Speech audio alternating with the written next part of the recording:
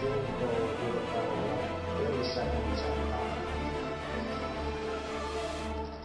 report a clear score, 25 seconds. All separation and contact. 15 seconds. 12, 11, 10, 9. Ignition sequence starts. 6, 5, 4, 3, 2, 1, 0. All engine running.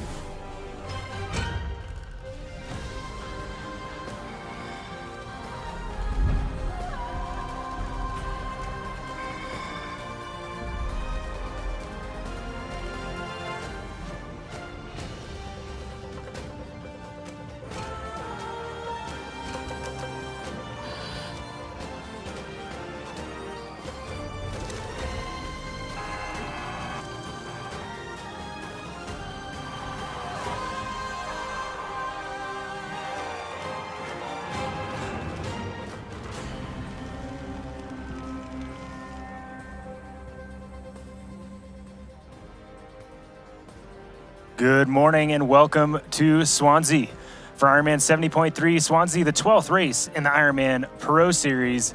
Beautiful morning out here in Swansea, and it's going to be a fantastic race. We've got some of the best athletes in the world coming to compete for our Ironman Pro Series points, but the champion will also be crowned, obviously, for this race here at Ironman 70.3 Swansea. A lot of action here to come, and I can't tell you how excited I am for this race. Obviously, beautiful zone that we're in here, and it's this Wales' second largest city, and it's nestled on the Bristol Channel at the mouth of the River Taff, so expect some amazing scenes that we see here on camera, but also expect some amazing commentary from Joe Skipper and Fraser Cartmill, who are going to be joining me all day here, giving us the action down on the course and the insight that only two locals can give us. What's going on, guys? How's the vibe down there? The vibe's absolutely awesome. I mean, it's a really relaxed atmosphere. I can see the pros are all like assembling nearby. Seems like they're all in quite good spirits, like joking around, laughing, doing a little bit of a warm-up. I mean, what do you think, Fraser? Like, how are you seeing things here? Yeah, I mean, Joe and I were saying that we were a little bit concerned we got the start time wrong because everyone's ready in their suits to go. So, yeah, they're far more prepared than Joe and I ever would have been pre-race. So, no, it's building up nicely. There's an awful lot of excitable-looking spectators, and yeah, the atmosphere is excellent. That's great. And Joe, I would have still been in. Yeah, Joe. Oh, sorry. I was just saying I would have still been in transition, trying to sort out my gels and wondering where everyone's gone. Yeah, no, you can't kid anybody. You're the coolest guy in transition, as far as I remember from seeing you down there racing. And you've been out on this course. What is the thing that stands out to you most for this course here in Swansea? So you've got about 10 kilometers of flat on the bike, and then you hit some very steep climbs. And I think there's probably about 2 or 3 of them, like one after the other, and they're really punchy. Like, you can't take them sitting down. You're out the saddle and you're working hard. And after each climb, the descents are kind of like quite technical, but like they're technical enough that if you know the roads, you can carry a lot of speed into the next climb, and that's crucial. Like, the local knowledge will come in very handy. Like someone like Andy Horsfall-Turner, if he can hit those climbs and be away from like a little bit of a pack or have a little bit of a buffer, he could stretch out another 20-30 seconds potentially, because he'll just carry so much more speed into the climbs. That's awesome, and I think you bring up a good point. I think now, especially with this race being such a big part of the Ironman Pro Series, it's going to be a little bit of the local heroes and the locals from the UK versus everybody else who's coming in to try to get points. You guys feeling that a little bit this week? Yeah, definitely. Also, going back a bit to the course, one thing that's a bit underrated that me and Fraser were talking about, and I said caught a lot of people out last year, was the long run from swim to transition. Okay. That's definitely underrated, and last year I lost a lot of time in that, and Fraser was saying that could be a great opportunity for someone to make a break. Yeah, there you go. Very well said, and looking forward to it. Is there anybody that you're seeing right now that looks ready to go or has that kind of eye of the tiger? Who's your pick right now this morning as our men get ready to start? I mean, I don't know about you, Joe, but right now I can't be not drawn to Leon Chevalier because he's got a really dirty tash on the go at the moment. So it's very obvious. But yeah, I can see Leon at the moment, and Leon's definitely somebody to be. Hopefully, that we'll be talking. I mean, we'll be talking about all the athletes. But yeah, I mean, Leon is French, but he lives fairly locally in the southwest in Bath. That's been his home for a number of years since. So yeah, I think Leon's definitely somebody he's due a good race this year, so I think I had a good chat with him yesterday, and I think he's looking forward to racing. There you go, and we can't look. And Christian, I think.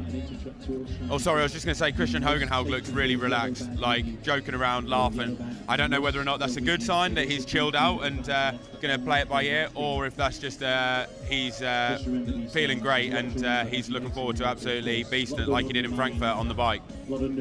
Yeah, no, I think he's definitely one that folks think maybe he's a little bit too tired coming into this race, and that might be an issue. Obviously, 2 weeks ago, having that amazing, I'd say, breakthrough result for him, but we'll see if he's rested properly in between those 2 weeks. Sometimes 2 weeks after an Ironman can be a great result, but we've got a lot more before the race starts, but just a few minutes before our men get in the water for a warm-up, and then we'll see what happens out here at Ironman 70.3 Swansea.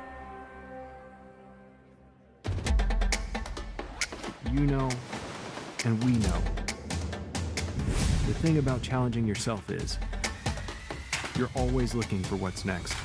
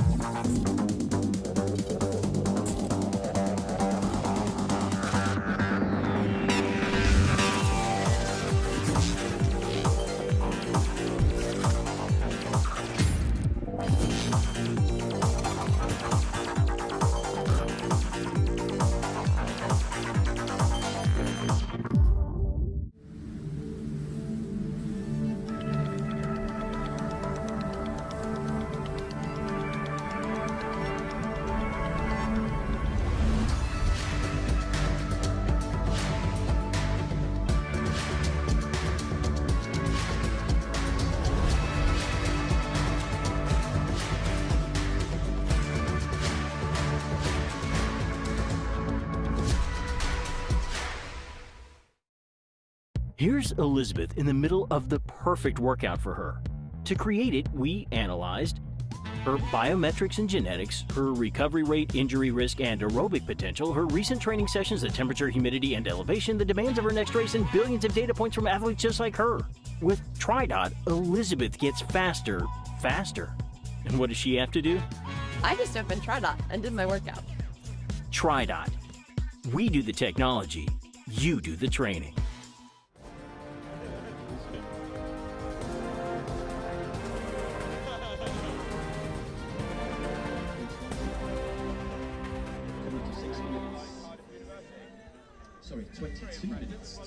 Welcome back to Ironman 70.3 Swansea. Athletes are getting ready for the race ahead, stretching out a little bit, getting things moving. And right now we can see the Roca weather, 66 degrees Fahrenheit, 19 degrees Celsius. Under clear sky, right now just a tiny bit of wind, but don't think that's going to affect the swim at all. We can look at this beautiful overhead shot. Obviously, texture of the water doesn't exist. Flat, fast, very, very smooth conditions as we get ready here for our pro introductions here in just a few minutes. But man, can't think of a prettier place to start off the day. And again, in Swansea, Wales' second largest city. hosting one of the biggest races in the Ironman Pro Series. And obviously some of, as those gentlemen, Joe Skipper and Fraser Cartwell were saying, some of the best male athletes around. You know, Leon Chevalier, 4th place at World Championships last year, obviously trying to get a lot of points moving forward. And Christian Hogenhag with the 2nd place just a few weeks ago, really breaking through with a great bike ride, but solid run, only getting passed by our world champion and one of the best runners in the sport, running a 2:30 marathon to beat him. So right now we can see on screen Kat Matthews on the women's side. Women's race just as hot, just as deep as the men's. Right now looking at a woman who took the overall Ironman Pro Series win last year, Kat Matthews, and she's a favorite in just about every race she enters. So definitely a lot of action coming from there. And we know if Kat Matthews is towing the line, she's doing so to try to get the win. But again, just a few seconds now, we're going to go down and get our intros for our top 10 male athletes as they run into the water here at Ironman 70.3 Swansea. Ladies and gentlemen, we're now ready to welcome your top 10 professional men to the start line of the 2025 Ironman 70.3 Swansea. We want to hear you loud and proud. Wearing bib number 1, representing Great Britain, it's Harry Palmer. And here we go, bib number 1, 2024 Ironman 70.3 Swansea representing champion. Great He Britain. finished in 4th place at Ironman 70.3 Jönköping Bib last number 1, weekend. Harry Palmer. In bib number There he 3, is. representing France, Leon Expect him Chevalier. to show that local pride, do the best he can to defend that championship that he had last year here in Swansea. And wearing bib number 3, as the boys said, with the good stash, Leon Chevalier, 4th place at Ironman World Championships in Kona. Also looking for his world spot for 70.3. And on Tuesday, traveling for Lake Placid as well. So got a lot of racing going on there. Bib number 5, Christian Hogenhag, 2nd place at Ironman Frankfurt. Powerhouse on the bike, but just again 2 weeks out from Frankfurt. So we'll see how well he's recovered and if he's ready to go. And then 6th place, representing Britain, is Matthew Collins. 3rd place at Qatar Ironman 70.3 Eagleman. As kind of his breakthrough over the distance. Very strong runner there. And then 7th place is Leonard Arnold from Germany. He's 9th place at Ironman 70.3 Venice Solo. DNF at Frankfurt, so he's looking forward to getting back to his strong racing ways. With the 70.3 win at Switzerland last year, that's definitely a improvement for him. This is Leonard Arnold on screen right here.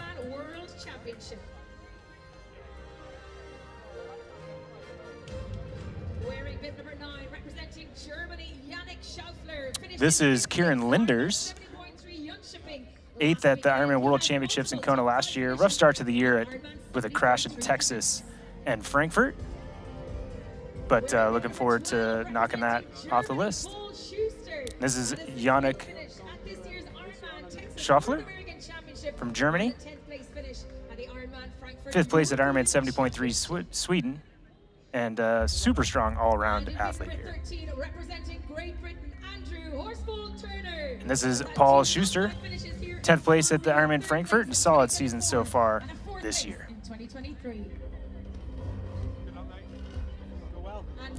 And here you go, bib number 14, Andrew Horsfall Turner, 13th at Ironman South Africa, but look for him to really blaze the way on the swim. He's certainly going to have some local pride, but pushing that pace early in the swim is going to be, and probably leading out of the swim, is Andrew Horsfall Turner.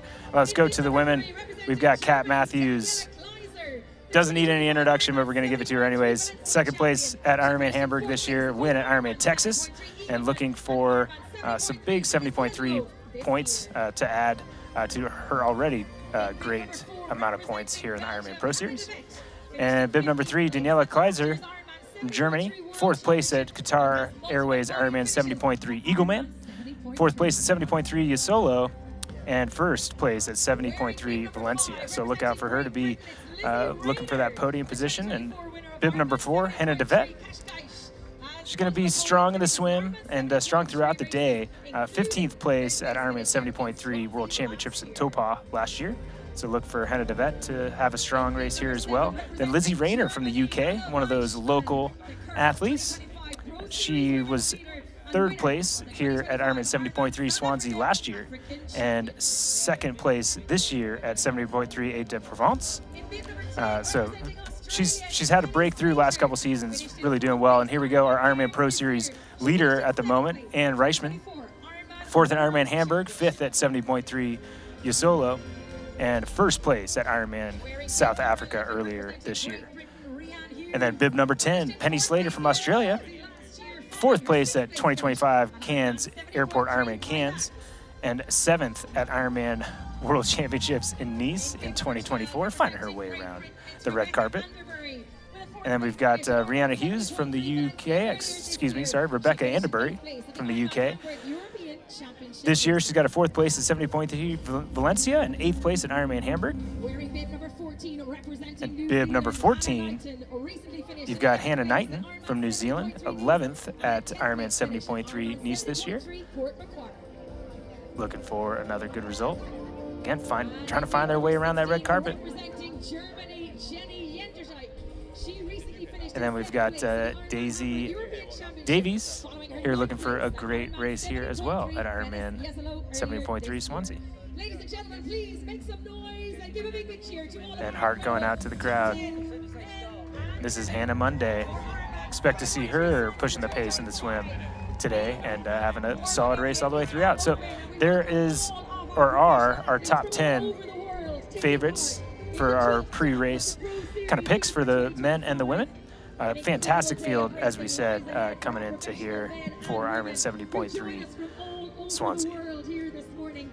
The athletes are shuffling in, kind of getting themselves lined up to jump in and get that day started. Look at this beautiful, beautiful bridge here in Swansea. Let's see what the action looks like down at the Roca Swim Course. And a big warm welcome to all of our 2,500 age group athletes who join us from 29 nations, getting ready to start their race this morning. Our professional men getting underway at 7 a.m. There we go. We've got the action. Our pro men walking down to get ready to begin the swim at the Prince of Wales dock. That 1.9 kilometer Roca swim. It's going to start off a fantastic day of racing for us here today in Swansea. Lots of more action to come. Race start.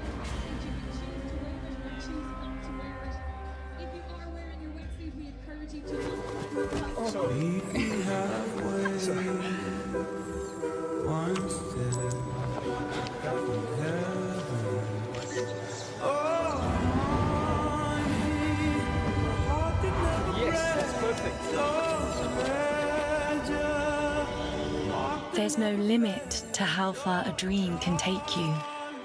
Star in your own adventure now. Qatar Airways. You know, and we know. The thing about challenging yourself is, you're always looking for what's next.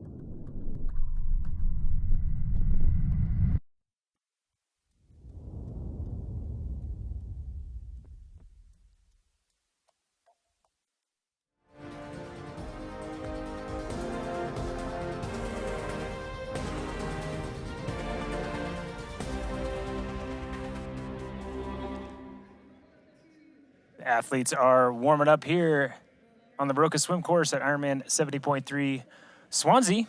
The course is looking flat, smooth. Looks like it's going to set us up for a fast non-wetsuit swim here this morning. Let's take a look at the male points in the Ironman Pro Series. Right now we got obviously Christian Blumenfeld in the lead, not racing here today. Cam Werf was on the start list, but a late pole in second place. We can see the athletes. We got Paul Schuster in our race here today. He's going to be looking for some good points. Leon Chevalier is in 18th position. He's looking for some points to move up as well, as is Sam Dickinson, Matt Collins, and Andrew Horsfall-Turner. But these are the top 10. They're all hoping to get into that top 10. But it's tight right now. Biggest names in the sport: Magnus Ditlev in 8th place, Rudy von Berg in 7th place, Ben Hamilton been racing a bunch very consistently in 6th place. And again, Paul Schuster, he's going to be one of the first athletes to get to that 5 race total outside of Cam Werf. So you're going to see him move up in this list as well. But obviously Christian Hogenhag on the podium in our Ironman Pro Series last year, looking to get back up there as well. And let's take a look at the female standings. As we said, racing here today, Ann Reichman in the lead with 3 races. She does have one 70.3 scored to Kat Matthews' no 70.3 scored. And Kat is not many points behind, as you can tell, just under 200 points. So she's looking to try to take that lead there with American Jackie Herring with her 3 scores, just 2 70.3 scores and 1 Ironman score in 3rd place. Danielle Lewis in 4th behind her, Hannah Berry in 5th. And Marta Sanchez, 2 races so far this year in 6th place. But Alice Alberts in 8th. She was very consistent as well last year. Lotta Wilms in 9th. And Henry Gruber in 10th place. We got Penny Slater in our race here today, looking to move closer to that top 10, as is Jenny Jędrzejczyk. She's in 28th place at the moment. And Daniela Kleiser is also looking to move up in those standings as well. But we can see right now, beautiful shot of our Roka swim start and our swim exit. So we see the athletes, we see some real strong strokes in that lower part of the screen there. One of our pre-race favorites swimming across the screen, showing us just how smooth and beautiful the swim is going to be here in Swansea.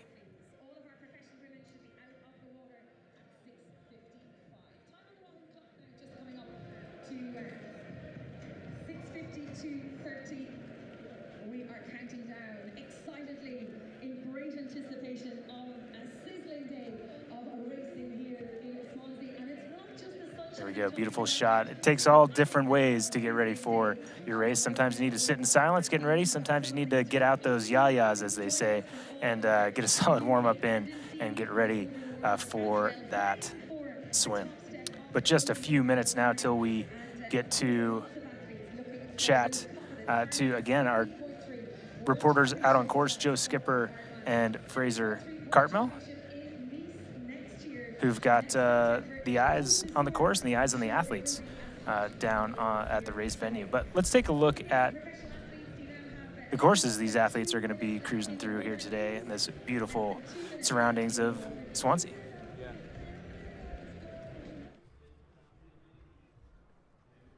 you see the cut? Would you be able to pick out people's colours, Fraser, with the light, the sun, the way it is? Not there, but like... And obviously starting with the Roka swim course. It's a 1-loop, 1.2-mile swim. Begins at the Prince of Wales dock and has multiple turns early that could affect the dynamics for our pros in this non-wetsuit swim. And then obviously heading out onto the Zoot bike course. It's a 1-loop, 56-mile and 90K bike course. It'll go through Mumbles along roads that hug the Gowers coastal clifftops before cycling out through rural Swansea and heading back along Swansea Bay into the city. It's a punchy course with over 3,000 feet or 1,100 meters of climbing, so expect it to break up a little bit out there today with the strength of field that we have. Then on to the Hoka run course. The athletes will take on the 13.1 mile, 21.1K 2-loop run course, which takes them from the city center out past the new eye-catching gold-colored Swansea Arena towards Mumbles before heading back towards the finish line at the marina. So definitely a lot of places for these athletes to get cheered on through their journey and maybe take a little peek at their competitors as they're racing as well. Here we can see the athletes getting moving, getting ready for this swim here in beautiful Swansea. Swansea earned its nickname Copperopolis in the 18th and 19th centuries by producing at its peak a staggering 90% of the world's copper. Didn't know that. And no wonder it's such a vibrant city. We can see a lot of look at our age group athletes getting their camera time on, waving as they get ready to start. And we can see Christian Hogenhag also preparing himself for the day ahead. Again, he's an athlete that had a great swim at Frankfurt, so expect to see him, try to copy that and keep that smooth sailing swimming going on here in Swansea.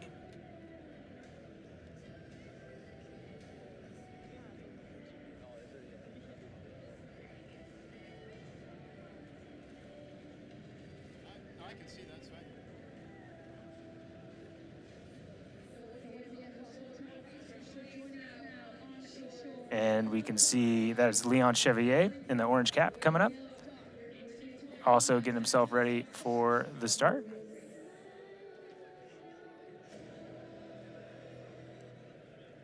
Here we go, get these athletes lining up, ready to go.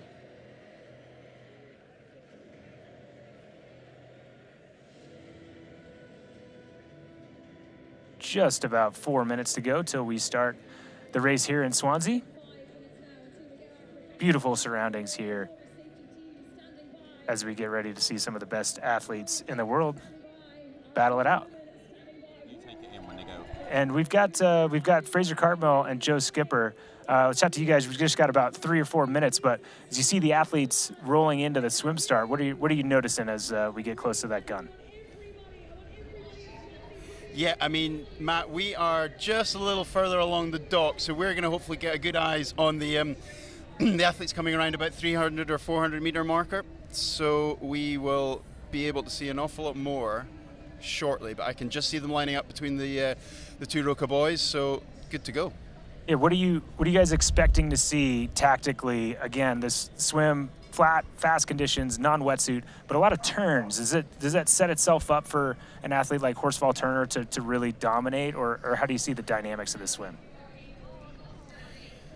Yeah, it does. Like last year when I raced here, Andy managed to break away right after the first 2 turn boys, and then he was solo the whole swim.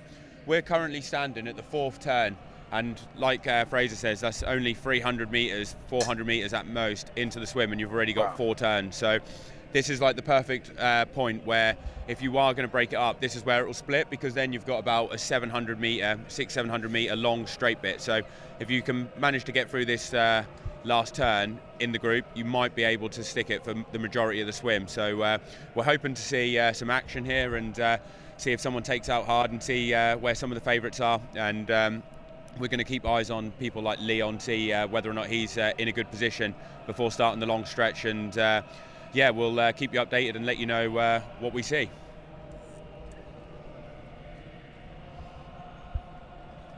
Thanks so much, guys. That's perfect, and glad to have you down on the ground and seeing what, we can see a lot from the cameras, but we can't feel and kind of really see what's going on as well as you guys will be able to. So appreciate having you down there. And yeah, that does say a lot that you're 400 meters in and already a few turns before then. So expect to see pretty chaotic, bit of a battle and a bit of a fight and a slog around those first few buoys.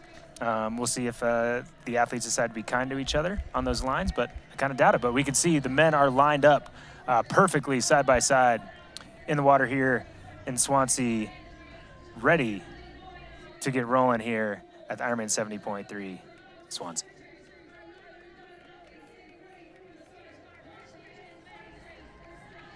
Prince of Wales Doc is showing us the goods this morning. Just a few seconds to go here.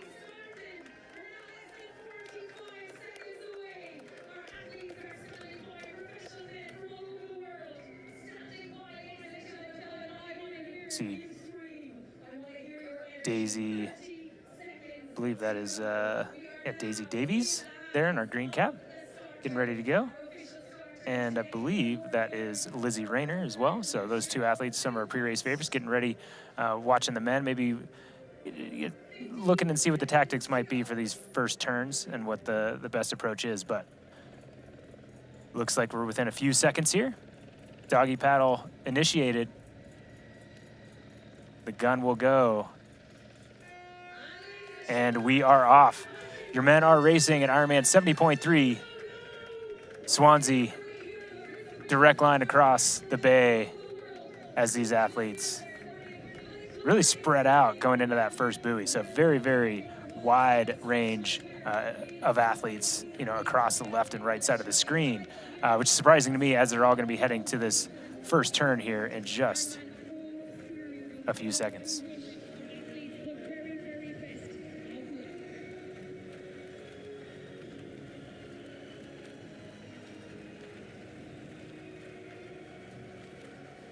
Guys, what are you seeing down there from your point of view? Does it look like as spread out as I'm witnessing? It doesn't look too spread out at the moment. It looks like they're all kind of like bunched at the moment, but I expect to see it break up very soon. But one thing that I did find interesting was that some athletes would choose to go to the right-hand side. Yeah. I don't know what you and Fraser think, but like personally, with the two left-hand turns and it being quite a short, first section to the first left-hand turn, I would have wanted to be right on the left-hand side to get the shortest line. So, yeah, I found that strange that athletes would go to the right. What do you think, Fraser, being a top swimmer such as yourself?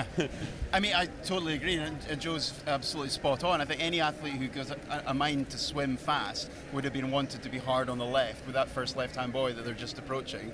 And you got to remember that there's a few athletes in this field that are very familiar with either having raced or currently racing World Triathlon events, and this is bread and butter for those sorts of athletes. The likes of Sam Dickinson, Yannick Schaffler. There's some athletes in there that they're just used to this. It's a boxing match for these first few hundred meters, and that's usually the key difference between Ironman racing and World Triathlon racing. Yet now the levels are closing up so much more, and as you can see there, going around that first buoy, there's a few athletes that are not having the best of times at the moment.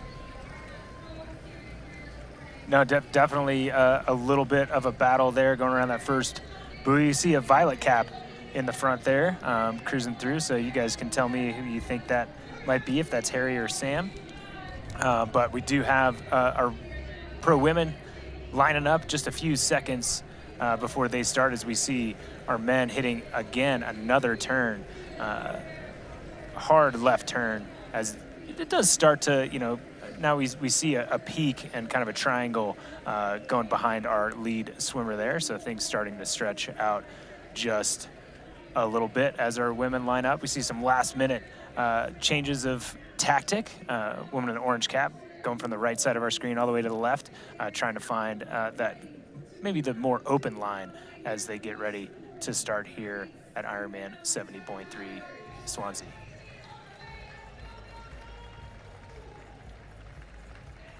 It's getting close when you see those. Matt, that violet cap. Yeah, go ahead. Oh, sorry, I was just going to say, I expect that violet cap would have been Sam Dickinson. The two violet caps are obviously Harry Palmer and Sam Dickinson, but I would definitely expect Sam, like Fraser said, with his short course experience and it being bread and butter stuff, I would expect that was him getting out towards the front and keeping out of trouble. Perfect. And so we have our women's start. Give us a little bit of a preview of what you guys expect to see in this women's race as far as the swim goes. I think Daisy Davies and Hannah Monday would look to take it out very hard. Like looking at previous races this year, Daisy Davies has been swimming really well. And as Fraser said, like he's got some inside knowledge, and Hannah Monday's partner was saying that she's looking to be first out the water. So we're expecting them to take it out hard. And then people like Kat Matthews will be trying to hang on to the back, but people like Hannah DeVay, if she's actually hoping to win the race, she'll want to try and create a bit of separation from Kat Matthews. And then Kleiser will just need to minimise her loss as much as possible. Like potentially this could be a good bike course for her if she's small, good power to weight on some of the climbs. Hopefully she could get off the bike in contention. We could get a really exciting race. But I think the start in the women's race is going to be crucial, because the girls that want to actually push Kat will need to create some separation. And obviously Kat will be hoping that if she can stay with them, then she's in a great position going onto the bike. Yeah, there you go. And right now we can see Matt, on screen, we got Hannah Monday in the lead in that yellow cap, and Daisy Davies in the green cap just behind. So you guys were right in your pre-race kind of thoughts that these two athletes would be two of the athletes that were pushing the pace there. And we can see Daisy Davies now not content to let Hannah, who had a great start, push the pace on her own. She's coming around that hard left turn, and we can see in that we do see a red cap back there as well. So it does look like that is Kat Matthews. Yeah. Right there still, but again, it's gonna be a fight, guys. Away. 4 or 5. Yeah, Matt. Just to interrupt you quickly there, me and Fraser are standing right on course here, just as they do that long stretch, and you can see there's a group of 5 that have managed to create some separation, and then we can already see that there's a small ish second group that is almost forcing itself away from a third group. It's absolutely on fire at the moment in the swim. Fraser, what do you think? Can you pick out any of the caps? I mean, I would be lying if I could say the sun's so bright, but we've got some really good swimmers here. The likes of Josh Lewis, Andrew Horsfall Turner, Sam Dickinson. They can all really move in the water. So I'm not surprised to see that so soon. Those guys have a strength and they're using it, especially non-wetsuit. Yeah, no, that's. I think we're going to see some big gaps here, because the five athletes that have got a bit of a gap already, there's still so much swimmers doing this. There's 1,500 meters left from here, and they've already managed to create some separation. So I think we could see a group of 5 get out of the water with 60 seconds or more, potentially here. Yeah, there you go, guys. That's very well said. And yeah, it's surprising to me to see it break up quite that early, but also not surprising from what you guys said with the amount of turns that these athletes have early. And explain to us, guys, why, for those that don't have the experience that you do on screen, why do turns make it so much more difficult to stay on the feet of the athlete in front of you? Yeah, I mean, it's a really good point, Matt. Whenever you're going around a turn buoy, it creates this sort of concertina effect in the swim. So you get a minimal, in the swim you get a drafting effect, but you really need to be able to stay on somebody's feet to be able to get the best out of that. And when you go around a turn, there's a change in pace as you go into the turn and out of the turn, and the huge benefit of being towards the front of a swim group is you're getting clear water, so you can swim like you want to swim, whereas when you're further back down the field, you're being dictated to by the others around about you. So that's where turns really cause separation. So the athletes at the front slow down minimally in and out, whereas the athletes behind have to slow down even more, and then you get these big gaps starting to open up really quickly, much more than you'd ever get in a long, consistent straight swim like they're now on now. So that first few turns has clearly done some damage already. No, it has for sure. And, you guys did notice that group split up, but are you seeing what I'm seeing, where that split maybe isn't accelerating from that first group to that second group quite so much? It looks like they're fighting in that second group to bridge back up. From where we're standing, it's very hard to see exactly what's going on in person, but looking on the camera, it looks that way. We can also see that the women are getting very close to us as well. So we're now getting the lead women that aren't too far away. They're coming round they're coming up to the buoy, which is the penultimate one before they get to us, and it looks like there may be 7 or 8 women in the lead group. Okay, there you go. We'll see. And from what you guys are seeing on screen right now, who are you seeing pushing this pace from what you're seeing on the screen? Looks like we've got 2 green caps, it looks like. I don't know if could that be Kieran Linders and Yannick Schaffler leading? I mean, yes, if it is green caps. Again, I'm really sorry, Matt, we can't see that the sun's so bright, which is not something you usually think you'll have to say in the UK, but yeah, that's hard to see the colours standing outside at the moment. But look, Kieran can swim really well too, so look, there's a number of really good swimmers in here. I'm not that surprised that any of them could be nudging the front. Yeah, so right now on screen we see the 2 green caps, so that would be Kieran Linders and Yannick Schaffler, with a violet cap behind, which would be either Harry Palmer or Sam Dickinson. Hard for me to tell with that glare as well. But that does look like that's the top 3 so far in our swim here in Swansea. Yeah, I mean, look, Harry can swim very well too, but I would be much more, if I had a house, I'd be betting it on being Sam Dicko.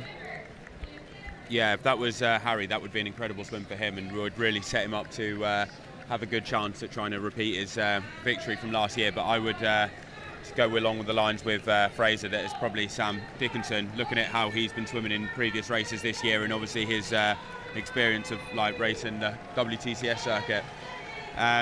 Also going into the women's race, it looks like Kat may have made that lead group as well.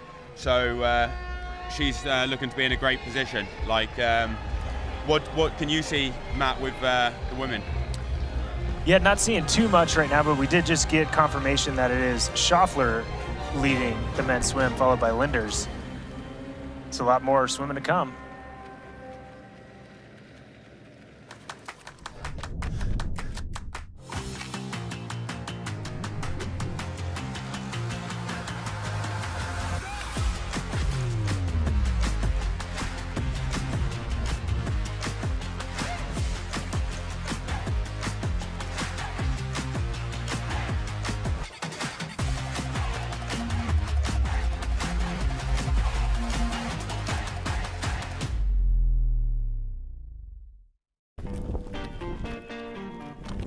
We're not here to sell you on this life.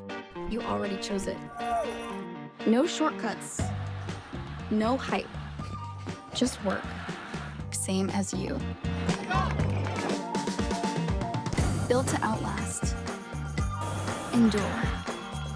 40 years in, and we're just getting warmed up. Welcome to the Ohana.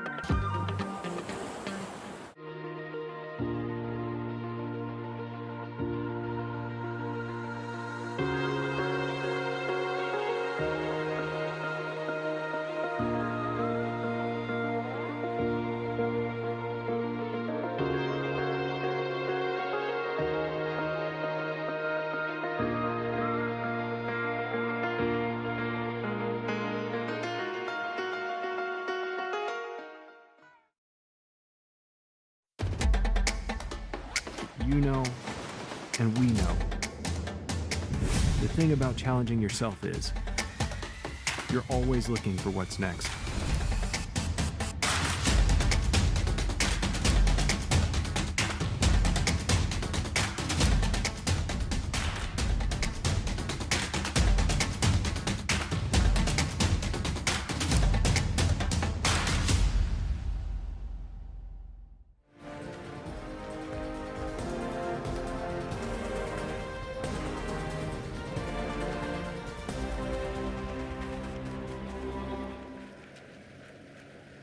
Ironman 70.3 Swansea is brought to you by Roka. Find faster with Roka. And by TriDot. Better training results in less time with fewer injuries.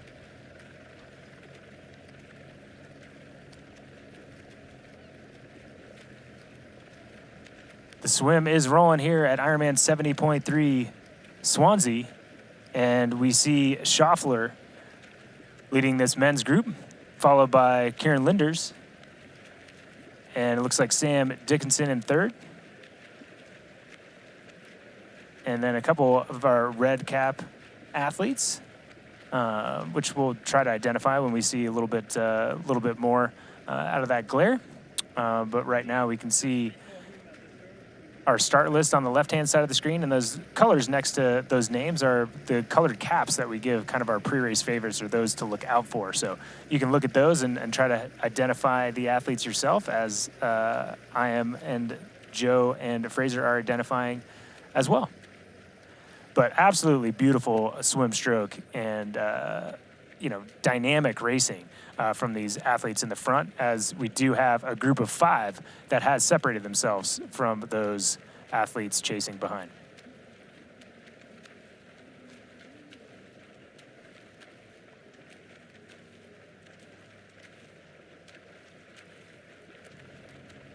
See the athletes taking a right-hand turn around one of the Roka swim buoys. And again, they did separate early. There was separation, as Joe pointed out, which was a little surprising, but it really has not drawn out. So, again, Joe was expecting, and I was as well, when we first saw this race separate, maybe it's going to be 60 seconds, 75 seconds from this group, considering they separated so much. But it kind of just shows that a lot of that separation was from the dynamics around those turn buoys, and those chasing athletes and that chasing group is pulling back in. And, you know, we see in this top 5, we don't see Andrew Horsfall-Turner. So what that means to me is that Andrew Horsfall-Turner is in that second group pushing the pace to get back. So I see things coming together. And what we see on the right-hand side of the screen is a preview of our T1. So that's, you know, as the gentleman said early, a long run from the swim exit to T1. We can see the athletes taking that right-hand turn. And again, now it is all just one line. So I think what we saw was that tactically, some of the strongest swimmers in this field got separated a little bit around those turns, but now there's that horsepower that even though they're not on the feet, they can stay close and push back to that top 5. So I think we might have one massive group or just a group separated by just a few seconds from that top 5 when we get to the finish of this Roca swim. But more importantly, we look now and that's almost all together still from that right-hand turn on that buoy heading back to transition from our leaders that we're seeing on screen now. So definitely a lot of racing to go in the swim, but I think it's going to be tight, and we're going to see a large group and a hectic T1 for our gentlemen down on course. I'm excited. I'm a little jealous. I like being down in T1 myself, but you guys are in for a lot of action down there as we're going to see a big group coming out together here at Ironman 70.3 Swansea.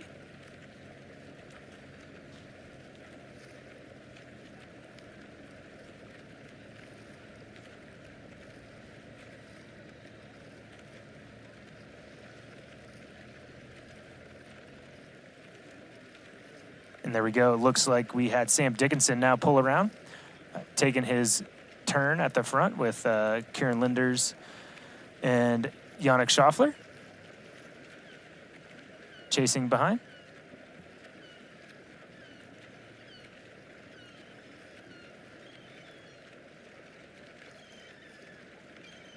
But there we go. Great overhead shot. And what you can see I've been talking about is, yes, it is a little bit separated, but we do have that group of 3 that is just 2 seconds behind our group of 5, and then just 2 seconds behind that group of 3 is another group of 5, and then a little bit of a gap in another group of 6 or 7. So again, these are separate groups, but essentially most of this quality field is all swimming together, which really sets itself up, in my opinion, for athletes like Christian Hogenhag and Leon Chevalier, who generally lose a lot of time in the swim, to really have a launching pad with all these other athletes around them, you know, pulling them up and staying within contact of our very fastest swimmers, but also once they get to the bike, not having kind of all that empty zone to try to ride through on their own. But we can see our age group athletes have entered the water as well. So we've got, you know, our male pro field. We can see our female pros up ahead as well as some of our age group athletes cruising out on the course. And again, it's a very unique and serpentine swim here at Ironman 70.3 Swansea.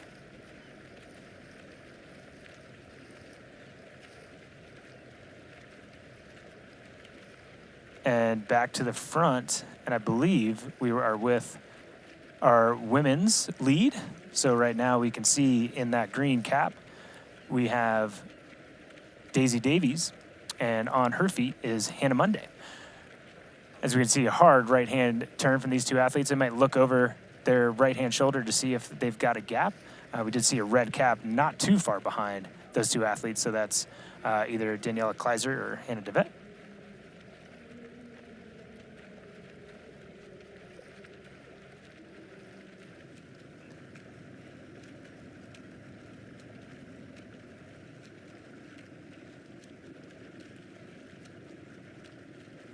But we can see with this smooth conditions that the athletes have here today, great opportunity for an athlete like Daisy Davies on screen to really just kind of put the head down and swim and see if she's got the horsepower to separate herself from those athletes behind. You know, she's not likely trying to drop the athlete behind her, which is Hannah Monday.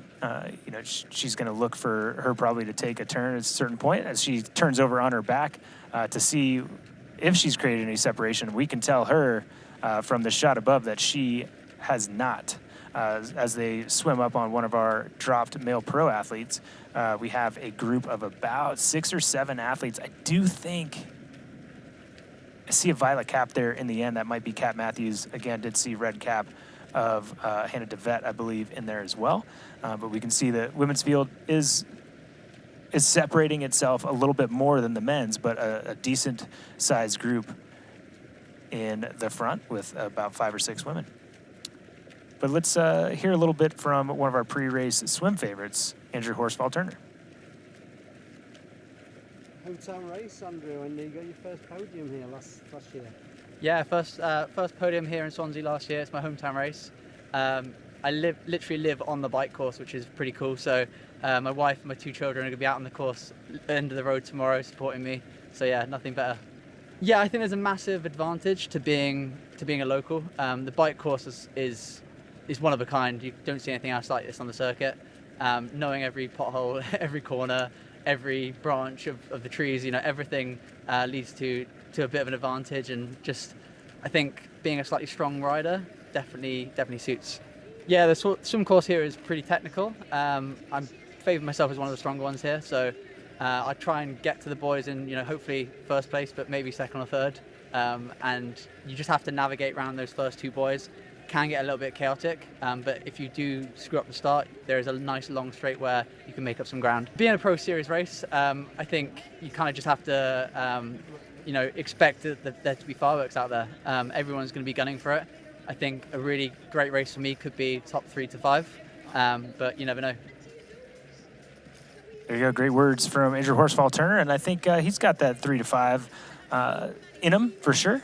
Definitely going to have to produce, but again, a little bit surprised to not see him near the front of the race already. Obviously, this is what he is best at, the swim, but again, some tactical moments early in the swim caused him to get separated, but again, I think he's moving his way towards the front. But it just shows you the quality of this field, that if an athlete like Andrew Horsfall-Turner misses a few strokes and loses a few meters, that he can't just take a few hard strokes and get back on the back end of that group. So it just shows you the horsepower, and again, right now being pushed by Kieran Linders and Yannick Schaffler with Sam Dickinson in tow as well. And it seems like they are, kind of each of those athletes are taking their turn. They're sharing the load of this effort, which is important to do if you want to try to separate from the back. But we can see now there is a little bit of separation. We'll probably have 10 or 12 seconds from that chase group to that group of 5 that's in front. Just a few seconds now till we get these athletes out of the water and on that long transition run to T1. Okay, guys, you see what I see. We see these athletes getting ready to get on terra firma. Tell us about what you're seeing as these athletes run over to you in T1. Yeah, I was very surprised, Matt, like you said, that Andy wasn't able to get back into the lead group after the slower start that he had. I'm actually very surprised that they took the swim out quite so hard as that. Like, I thought it would be pretty fast, but I would not have expected Andy to not make the lead pack at the start and to miss that. You can also see now they've got out of the water and they're absolutely bombing it through on this run to really put people under pressure. I actually think that we might see a smaller group come out of transition 1, and people like Sam Dicko and Kieran Linders really hit the gas straight away. Yeah, guys, and just so you know, what I'm seeing on the tracker is we got Yannick Schaffler was first out with Sam Dickinson in second, Kieran Linders in third, as we see the Wahoo Element rival swim split of Yannick Schaffler at 22:40 as he's making his long run to T2. But it was Ollie Turner, Lachlan Haycock, and Josh Lewis in that front group, guys. And then that chasing group behind had Yestin Harrett, Malachi Cashmore, Frederick Webb, then Andrew Horsfall-Turner, Paul Schuster, and Christian Hogenhag with Matthew Collins in there as well. But would you guys have bet that Andrew Horsfall-Turner would have been 10th out of the water here today? Absolutely. not. I would have had my money on Andy being top 2, top 3 out the water, and I actually thought that he would have been trying to get a breakaway and potentially trying to come out solo, so I was very surprised by that. But that being said, you running through those names now, and thanks for doing that, because we haven't had time to see the tracker. Like, a lot of those names are familiar to me, like the likes of Ollie Turner. He's done super tri races, short course, fast, furious racing. Freddie Webb, all these athletes have raced this type of racing. That was very much like akin to being a world triathlon race, and I think it's evidence in the athletes that are coming out here. There you go. And we had Harry Palmer just 45 seconds back, just separated by about 12 seconds behind that group that ended with Matthew Collins. So it's all pretty tight. The only name I'm not seeing, pre-race favorite I'm not seeing in there so far is Leon Chevalier, but we'll let you know when he comes through. But I think you guys are in T1, so I'll let you talk through what you see on screen and then what you're seeing in person. At the moment, they're in the change tent, but what I would say about Harry Palmer was that is actually a better swim 45 seconds down than what he had last year relative to the distance to the front. Last year, he was over a minute down and he ended up getting the win. So to get out of the water 45 seconds down on what seems like they probably a faster swim is actually better for him. We're now seeing the athletes run towards us to get their bikes. So I can see 4 athletes at the moment together.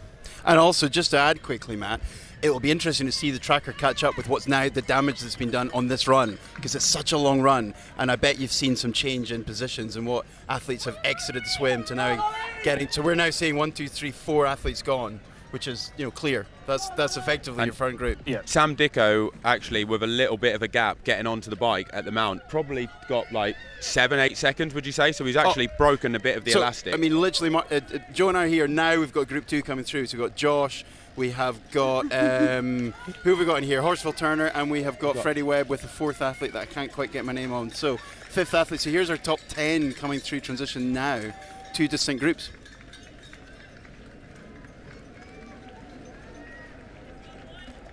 Here we go, guys, and we can see Sam Dickinson actually out on course with an 8-second lead at the moment. But tell me what you're seeing, Joe. We can see Hogan Haug and Harry Palmer just come through exactly at the right time. Harry's actually now putting his number belt on, just getting his bike. He's probably got a little bit of separation that's just happened between him and Christian, which could be crucial. Matt Collins looks like he's just got his bike. He's on the back of that group.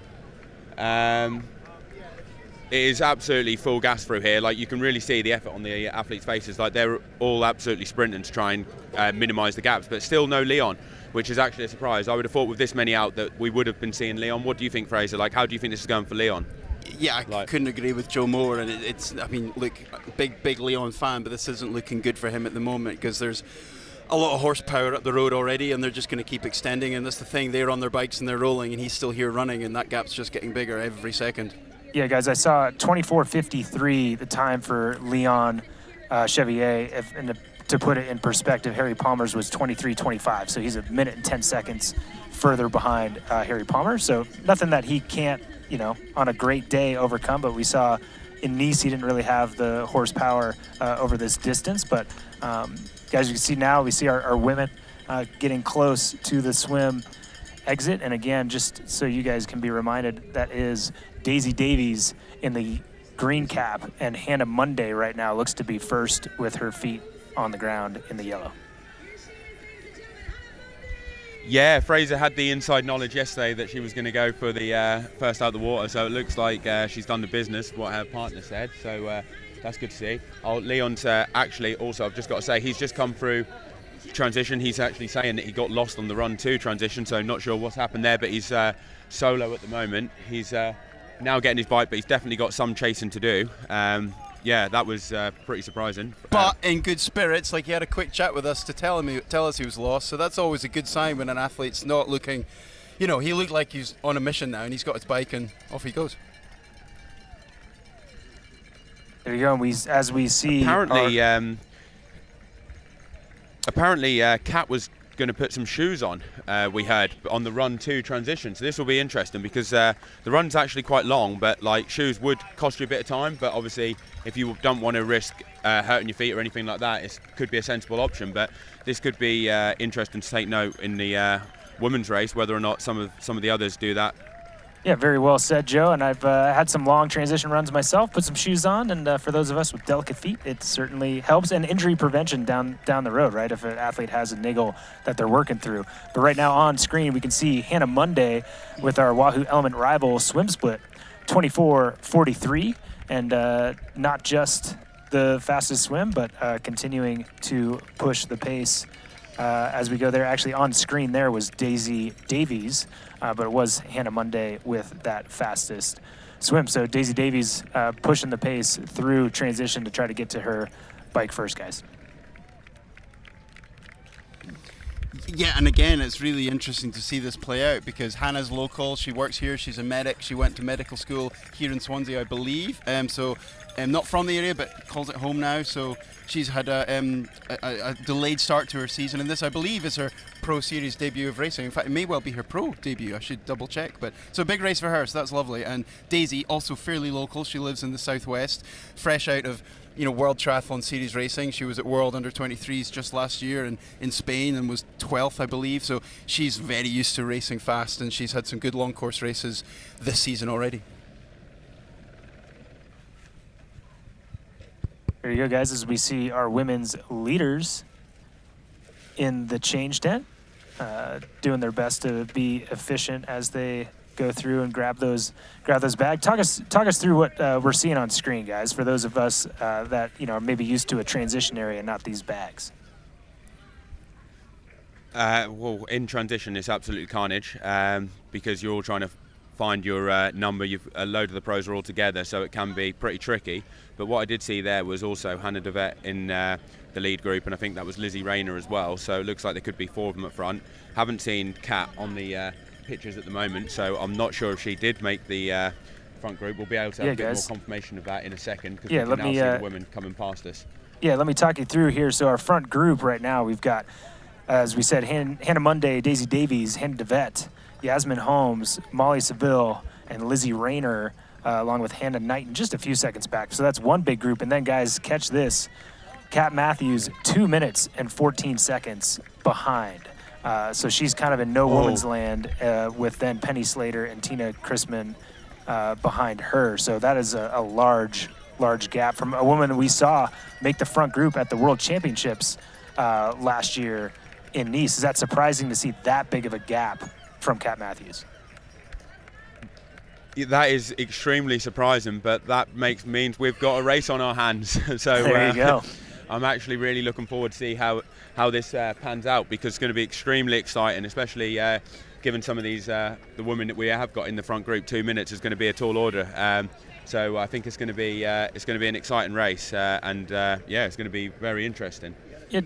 And talk me through what do you think that might be, right? Like generally, you see a race like Nice where she had kind of a breakthrough swim, rougher conditions, a longer swim, obviously, but then you see these really flat conditions. And I know we talked about the turn buoys, but why would an athlete, you think, if you had any guess, why would that swim be so much more difficult for her over the shorter distance? Just the horsepower athletes in the field?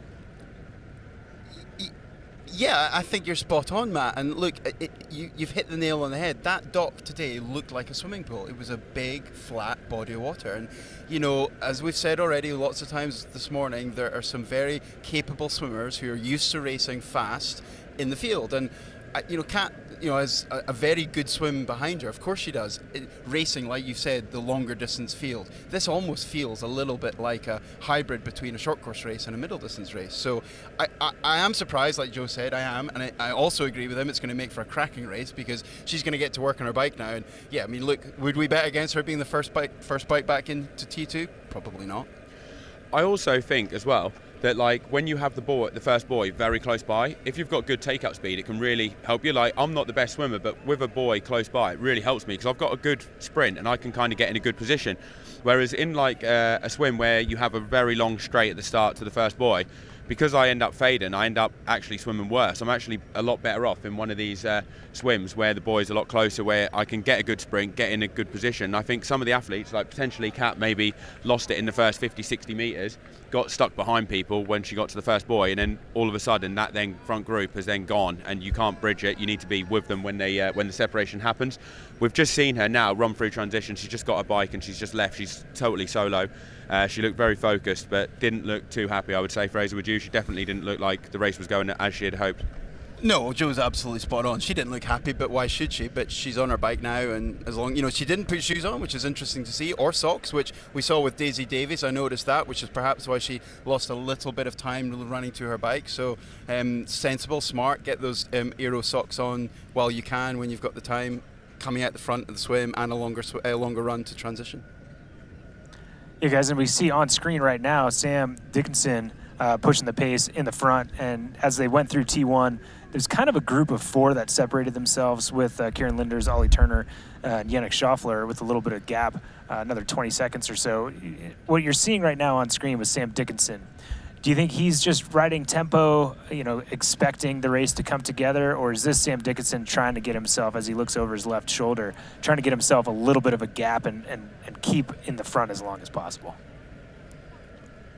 I am sure this is Sam Dickinson looking to create a bit of a gap. Just the way he came through transition and his whole demeanour, he was extremely focused. He ran through transition very fast and didn't try and wait up for any of the group. He was on, and you could tell he was going out there with the intentions to push on. I would expect Sam Dickinson here to be pushing on pretty hard. He's going to go to the first climb, and then he'll assess the situation, see if he's with anyone. And quickly, Matt, one further point that Joe and I can talk about at length with our experience of racing in the UK, but a fundamental aspect, of course, is almost every race that we've ever had in the UK is out of sight, out of mind is key. Once you get gone, you can literally be gone. And that doesn't have to be a long gap on the road. 30, 40 seconds gets you 2 or 3 corners in front. And those riders behind, you're desperate to get that vision of the rider in front. If you get eyes on, you can then hopefully start working hard to catch. But if you don't, you get more and more demoralised, and that increasingly, the longer it goes on that you don't get eyes on the rider in front, it's like happy days. It's that's the holy grail for the rider at the front. I can contest to that as well. Like, having raced Fraser many times in the UK, and he was gone in the swim, and it was very demoralising. I never really got eyes on them until the run. I'd be getting the splits, and the time might be coming down, but I could never see them. We've any of us that have raced Fraser in the past have had similar experiences, Joe. So don't feel too badly about that. But we can see you're too kind. This group of 4. If we can't live in the past, Fraser, where can we live, right? What do you think, Matt? Like, how are you thinking this is planning out, and what were your interpretations of how Sam was looking on the front, and how this group's looking? Like, what do you see the race? How do you see it panning out from here? Yeah, looking really well. And as we see right now, our Ruby Transition 1 splits, top 3 fastest males. Teagle with 3:10, Horsfall Turner making up some of his time lost in the swim at 3:11, and Turner at 3:13. But yeah, no, it did look like a very, very fast, move to the front from Dickinson, as we see our women's Ruby Transition 1 times with Hannah DeVette at 3:41, Daisy Davies at 3:50, and Lizzie Rainer at 3:51. And he's not separating himself from this group, but he's making this group work really hard, as we can see kind of some dangling going on the back of this small group of 4. But it's just kind of a matter of time, guys. Like, as we said, we had Horsfall Turner just 20 seconds behind this group out of transition, riding alongside Malachi Cashmore and Frederick Webb and Lachlan Haycock, but then just another 5 or 10 seconds as we see these athletes go up one of the little punchy sections of this course that you guys were talking about, as we see athletes moving through. So that's Andrew Horsfall Turner already all the way up to the front, guys. Andrew Horsfall Turner moved into 4th place. I would say, guys, is he getting a little bit of his anger out from his poor swim right now on the bike, already moving into 3rd position? Probably, but also bear in mind that he does live probably about 3 kilometres from this point where they currently are on the course, so he knows these roads like the back of his hands, and he'll want to be leading this group, because, as I said before, like on the descents and stuff and the amount of speed you can carry into the climbs, you'll carry more time, and he's probably thinking, if I'm on the front, I know I can probably take these corners faster than the guys that I'm with, because I just know these roads so well. I know where every pothole is, every bump. One person who I would like to keep an eye on is Yannick Schaffler. Like, after doing a bit of research on him, normally the bike is his weakness, but on a course like this where it's very punchy, and seeing him in person and seeing that he's actually quite a slight athlete, he doesn't weigh much, his power to weight surely has to be pretty good. And I think that if there is a course that probably does suit him, it could be this course, and he's a very good runner as well. So he could be definitely one to watch. He definitely could be featuring for a podium pick.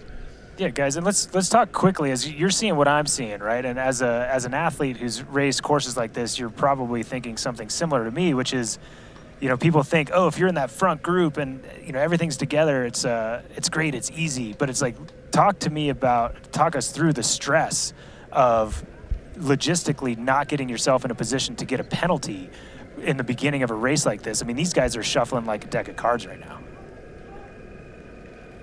Well, you definitely don't want to be asking me, Matt, about what's it like in the front group, because I've had very little experience of that. But I'll pass that over to Fraser, because he's got a lot more experience of making a front group. I mean, yeah, all joking aside, you're absolutely right, and you couldn't be more close to the truth. Their heart rates, I'd love to see some monitors at the moment. My word, they are working hard. I rode this course yesterday, Matt.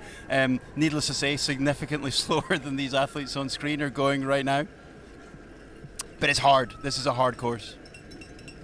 Yeah, and you can see it, right? And I think that, it's not only that physical exertion, guys, but that mental exertion of always having to look around to make sure you're passing within that certain period of time the athletes need to pass, and that you're not getting in that zone. And you, Fraser, on the swim talked about a concertina, and there's a concertina effect when these athletes are going over the rollers. And we'll talk to you just in a little bit after we get back from this break about more detail about kind of that mental stress and how that can maybe lead an advantage to those chasing athletes behind. But we can see small group of 4, or actually now up to 5 athletes at the front of our race here at Ironman 70.3 Swansea, with Andrew Horsfall-Turner making big moves early.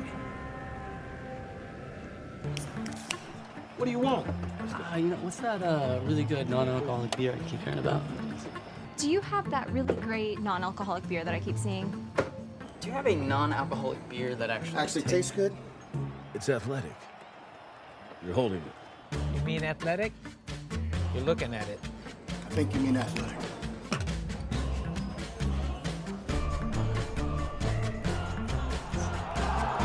It's athletic. Ask for it.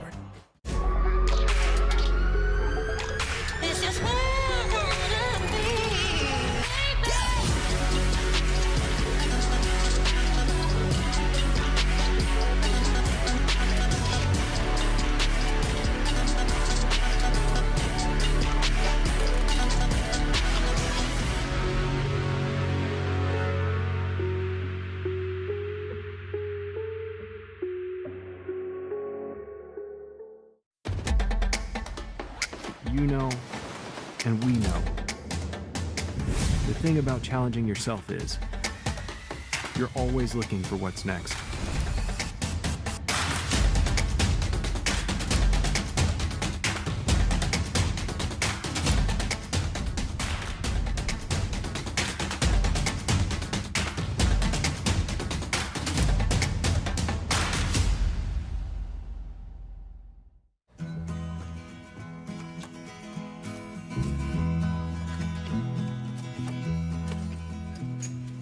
Was in another lifetime, one of toil and blood.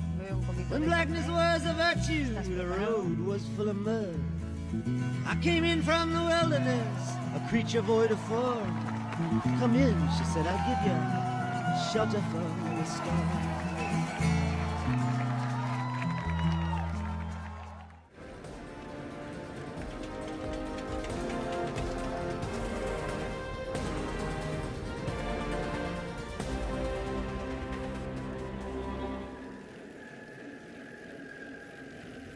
Ironman 70.3 Swansea is brought to you by Zoot Sports, the original triathlon brand delivering comfort, speed, and performance since 1983.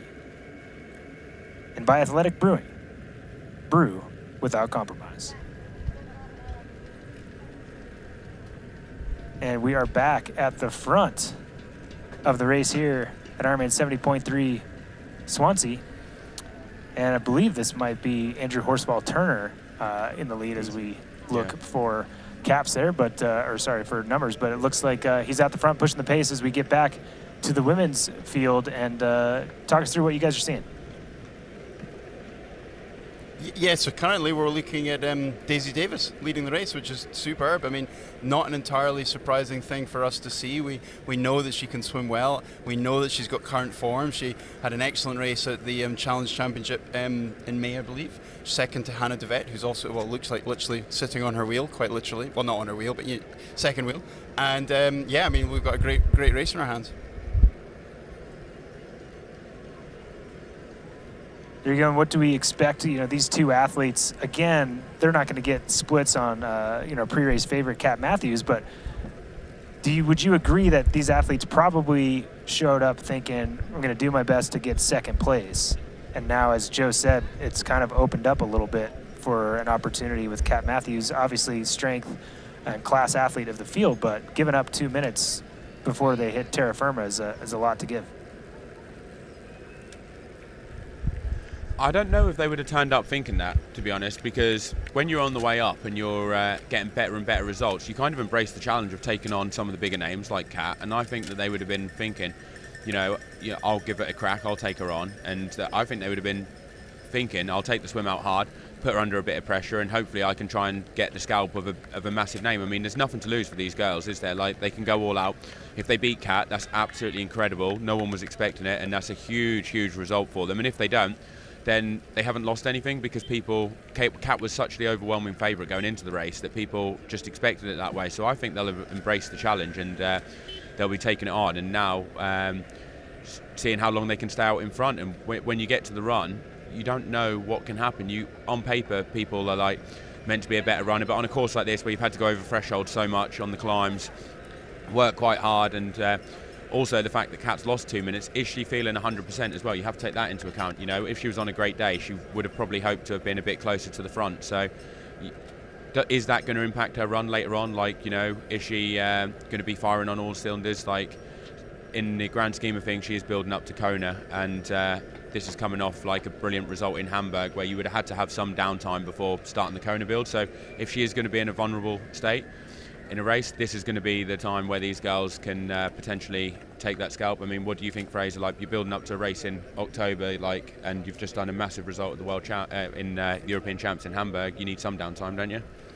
You absolutely do, and Kat alluded to that quite eloquently in her the press conference pro panel yesterday afternoon. She was quite open about the fact she'd had to have some downtime, much needed downtime after that fantastic performance in Germany, and really had to it sounds almost like have a talk to herself about getting herself in the right headspace for turning up here, showing up and racing at what is a home race. Obviously Kat's not Welsh, but we all want to do well in the UK when there is a race here, so she will feel that pressure. And as Joe says, there's always pressure when you're as good as somebody like Kat is. And look, I'll be very interested to see the next few splits. I don't doubt we'll see Kat before too long. Yeah, and just so you guys know, and it's not a huge deal, but she did lose another 15 seconds in T1, so she left transition with 2.5 minute deficit to our leaders in the front, which isn't nothing, and you can tell, and well said, Joe, for young athletes that are looking for breakthroughs, taking the race by the horns and getting after it. We can see that right now with Hannah DeVette at the front pushing the pace, with Davies doing her best to stay behind as they've reached that kind of first rolly section of the course that we saw the men's race shuffle around a bit at.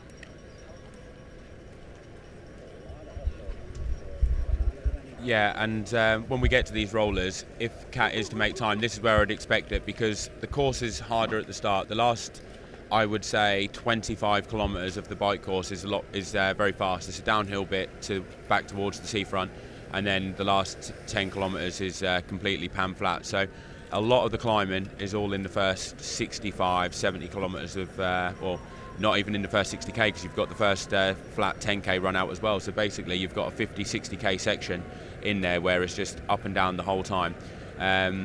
She's coached by Alex Dowsett as well now on the bike, so if she's going to make some moves, having a time trial expert such as him, that is going to help. I mean, he won the time trial in the Giro. Yes, he did, and certainly a talented coach, coaching a talented athlete on screen. Some more talent as well. You see Yannick Schaffler in second place right now, pushing that pace, and it looks like maybe a little bit not separation that these two athletes have, but the group is not that tight. A little bit of space in between these athletes. We saw Ollie turnovers in that group. I think that was Josh Lewis we just are seeing right now. But guys, these roads, you're not kidding. Narrow, beautiful, but present challenges. We see these little speed humps, lots of turns, maybe some rough conditions on the road at times, but again, going into a left turn. So you're not kidding that a talented athlete as far as bike handling skills is going to have a little bit of an advantage here as well. Yeah, 100%. And this is classic British racing that we're viewing now. We're back onto sort of a more open road now through a little village, but we have so many lanes, particularly down here in the south and the southwest of the UK. It's just rolling, and very narrow lanes at times, which we just saw previously on screen. And local athletes like Andrew, like Ollie, that are used to, like Ollie's from Jersey. I mean, my word, you think these roads are narrow, you try riding a bike in Jersey. So it's easy for them. It doesn't phase them like it will phase athletes from, let's say, North America. That is just, of course, it's just a bit of a blows your mind type of thing unless you've actually spent a bit of time here. I would also say that this course seems a bit of a leveler in terms of, like, a lot of the top athletes now are doing so much aero testing. They're going to the wind tunnel, testing on the velodrome and everything. So they've got these really dialed in aero positions. But on a course like this, there's not as many opportunities that you get to keep aero, and because it's like so punchy, it's up and down. Some of the guys, like you mentioned, like Ollie Turner, I doubt he's been to the wind tunnel yet. He's thrown his hat in the ring for some of the 70.3 racing. But with the experience of the short course racing and it being a bit more punchy, this is the kind of course where these guys can really thrive, because they might not have as low a CDA, and on a flat course they would probably get a bit exposed. But on a course like this, where bike handling is tested a lot more, you round a corner, you quickly out the saddle, 20-30 seconds hard, then you get into the TT bars for 20-30 seconds. You're taking corners in the bars if you can. You can see it now, like around all these houses, like left turn, right turn, up a little drag where you've got to increase the power, speed bump, make sure you don't stack it. It's just constantly testing you. You can see it here now, lean it in, round the right hand corner, you'll probably get out, might go up, might go down, pothole you've got to watch out for. It's just always something. And this is the kind of course where some of the athletes that are used to riding in packs, they're used to punchy riding of the shorter distances, can really have more of a chance. And also the guys that are really dialed and do have these fantastic aero positions, sometimes they don't handle as well because they're a lot more stretched out and they're not as stable. Yeah, you're literally reading my mind, Joe. I was going to ask you that exact question because you're an athlete that we've seen with incredible aerodynamic position and obviously with good bike handling skills as well. But to me, seeing these local athletes, especially Andrew Horsfall Turner, be so aggressive early, it just shows that he has this course memorized and knows these conditions. And some of those pre-race favorites that we're talking about, to add to your point, you might not see Christian Hogenhag move through the field, and you probably won't see Leon Chevalier move through the field either, because he is the most aerodynamic guy on the course. You watch him race like Kona, it's mind-boggling how aerodynamic he is. And if he's not, which he hasn't shown, at 70.3 Nice, that he's got pure, huge power right now, and he's not able to take advantage of that low CDA, we might not see him move through this field at all. Yeah, I do feel like Nice could have been a bit of an asterisk because he did a very hard training camp in Andorra for 4 weeks and then went to it, and he must have been pretty cooked for that race. With Leon's bike handling skills, I would expect that he's probably all right. He's been to the mountains. Fraser's nodding his head in agreement, yeah, he's very good. I mean, Fraser's probably ridden with him a lot more. I know Fraser's brother was coaching him at some point, so he has a lot more experience. But he rides a lot in the mountains. I'd imagine Leon's bike handling is probably pretty decent, and I think that the Nice one was a bit an anomaly. He'll probably be a lot more rested, and with altitude it's always a bit hit and miss. You can come down and sometimes you can feel absolutely fantastic in the first couple of days, sometimes you can feel absolutely terrible. But a couple of weeks after coming down, normally it settles down a bit more and you get a lot more, it's a lot more expected as to what you get. So I reckon he'll do a better performance today than Nice.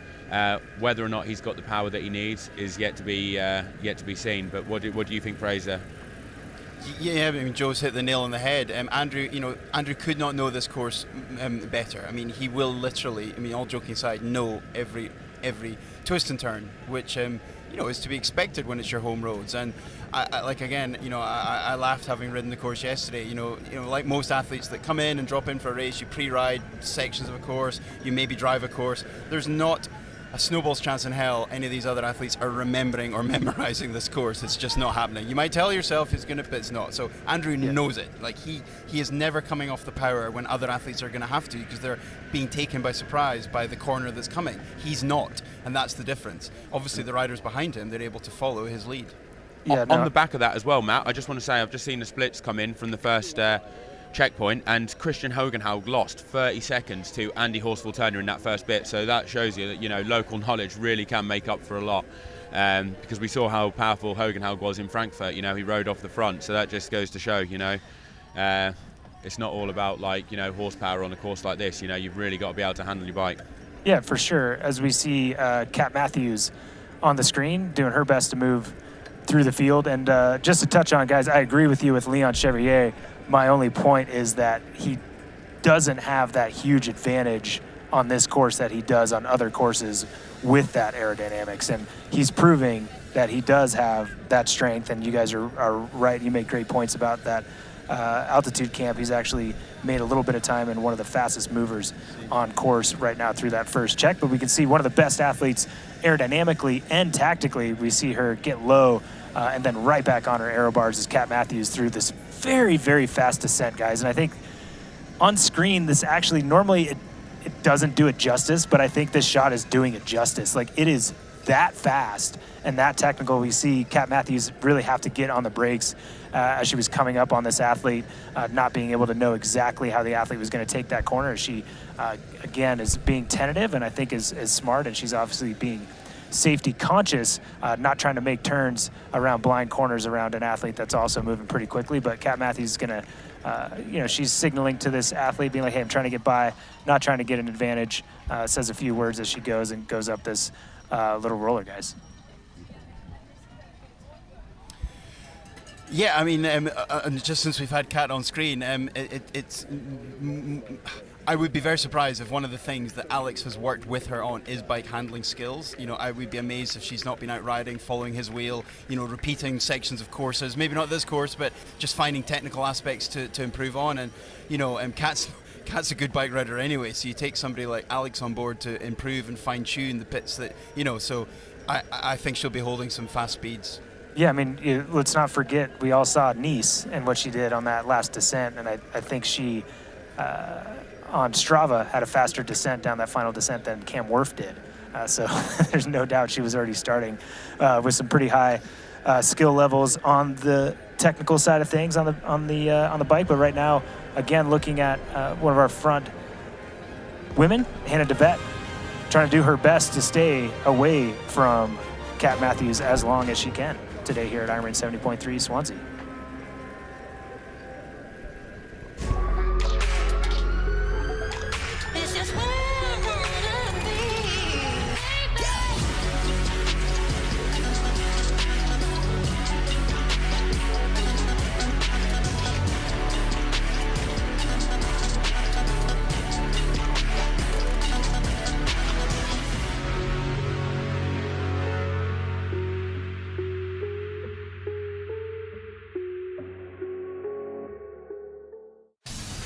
Meet Kicker Run from Wahoo, a revolutionary indoor running experience where you just run and your feet set the pace. We call it Run Free Mode, a game-changing technology that allows you to change speeds naturally, just like you do outdoors. You can even let popular training apps control the speed and grade for you. Kicker Run by Wahoo. It's time to run free.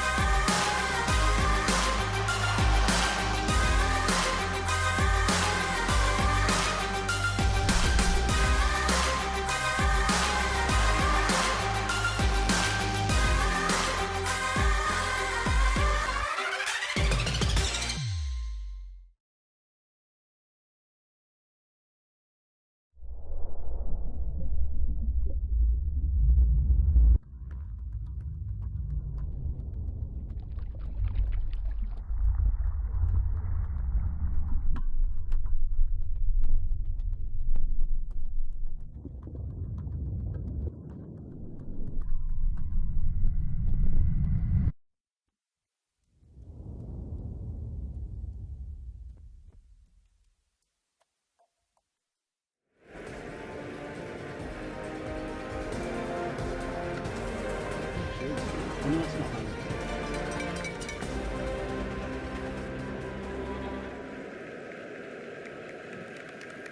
And we are here with Lizzie Rainer, Yeah, as much as pushing the pace at the front of the course here at Ironman 70.3 Swansea. Lizzie Rainer is definitely an athlete that is putting her name at the top of a lot of results sheets recently.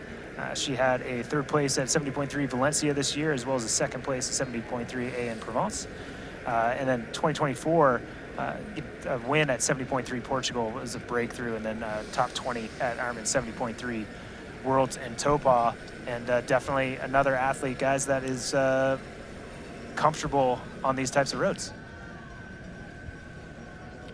Yeah, again, absolutely, Matt. And I keep saying local. I mean that, but she is local. She's only a couple hours down the road in the southwest, not far from Bath, which has very, very similar terrain to here. So she'll be super comfy at riding in this type of roads. She'll no doubt have been over here plenty of times wrecking the course. I don't doubt that for a moment. So yeah, really cool to see.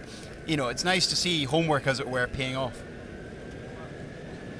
Yeah, very well said, Fraser. And, you know, a lot of homework going on through the different fields in the race, the pro fields and the amateur fields. In addition to the pros on course, there are 2,500 age group athletes competing today in Ironman 70.3 Swansea.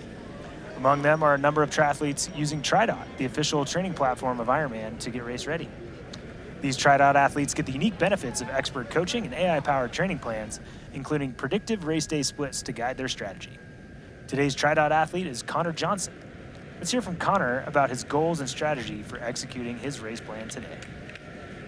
G'day, I'm Connor Johnson, originally from Christchurch, New Zealand, but live in London. And I'm here racing the 2025 Ironman 70.3 in Swansea.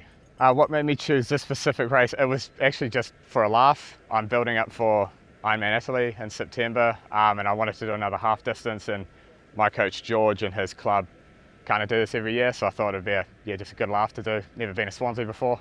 I was originally using a different platform, and I kind of have a bit more faith in the training TriDot has given me, because it caters it how you're performing each week rather than just like a set 12-week program. I think the frequent testing and the frequent changing of zones helps you more confident. My goals for race day, performance-wise, is definitely not to bonk in the heat. I'm too insulated for this kind of temperature, you know. It's definitely going to be nailing the nutrition for the heat, smash the bike, and then try and survive the run. And experience, I mean, it's always a great experience running down the red carpet, right? Who doesn't love it? The rest of my season, so I've got Ironman Italy in September. I'm hoping as soon as Italy's over, I'll get straight into training for looking at Portugal, which is an October race next year. And I'm hoping that TriDot can hopefully bring me into maybe a couple of hours off my previous Ironman time. Yeah, sweet as, I reckon. Yeah, all good. Yeah.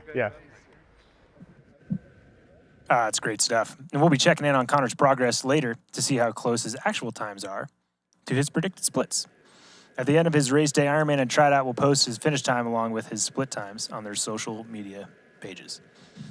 But again, back here with Lizzie Rainer again, really impressed with this athlete and her attitude as she climbs the ranks here in the Ironman Pro Series.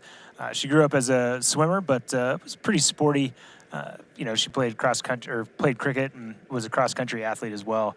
And she did her first triathlon when she was 12. But obviously she's come a long way since then, guys.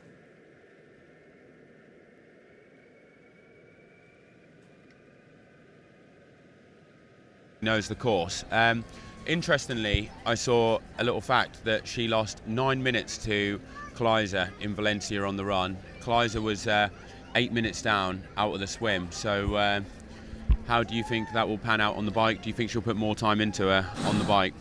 Yeah, I don't know. My question about Kleiser is, has she been racing a little bit too much? Like, it seems like she's been all over the place. And, you know, some athletes are trained and have the ability to back up races after each other. But it seems like, you know, she's got a lot under her belt this year, guys. What do you think about that being, you know, something that she's done? I mean, she's had 5 big races so far, big block in the U.S. and Canada leading into this race. Personally, from my point of view, that would be too much racing for me. Like, I would be by the time I would get to like this race, like my form would be at a massive decrease. But me and Fraser were in the press conference yesterday, the pro one, and she said that she raced 3 weekends on the bounce and that her best numbers are actually in the third race, and she thinks that she's actually going better now after that racing block and getting back into the training. Sorry to cut in, Matt. It makes me smile even just saying Joe saying that, and you'll remember Terenzo. I mean, back in the day, Terenzo Bozzoni was famed for his multiple race blocks. 2 and often 3 70.3s back to back to back. And most of us would just look at that and think that is utter madness. But somebody like Terenzo, and perhaps somebody like Danny Kleiser, is able to thrive off of that. We would all be worried about how much training we're losing and lack of fitness, but actually for some athletes, they can just get such a jump and such a boost from that, that huge hit that the race gives them that it can work, perhaps. Yeah, today it's interesting looking at it like that. And do you think one of the reasons some of the athletes are able to do that is because they do a huge block of training before going into a race one, or do you think the racing just gives them a big boost of fitness and they don't need to do much training afterwards, to like in between racing to keep their fitness?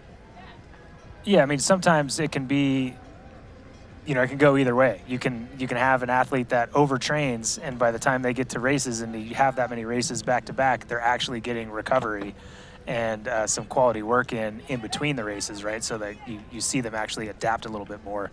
And we might see that from Daniela Kleiser. We're, it's going to see how this race pans out to see if she is, Fraser, on that Terenzo side of things or not. But we'll see that here shortly. But guys, we do have a fighting chance, which is presented by Hoka. And it's our race week series that takes you into the inner everyday lives of elite triathletes for an under the hood look at the athlete journey. And this week we were able to catch up with Lizzie down here as she preps for Swansea. So let's take a little listen in on what she had to say as she came into this race.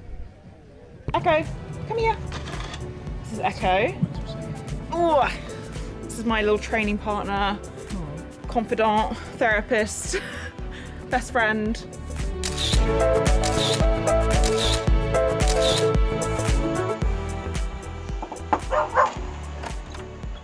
Hello, welcome to England. How's my acting? Perfect. But yeah, we're in southwest of the UK, near Bath. It's the easiest way to describe it for most people. Swansea in 2022 was my first pro race. This will be my 4th year. I'd say 3rd full year. So Swansea in 22 was my second ever middle distance race, first pro race. So really jumped in at the deep end there. I love it. Sometimes we just come and sit down here and just do this all for a couple of hours. It's quite a nice headspace as well, actually. I mean, obviously, yeah, local race. So that's ideal. We've got family quite nearby, which is nice. But equally, it does suit me. I quite like a bit of climbing, and obviously, it's the kind of the road surfaces are what we get to ride on every day, and those short, punchy climbs are basically what the UK is made of. So it suits me, and also the crowd is just amazing. I don't know if it's the heritage of Ironman Wales, but it's always everyone shows up. What's to do with my face? That's nice. You've had a look at the start list? Yeah. Obviously, Kat's shoe-in favourite. And then I think there's probably a few of us that could fight for the other 2 spots on the podium, really. Because we see you set a new 10k PB, right? Yeah, it has been a focus this year. I think I've been really lucky, touch wood, that I've actually had some really good consistency with the running, and I feel like I'm running the best I've ever run on a flat course. Might not suit me as well as a twisty, turny, hilly, but we'll see. Quite good technically, and I'm quite a good descender, so I think I don't actually have that much fear. So on a course like this, it probably suits me quite well. What's the story with the tattoo? I always said I'd get a tattoo when I got my first pro win. So when I won in Cascais, Portugal, the day after, my friend Estee and I went to the tattoo parlour. It's Santa Maria Lighthouse. It's on the wrong course. I've got a really cool picture of me running by it. I think for Swansea, knowing how hard that first 30k is, that could make a real difference. I'm not going to give away all of my secrets. But equally, it's now looking at course, knowing when's the best place to actually fuel and take in energy. Because obviously Kat's really good, a proper powerhouse. It'd be fun to see how she rides this course. it'd be cool to try and go with her. But how long that'll last, I don't know.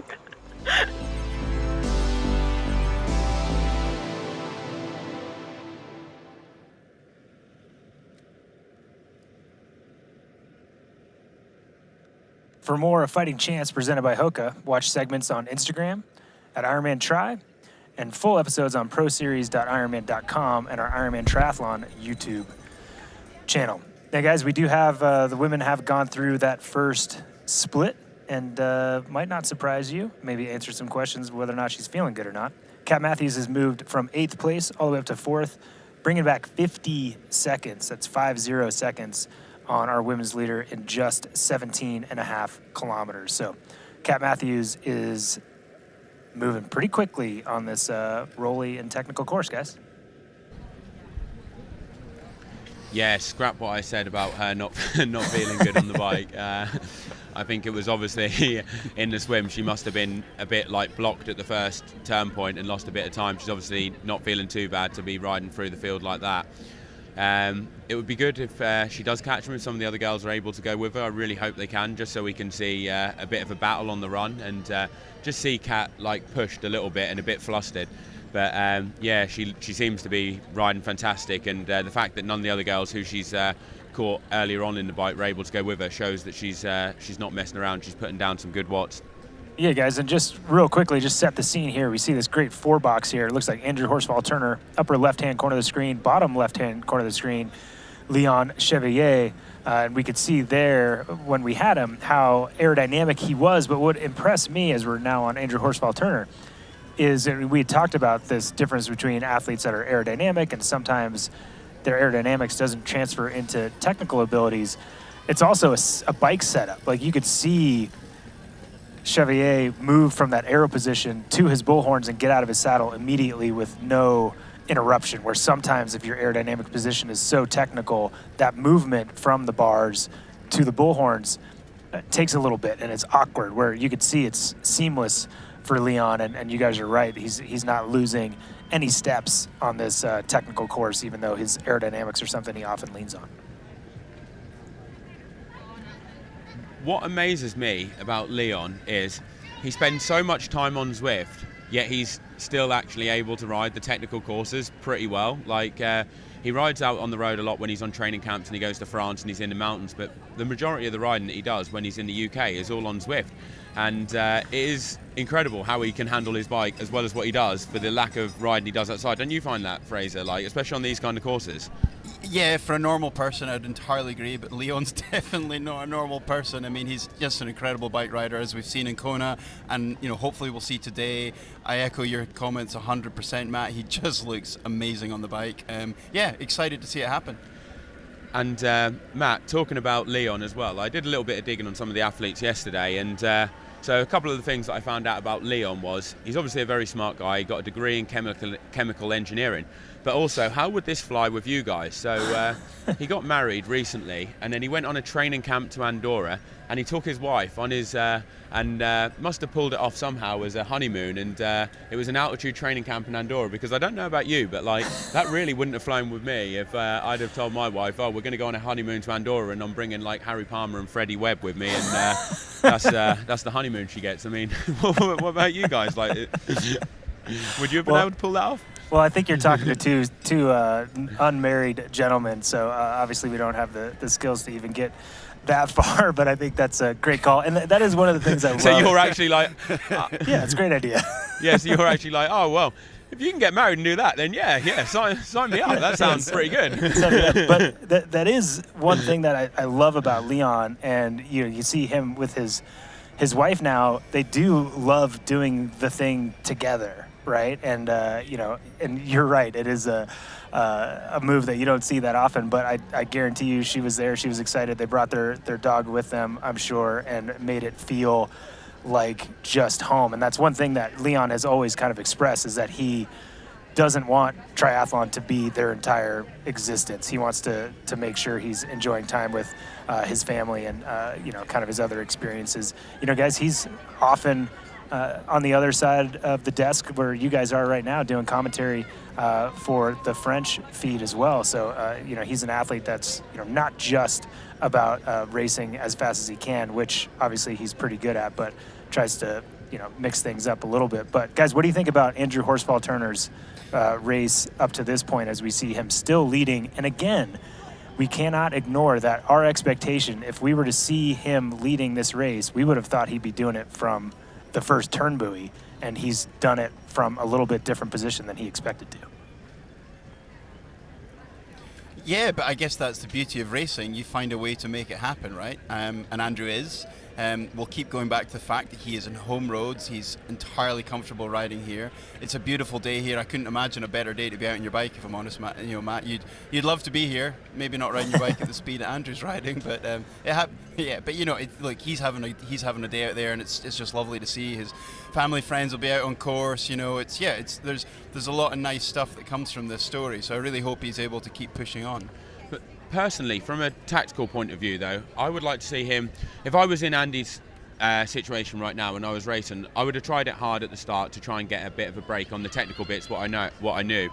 But then when it gets to the point where we're in the race now, I would probably like to look over my shoulder. If I saw a group of like 3 or 4 others with me, I would sit back a bit. I would see how they look, let them do some of the work, and then maybe when you get to a bit of a climb, put in one big effort, like you'd get in a road race, you know, in a cycle race, where you put in a massive surge of effort and really try and get a gap on the chasers that are there, because he's spending a lot of time on the front. But what he could end up finding himself doing is he just tows a group of 3 or 4 along with him who end up outrunning him. And what I think Andy needs to do, with his strengths and weaknesses, are his strengths are the swim, his strengths are the bike, but his weakness is the run. He needs to create some separation on some of the guys that are with him, maybe get away with someone like Josh Lewis, who they're probably similar runners, so there's a bit of like, you would get a good collaboration between them two, because it's in both their best interest to ride hard and start the run together. But I'd like to see him be a bit more tactical, put in a big surge, and maybe try and drop the guys that he's with and not do so much effort on the front where he's and can end up towing them along. I mean, like if Yannick Schaufler's still in that group there, he's laughing at the moment. He's getting a free ride. He's not burning any extra matches than what he needs to, and he's got the run pedigree to help him. And also Sam Dickinson as well with his run. Like, you know, that's a very dangerous person to be towing along. Yeah, guys, and as we watch what's on screen here, we see these athletes go through. We just saw Andrew Horsfall Turner maybe scare up some sheep in the Welsh countryside, run alongside the road there as well, doing well. But right before that shot, we did see chasers, our bib number 1, Harry Palmer, riding with Christian Hogenhag. Last time check we had, they were about 40 seconds behind, so those two working together, trying to bridge up to Andrew Horsfall Turner, who is making great work of this bike course here in Swansea.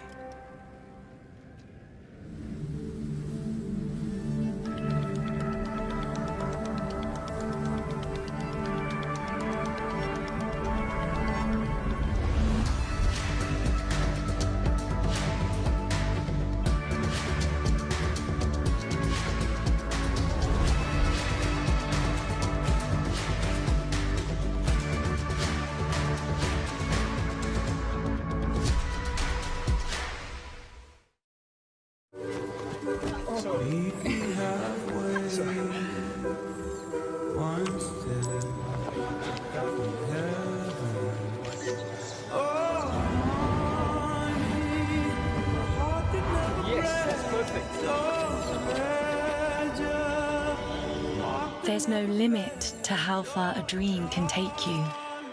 Star in your own adventure now. Qatar Airways. Endurance isn't just about medals, it's about showing up, even when your brain says go and your body says no. Showing up means taking care of yourself, skin and all, because when you train hard, your skin works hard too. That's where Bulldog comes in, with products packed with brilliant natural origin ingredients that help prepare, protect and recover your skin. No fuss, no nonsense. Bulldog Skincare is man's best friend. Official men's care products of Ironman Europe.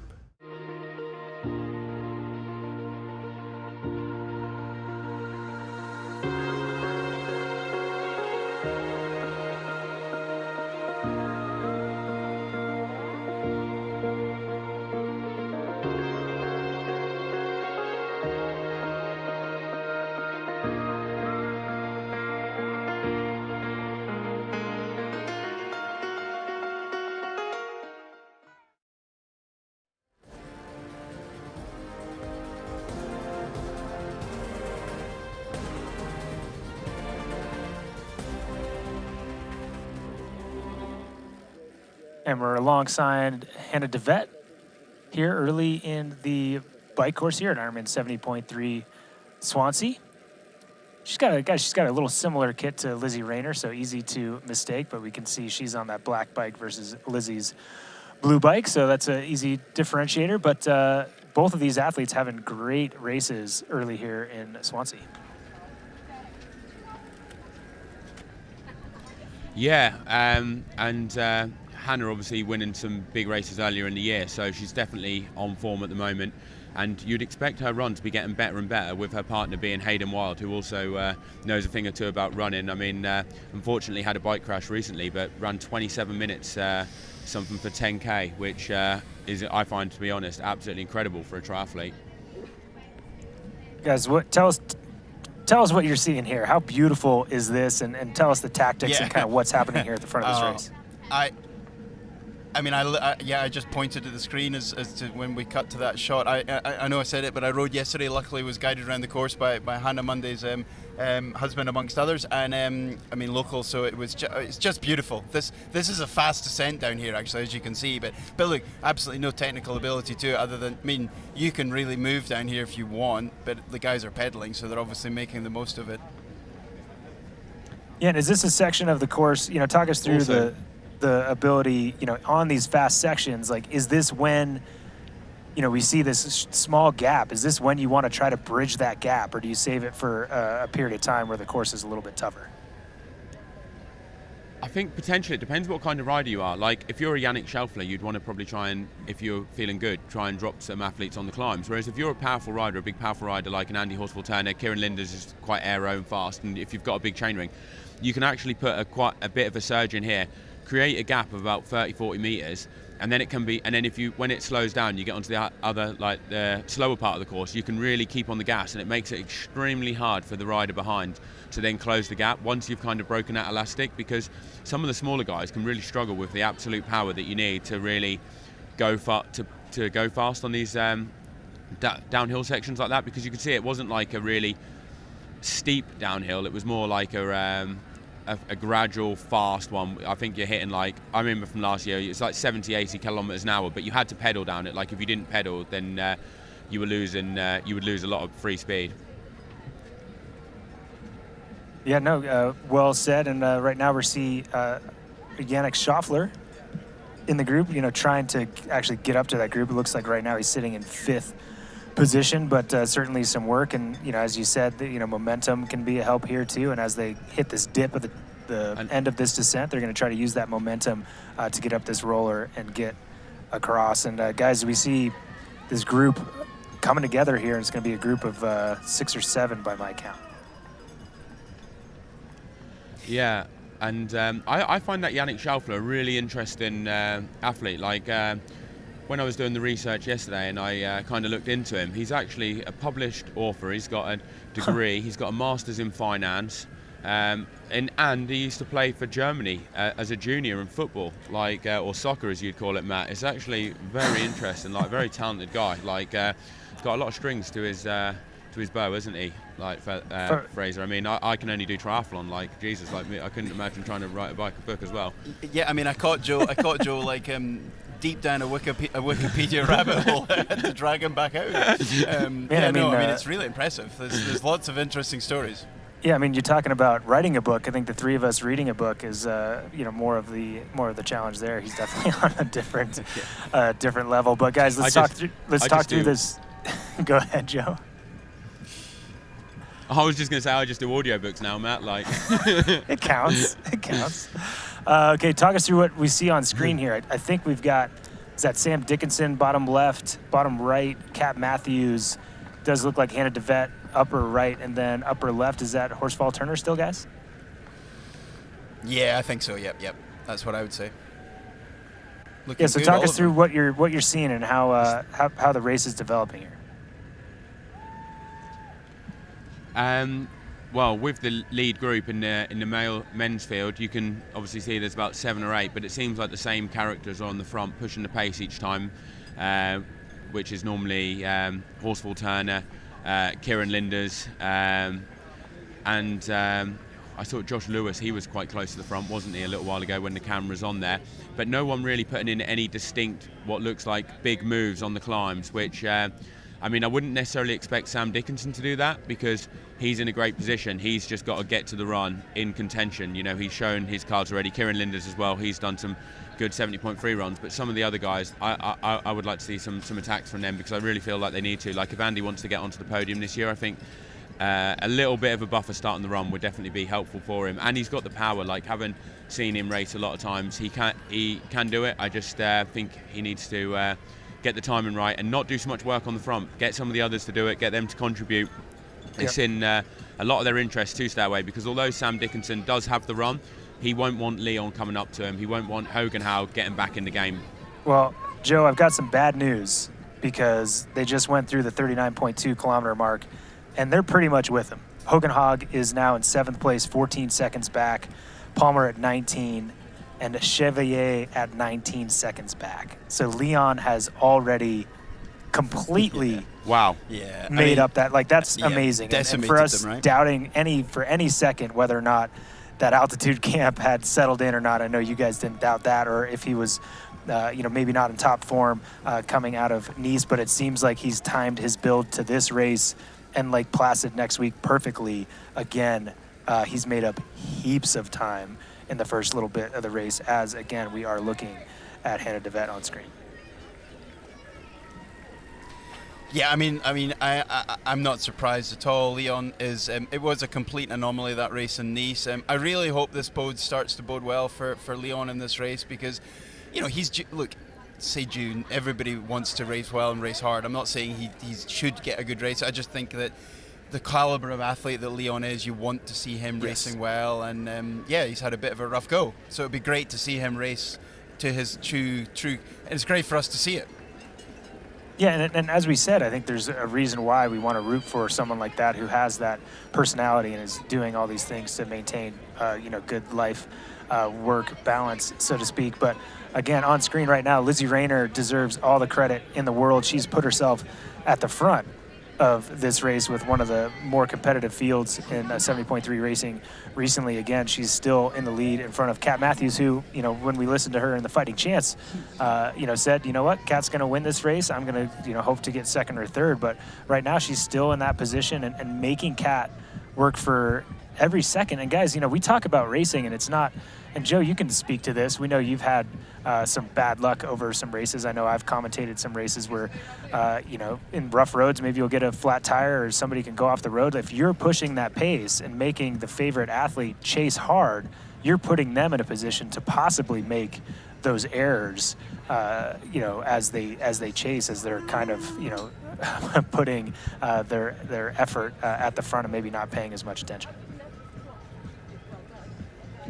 Yeah, no, totally. And you've got to be kind of putting the pressure on the athletes. If you're the stronger, for instance, female or male on the bike, you need to be putting the other athletes under pressure because it's all about weighing up how you can win the race. If you're not as strong a runner as someone else and you're riding with them, it doesn't make sense to go easy, and let it come down to a run where they're just going to run off. You kind of need to make them unforced errors, go into corners a little bit harder, and then where they kind of misjudge it. I know it sounds bad, but you kind of want them to be doing stuff like that so you can get that gap and you can then, once you create that separation, you can kind of be gone because, at 10, 12 meters, athletes are saving some watts. And also, I don't necessarily always think it's about the amount of watts they save. I think it's the mental help it gives you when you're with someone. It's just focusing on them. You don't have to worry about your numbers. It's just about keeping 10 meters, keeping 12 meters. So once that kind of gap goes and it blows out to 40, 50 meters, you quite quickly then see it go 100 and then 200. And then, as Fraser said earlier, once you're out of sight and you're out of mind on a course like this,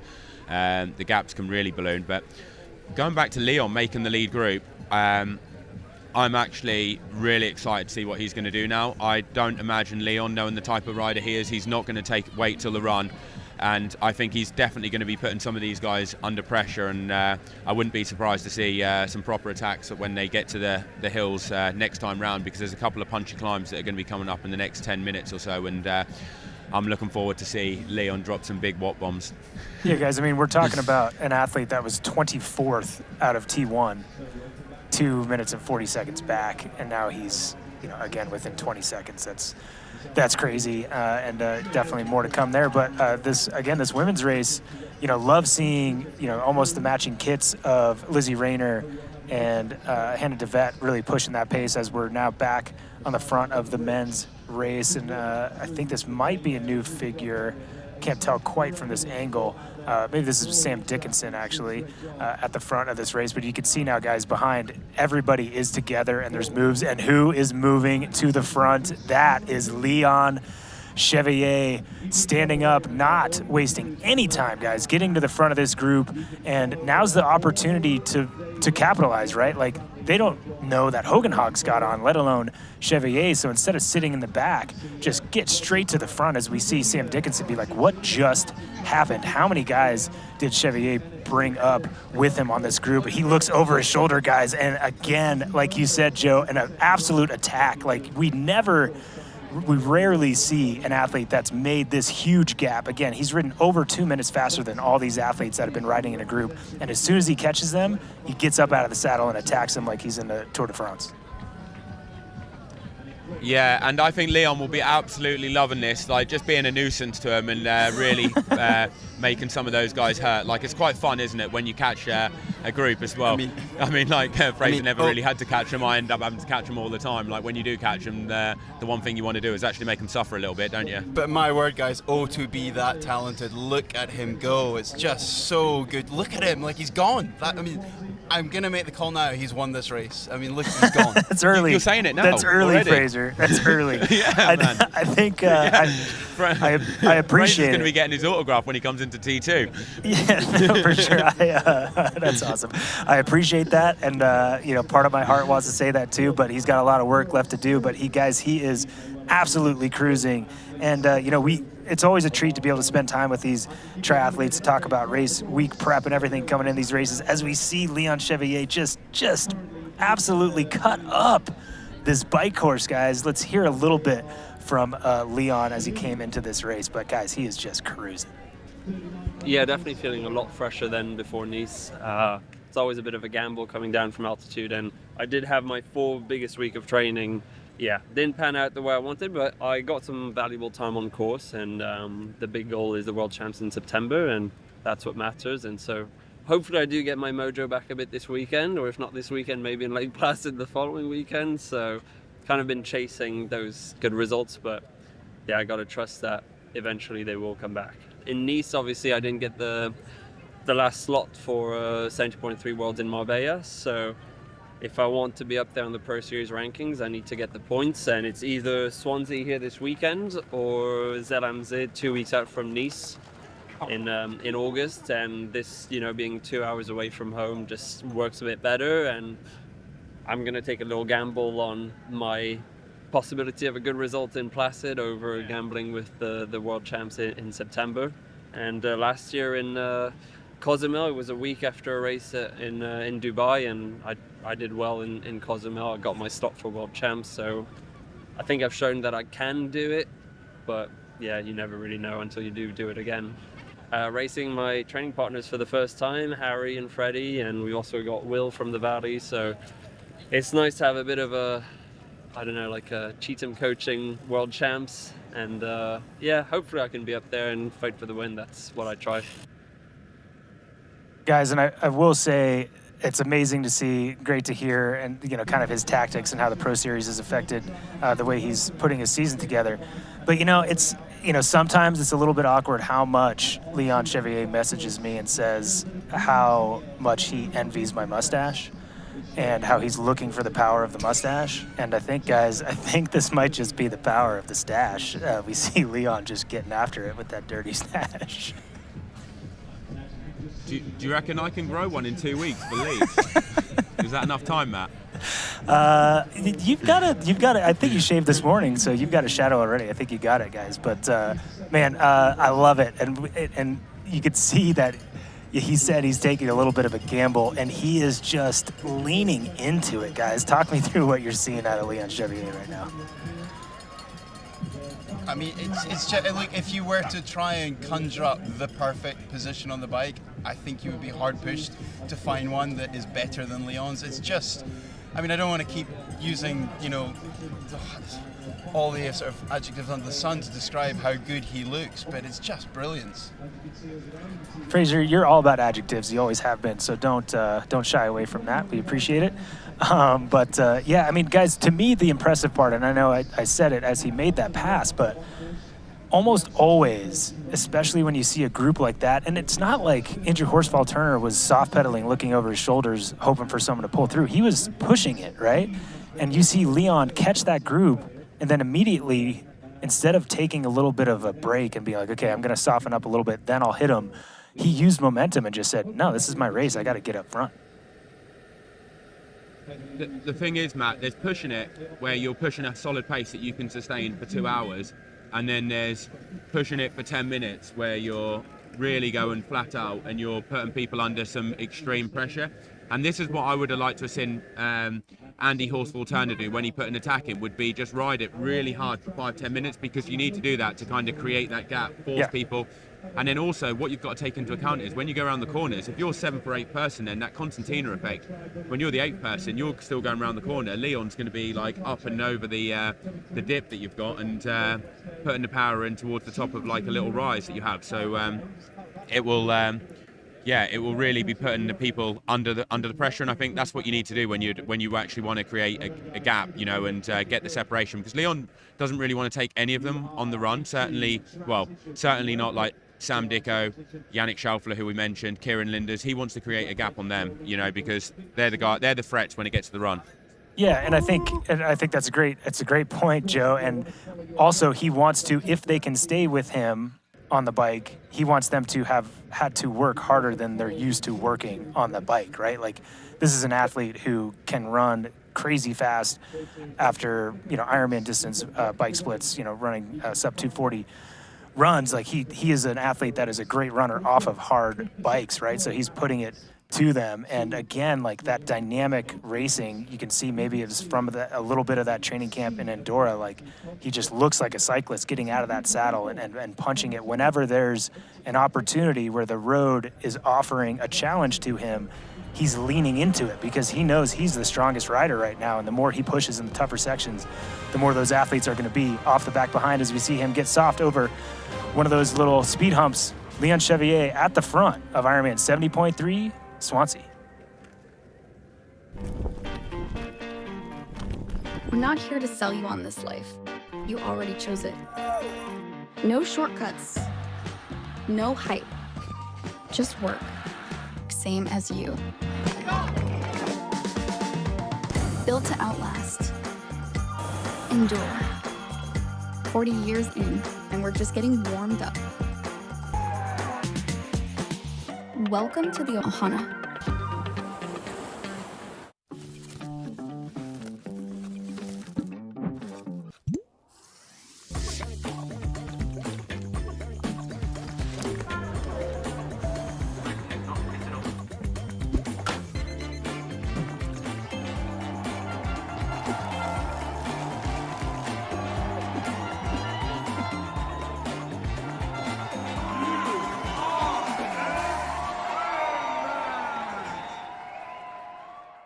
Here's Elizabeth in the middle of the perfect workout for her. To create it, we analyzed her biometrics and genetics, her recovery rate, injury risk, and aerobic potential, her recent training sessions, the temperature, humidity, and elevation, the demands of her next race, and billions of data points from athletes just like her. With TriDot, Elizabeth gets faster. And what does she have to do? I just opened TriDot and did my workout. TriDot. We do the technology, you do the training.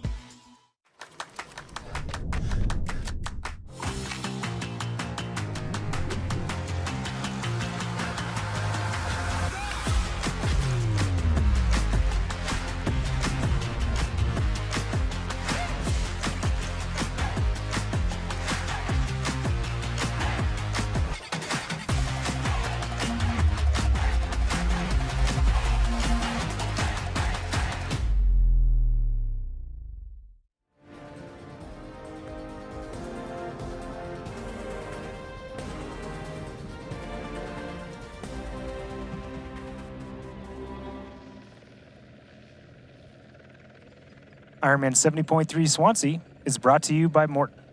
Get used to it. And by Ruby. the indoor cycling experience.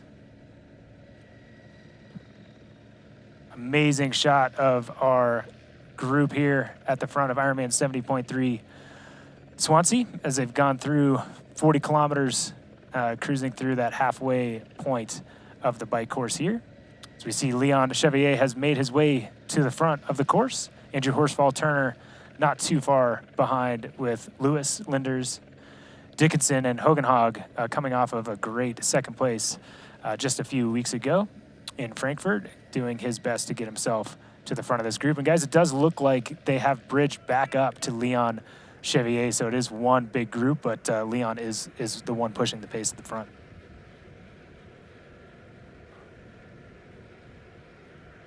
Working to keep this gap, you know, he's just going to keep the throttle on, isn't he? So they go on to the second loop in the course and they hit some of those climbs again, so, you know, he might try round 2.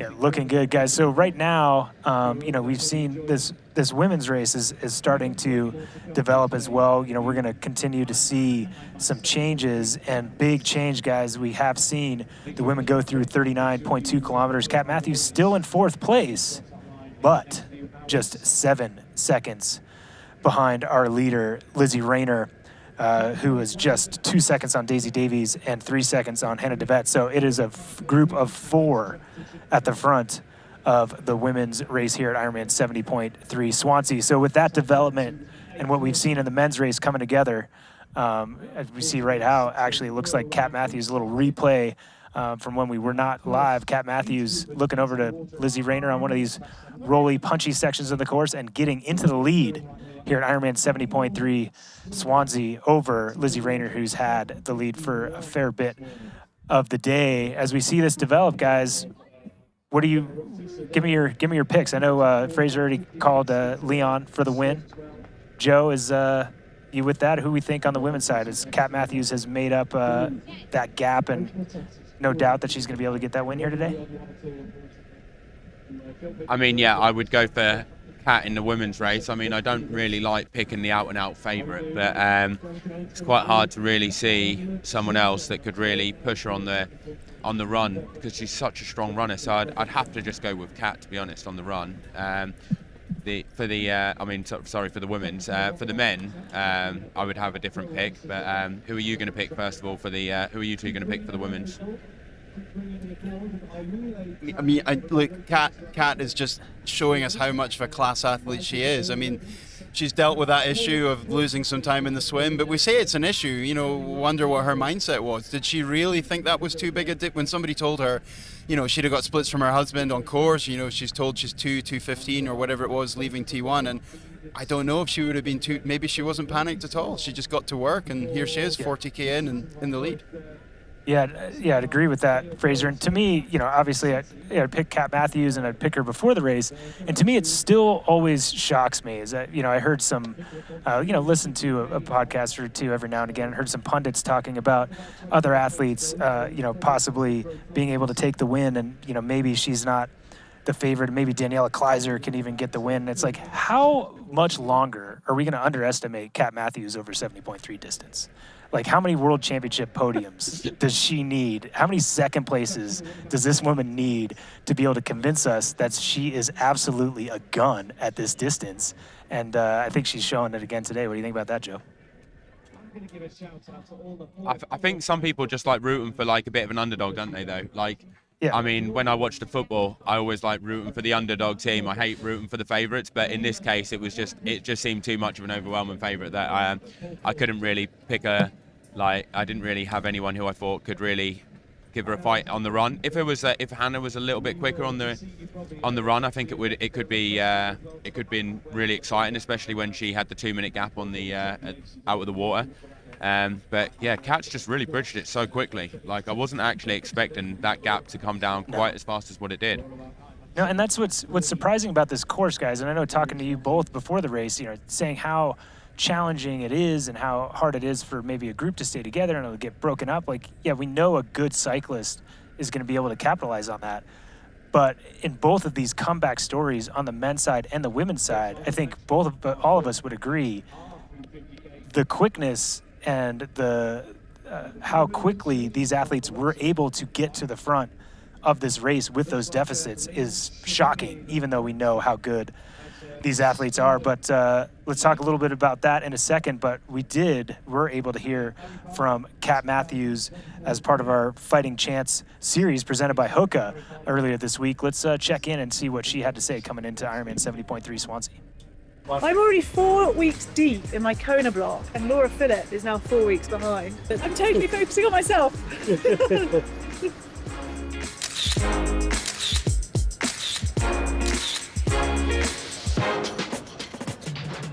Morning, Kat. Hello. How are you?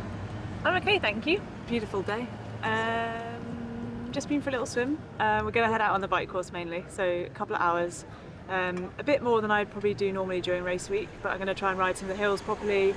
And yeah, just have a look at some of the turns, make sure that I'm taking speed off appropriately, things like that. So yeah, that's really it. And then chill out a little bit. Did you get back from which race? Sorry. I don't know. Where was I number 3 at? So Texas was a great first race this season. Everything smooth, great to take the win. Since Hamburg, everything has gone adequately. Goodness, sun cream in the UK. First time ever, right? I'm preparing for Kona, and that started after I feel like I sort of recovered from Hamburg. So this race is part of the Pro Series. I'm fit, I'm healthy, I'm raring to go, and I've been training consistently for I guess about 3 weeks now. So I'm sort of end of a training block as my sort of base prep for Kona in 12 weeks time. Yeah, so Pro Series overall win, or at least as close as possible to the front without any risk to my sort of health, I guess. But my personal goals, I guess, are the ones that I can control. So things like my intensity level and effort on the bike is the biggie. Like I would really like to put some effort down on the bike and sort of see where that puts me in the race to then run. But it's a very, I think, arrogant thing to think that you can control elements of a race like this. There's so many other dynamics going on. There's some really good swimmers here. I don't know how that will affect the rest of the cycle, like the packs on the bike, whether there will be packs because the hills, the depth is sort of statistically very deep. Don't know. So yeah, I think that will affect how the race goes.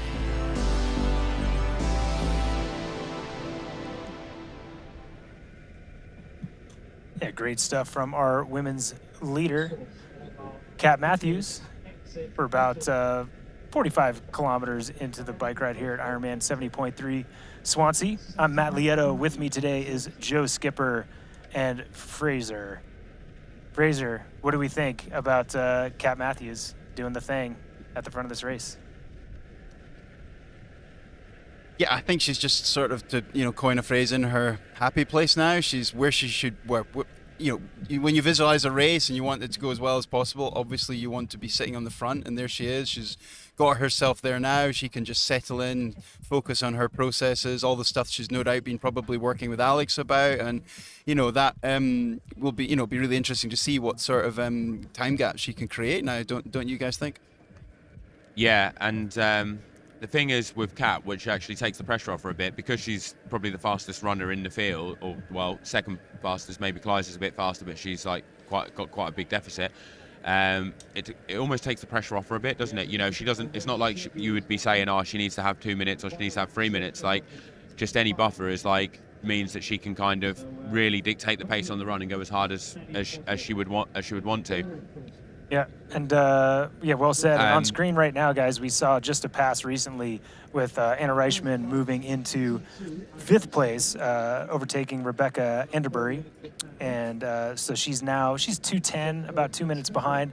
But again, she's our women's leader in the Ironman Pro Series at the moment. And she's obviously, trying to do her best. She's got more races than Kat Matthews does. We're trying to keep herself as far forward in that Ironman Pro Series as she can, as she gets overtaken again, playing a little back and forth with Rebecca. We were also able to sit down with Anna Reichman and get a little bit of a soundbite from her and kind of her thoughts coming into this race. You weren't originally planning to race this, so how come you added this to your schedule? I thought about it because I think I told you that I'm never going to end up racing Swansea, and I actually had tickets for the Euro soccer champs tonight and tomorrow. And yeah, but since Hamburg didn't go as well, and I just recovered pretty well, and I thought I want to race more, so I signed up, and here I am now. You struggled with stomach issues in Hamburg. Has that been an area of investigation since? Yeah, we've went all through all sorts of ideas, and I think we found a solution, and hopefully it's not going to happen tomorrow. But yeah, obviously really disappointing having that. But yeah, new chance tomorrow. Expectations from 70.3 Swansea? I'm already pretty blown away by Swansea. It's so nice. Sun's out and the beaches are beautiful, so I'm really excited for the race. Bike is like a roller coaster, up, down, left turn, right turn, so it's pretty cool. Yeah, just excited to race. You're strong. Where do you think where your strengths lie onto this particular course? I'm not sure if the bike really suits my strength, to be honest. I'm more like the races I've done well. It's always flat, being aero, so this is exactly the opposite. But yeah, I'm riding a lot in the hills and the mountains in Switzerland, so I'm used to it, and hopefully that's going to be a strength as well. Thank you very much. Have a great race. Thank you. That was Anna Reichman on the right-hand side of the screen, and that was Rebecca Annabury that we're seeing right now on screen. She had just passed Anna Reichman. We can see Anna Reichman come through the screen right there. So those two athletes riding in 5th and 6th position here. Again, about 45 kilometers into our bike course here at Ironman 70.3 Swansea. Anna Reichman trying to get as many points as she can to hold on to that lead at the Ironman Pro Series. But tough road in front of her with Kat Matthews a few minutes ahead.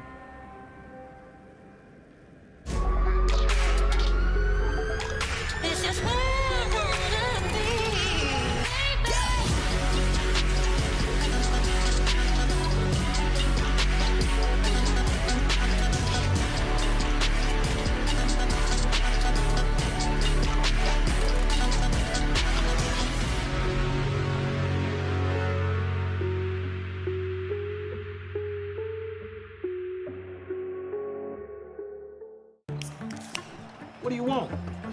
What's that really good non-alcoholic beer I keep hearing about? Do you have that really great non-alcoholic beer that I keep seeing? Do you have a non-alcoholic beer that actually tastes good? It's athletic. You're holding it. You mean athletic? You're looking at it. I think you mean athletic.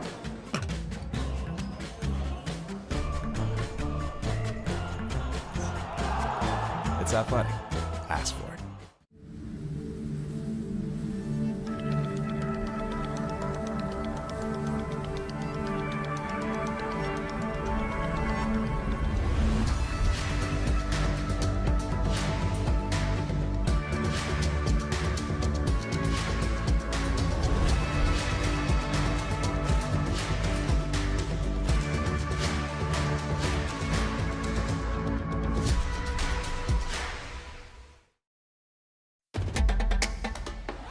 You know, and we know.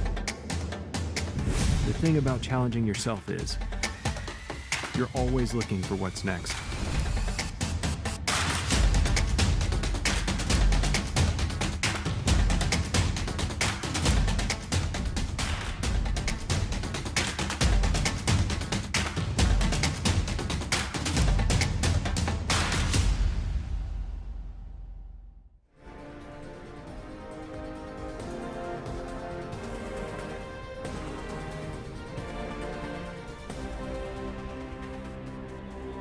With the message on the plate. Kat Matthews cruising at the front of the bike course here at Ironman 70.3.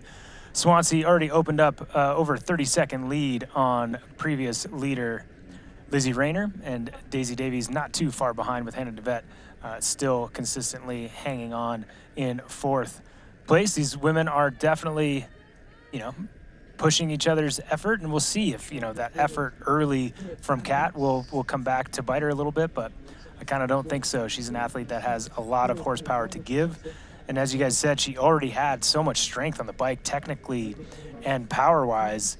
Then bringing in a very, very specific cycling coach with DAZN, like, she's only going to get better, and that is scary. And it's cool. And Joe, you know this. You were at the top of and are at the top of our sport, and chasing that Kona top 5 that you were able to achieve.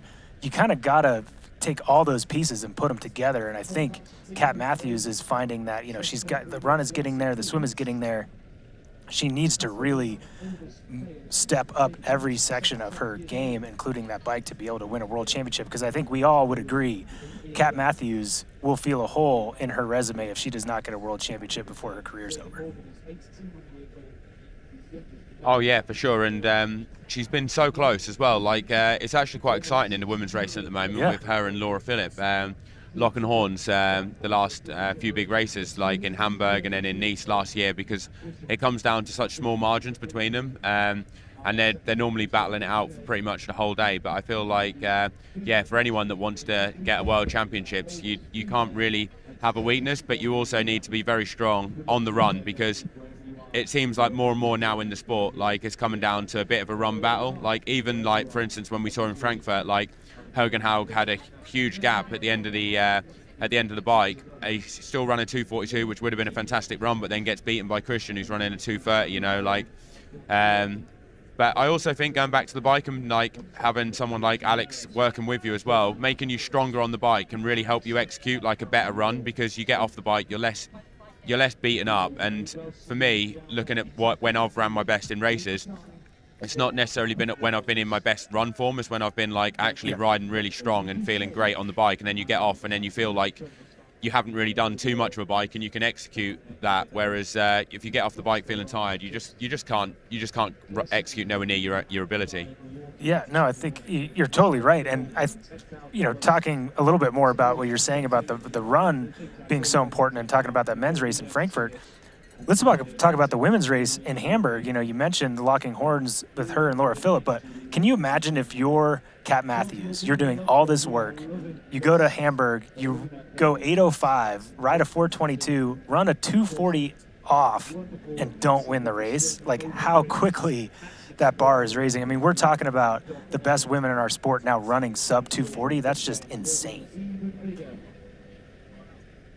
It is, but I also think for Kat, though, it's probably in a way good that she didn't win it, because it keeps you working hard and it keeps you motivated and not like set on your laurels. And I think for Kat, if you told her she could get second in Hamburg, but she'll win Kona, would you take it?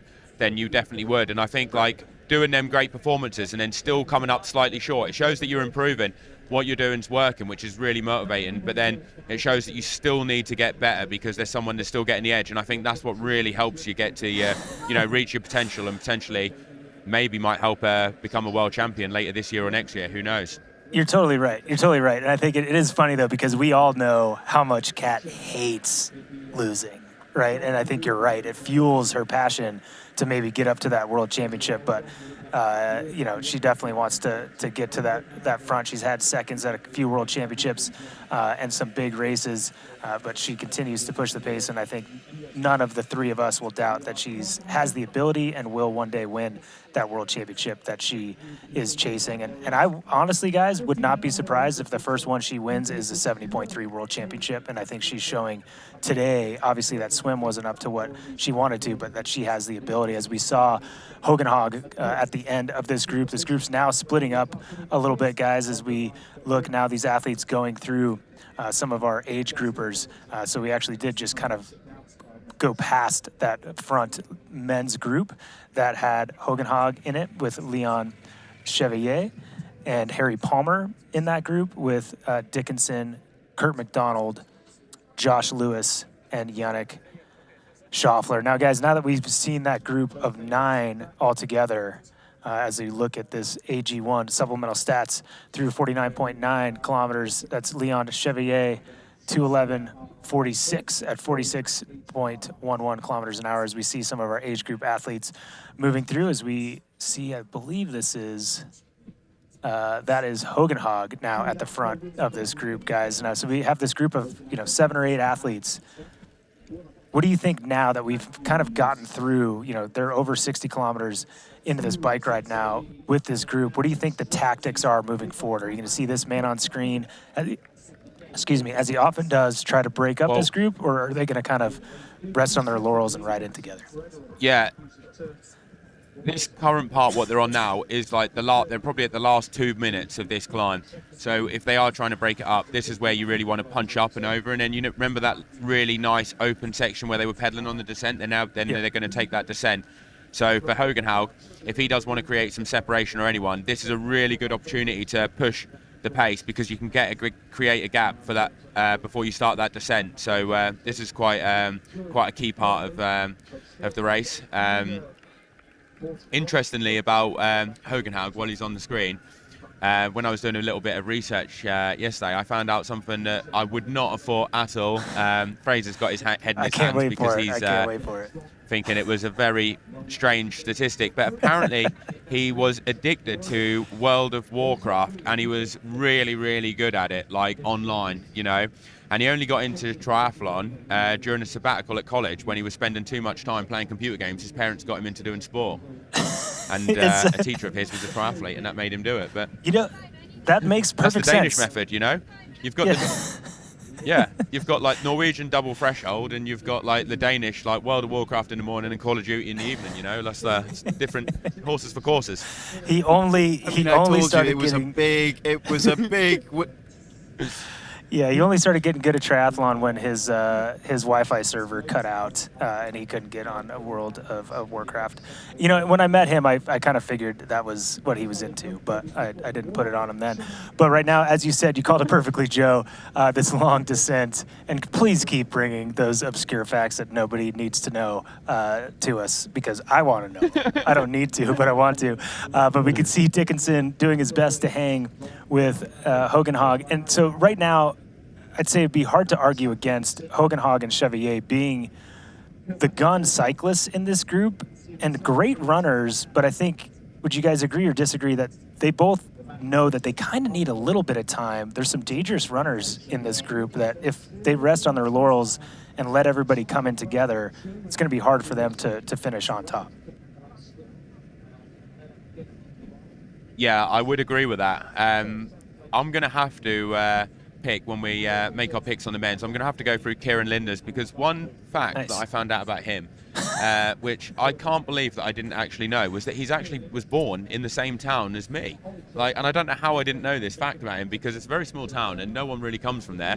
Lowestoft in Suffolk. So if that is actually true, and Wikipedia has done me that served me well there, I'm going to have to root for Kieran Linders. I mean, he's a hometown boy, it's only right. What about you, Fraser? You're going to go for Leon, I can tell. Yeah, I don't have anybody born in Inverness, so I can't go with you on that. But yeah, I mean, Joe was tickled pink when he worked that out last night. So.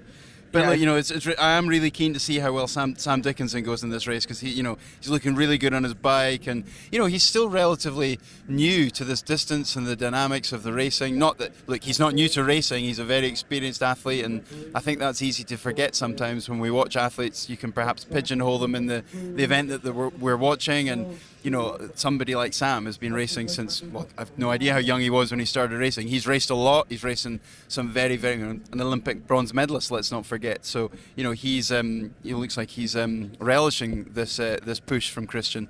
Very well said. Very well said, Fraser, as we see Christian Hogenhog moving forward, trying to make a pass as they're, again, moving up on some age group athletes. So getting a little technical here for these two athletes. Just going back onto Kieran Linders, one of the things that I saw when I was looking a bit, yesterday, doing a little bit of research and finding stuff out, I saw that a quote that he said was, up until he got second in Frankfurt last year, he'd struggled with imposter syndrome, and that the second place that he got in Frankfurt really helped him moving forward in his career, and then obviously had a great race in Kona. And I was just wondering, you guys, did you in your careers find that you went through periods like that where you almost thought mentally, oh, I'm not good enough to be here, or, struggled with that imposter syndrome, and then you got a good result, and then kind of things spiraled, and then it picked up. What? Sorry, I can hear Matt laughing, because that was your whole career, right, Matt? Yeah, I mean, it was my whole career. And when you say not feel like you don't belong, do you mean in your own house with an older brother that shadowed me my whole career? Yes, I did feel that, and yes, you're right. When you have that kind of breakthrough raise, it's like, oh, I do belong, and that's important. And we often see that in athletes like Kieran, and I think we were all stoked to see that result, and hope to see him have a little bit better luck this year. And Joe, I just want to get back to your point, and saying you did all this research, and I have this like mad scientist vibe of seeing you like slamming on your keyboard doing all this Wikipedia research. But I think the point that you were trying to get to is that Kieran, no doubt, has had a picture of you on his wall for years, and you're just, you've been that shining star. He just wants to do good for his hometown, just like Joe Skipper did. Hey, mate, when you come from Suffolk, you have pictures of your idols on your walls, and you have 6 fingers and webbed feet, but that's totally normal for Norfolk and Suffolk, where I'm from, so there's nothing wrong with that. Love it. So we'll get back to some back and forth banter here in a second, but not back and forth is Kat Matthews. She is just forthcoming to the front of this race, absolutely cruising through this field, and through 49.9 kilometers, just 10K since she bridged up to that lead group. She has almost a minute on the chasing athletes behind. So I think now, guys, let's talk about the tactics of, this isn't a given that Kat is going to win, but it's very, very likely. I would bet Fraser's house on the fact that she will probably win this race from this position, as long as she doesn't have any bad luck. But how much does it now change the dynamics of that group of 3 that's chasing, a Lizzie Rainer, a Daisy Davies, and a Hannah DeVette? Do they continue to push that pace, or do they kind of look at each other at this point, knowing they've got a little bit of a gap on chasers behind? Or, what do you think the dynamics are in that 2nd through 4th race for the podium right now?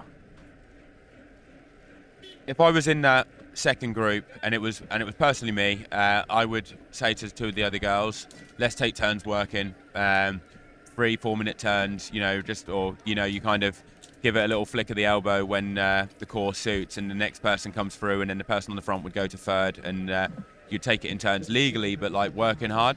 And my thought would be to try and really G the other girls up if I was one of them. Come on, you're riding well, and like just say all the positive stuff to try and get the best out of everyone you could, especially if I was the better runner of the 3. If I was in that group of 3 and I was not that strong a runner, and I thought, oh, you know what, like these 2 are going to outrun me, I'd be wanting to try and bide my time and wait for the right opportunity where I could pit an attack. But then I'd also be a bit reluctant to not do work, because I wouldn't want to invite other girls that are behind that we'd already gapped to bring them back into contention, right. And I get an even worse position potentially as well. So it's a fine line, isn't it, between getting as much out of the other girls as you can and getting them to contribute to the chase, but then also knowing what your own strengths and weaknesses are and how you can get the best position, because ultimately the times don't matter.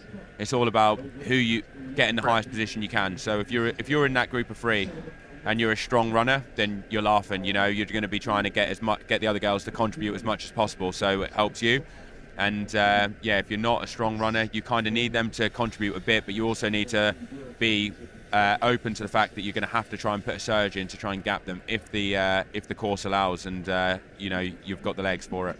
Yeah, there you go. And I think I think very well said. And it Fraser, I'll get your opinion on this as well, but I will say one technical thing, Joe, is I don't know that you could technically flick your elbow with all those water bottles in between your arms when you were racing. I don't know how you technically did that.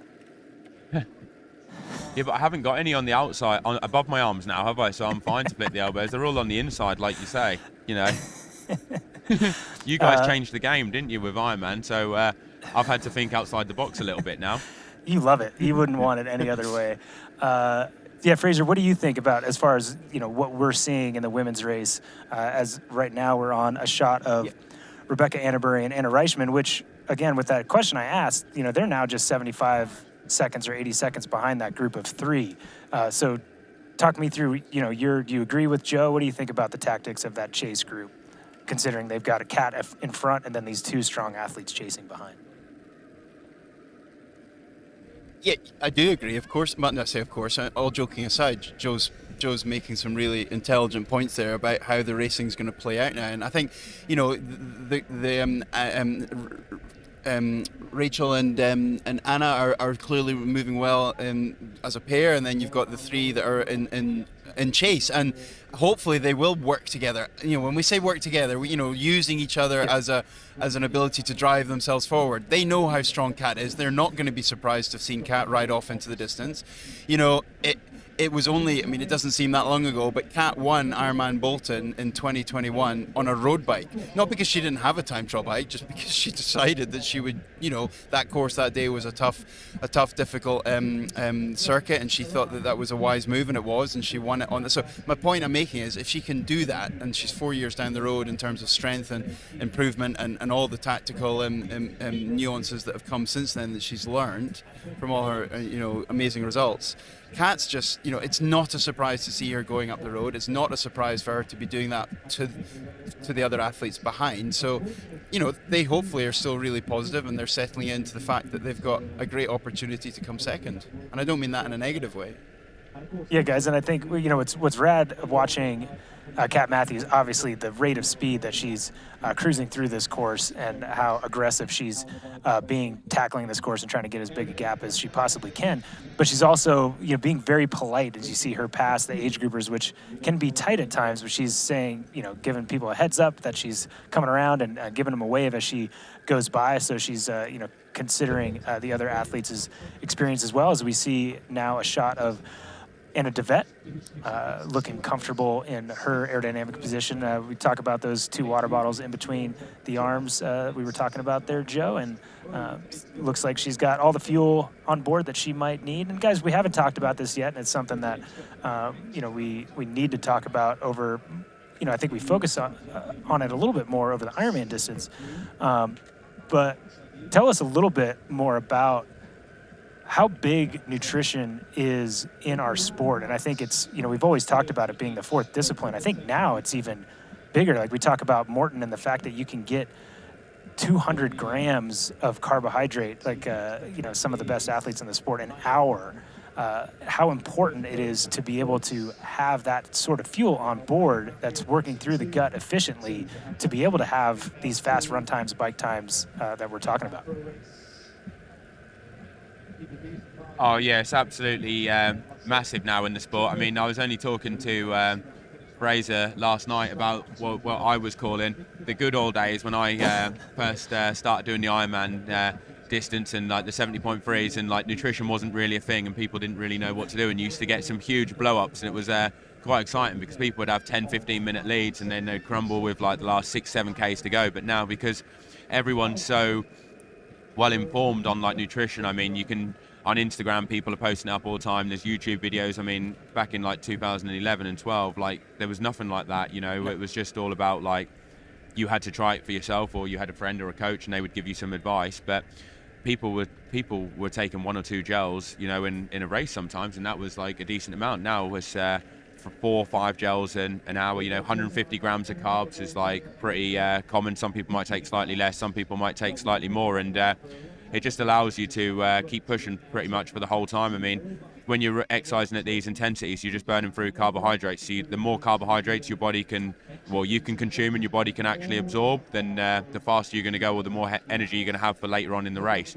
And one of the things that I was actually saying, what could make this course a bit tricky, especially in like some of the groups, is if someone's actually putting a surge in, like we saw in the men's race when Leon put a surge in, some of the other guys might be not able to get the nutrition in when they want it because they have to react to a surge. And then on the downhills, when they're going around the corners, normally that would be a good time to take a few sips of your energy drink or take a gel. But on this course, you've really got to like focus on the left, the right, if you're in a group, making sure you don't let a gap open up. So I wonder if some people are going to actually struggle to get as many carbohydrates in as they need, just because of the way the dynamics are panning out.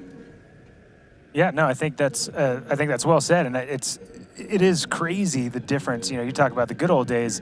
I feel like I was one of the athletes that ate more and had more calories per hour than most people when I was ingesting 450, 500 calories. And, you know, if you're talking about, you know, Christian Blumenfeld getting close to 200 grams of carbs, that's almost, you know, 800, 900 calories an hour. That is a just completely different game as we see Kat Matthews navigating some of our age group athletes around that corner, doing it quite smoothly. So, you know, it is, you know, we talk about the advantage of CDA and how people are going in the wind tunnel, how important that is, and super shoes and how important those are.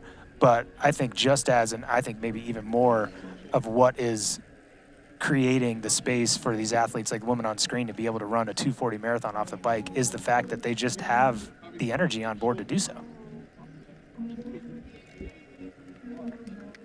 Yeah, exactly. That you've hit the nail on the head there.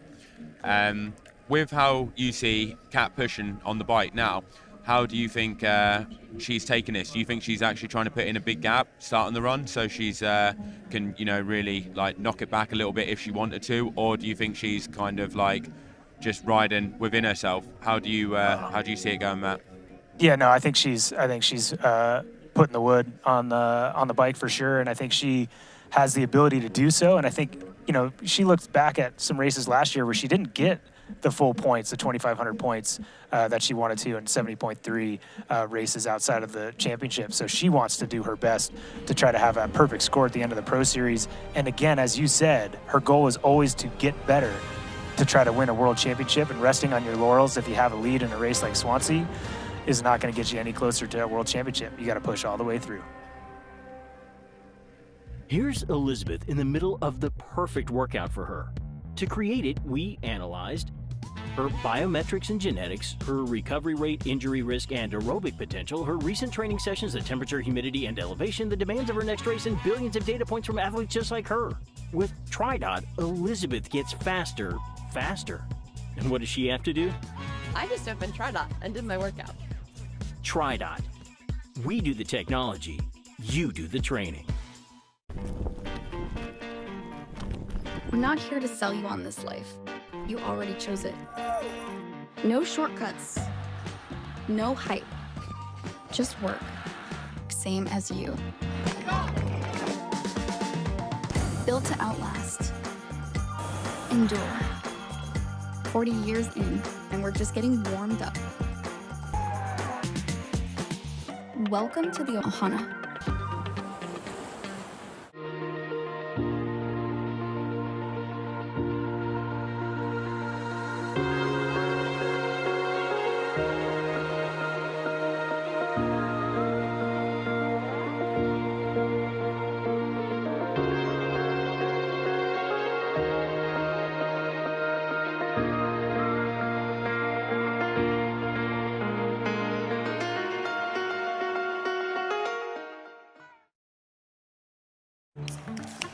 What do you want?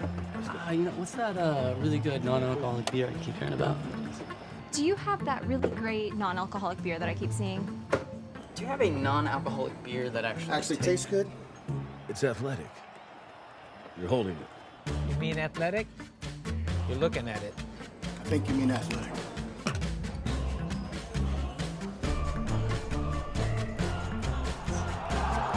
It's athletic. Ask for it.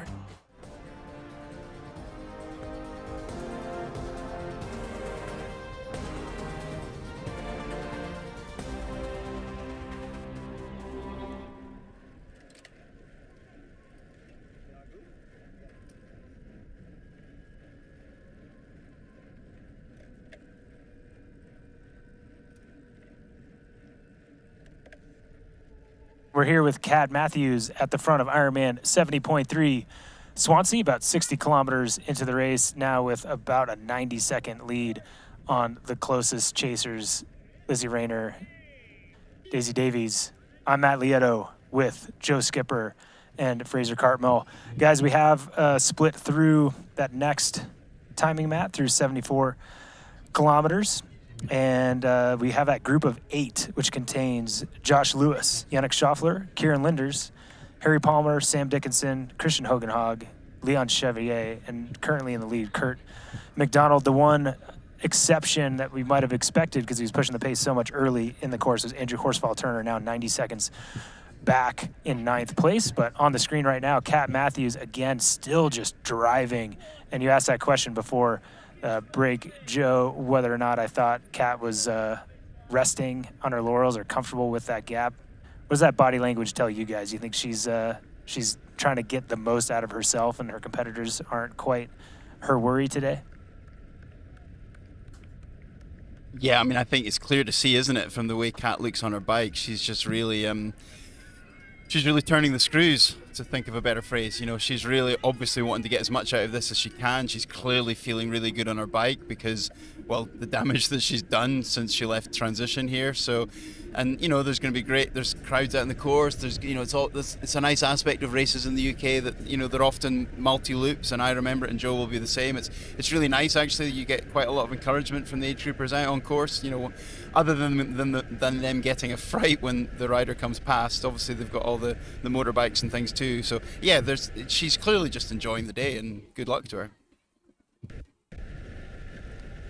Yeah, she's most certainly cruising, and looks like, again, it's continuing to open up the gap on those athletes behind that are riding in a pretty close proximity to each other. But as you guys said, more of a it's less quote unquote working together and more motivation to, you know, kind of have some compatriots in the same struggle that you are, which is trying to stay as close to Kat Matthews as possible. As we see her, and it's now, I think, one of my favorite sections of this bike course. Very, very fast descent, high rate of speed. We can see her getting soft in the bars, making sure she doesn't have too much stiffness and not able to absorb those bumps at this very high speed. So still being aggressive, but cautious as she rides through this section, Joe. Yeah, this was actually a really fun part of the course from what I remember last year, flying down here, especially if you don't get too much wind. But actually, there is a little bit of a breeze here. So I think one of the reasons why you saw her moving from left to right a bit is probably because she's getting buffered by a bit of a crosswind. So it probably does feel a little bit sketchy if you're pushing on quite fast. Like, she's probably going to be hitting, like, I mean, you can definitely hit over 80 kilometers an hour, 50 miles an hour down this descent. So yeah, it's pretty nice. Yeah, and she looks smooth doing it. She's got that disc wheel. It makes it even faster in those conditions. Pretty much faster in any condition. But she is an athlete that knows how to handle that bike in those crosswinds. You got to be a little bit soft, let the wind take you a little bit. And is the wind picking up down there on course too? Fraser, in my shot, I see your polo fluffing in the wind a little bit. Are we having a little bit more wind down on course?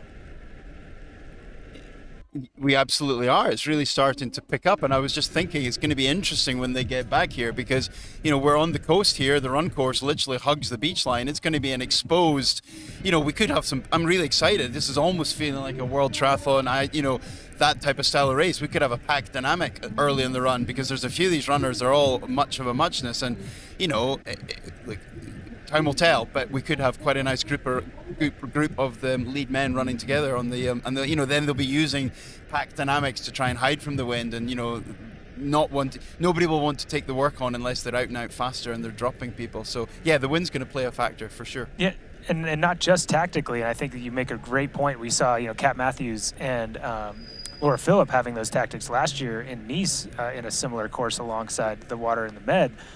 But also a factor in that is, talk us through how tailwinds on a hot day isn't as nice as it sounds, and how there is going to be tactics a little bit as far as into the headwind, conserving energy, or tailwind, you know, getting a little bit hotter on that sections of the course. Yeah, running with a tailwind when it's a hot day can actually make you feel very hot because you don't get the cooling that you get in the headwind. But I actually feel from the temperature that we've got today, it's definitely a lot colder than what it was yesterday, and I don't think that the tailwinds will be too much of an issue for some of these people because they race all over the continent in much warmer conditions than what we've got today. It is a nice day today, but it's not overly hot, so I don't think that'll be too much. But one of the things that I think will help with the wind, especially in the men's race where there is a big pack that looks like to be coming in off the bike, would be potentially drafting on the run in the headwind, and not necessarily being on the front of the group, because that could save you quite a bit, because it really is getting quite gusty out there now. So I think that could be a good saving.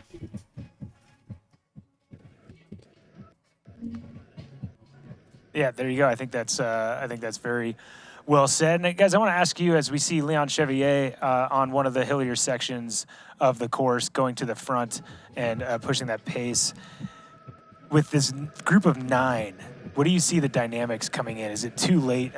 We're over 80K into this bike ride now. Is it too late for an athlete like Leon Chevier to try to break away from this group? Is it right now you're not trying to break away, you're just trying to stretch those legs? Because guys, as I look at these gaps, obviously we've got that group of 8 that's together, but it shows just how fast they're moving. That Horsfall-Turner has lost 90 seconds, 10th place. The next athlete behind Andrew Horsfall-Turner is 5 minutes behind. So, we have these strong runners, but man, they are really pushing the pace. And is this effort going to come back? Is it going to suit the iron distance athletes more, like a Chevier and a Hogenhog, versus maybe some of these athletes with short course background? What are your thoughts? I think it could suit the long course athletes a bit more, certainly the stronger cyclists a bit more, because the guys like Sam have been covering a lot of the moves, and I don't know how much that will take out of him for the run. What you've got to weigh up is, I think, like Sam Dickinson probably is the fastest runner in that group, but that would be in like a normal run where they're all feeling pretty fresh. But when you add into the fact that like Leon's been pushing it, Christian's had a go at like pushing it on some of the hills, how much will that take it out of people like Sam's run, Kieran Linder's run, for instance, and will that make it more of a leveler? Because Leon's actually still a pretty fast runner, and Christian as well. Like, he did a good run at the Challenge Championship earlier this year. He ran a 1:13, and I've done that run. It's a cross-country run, so he can run, and he did that solo off the front of the bike. So I wouldn't say it's all going to go like potentially Kieran Linder's way or Sam Dickinson's, who are probably the 2 faster runners in the group. Also, you've got Kurt McDonald, who we haven't really spoken about in the race, who is in that lead group, and I did see that he's come from a running background. I haven't seen too many races that he's done in the past, but I do know that he got second in Challenge Walshy, so I think that he's going to be third, in Challenge Walshy, so I think he's going to be in the mix, and is definitely not one to count out.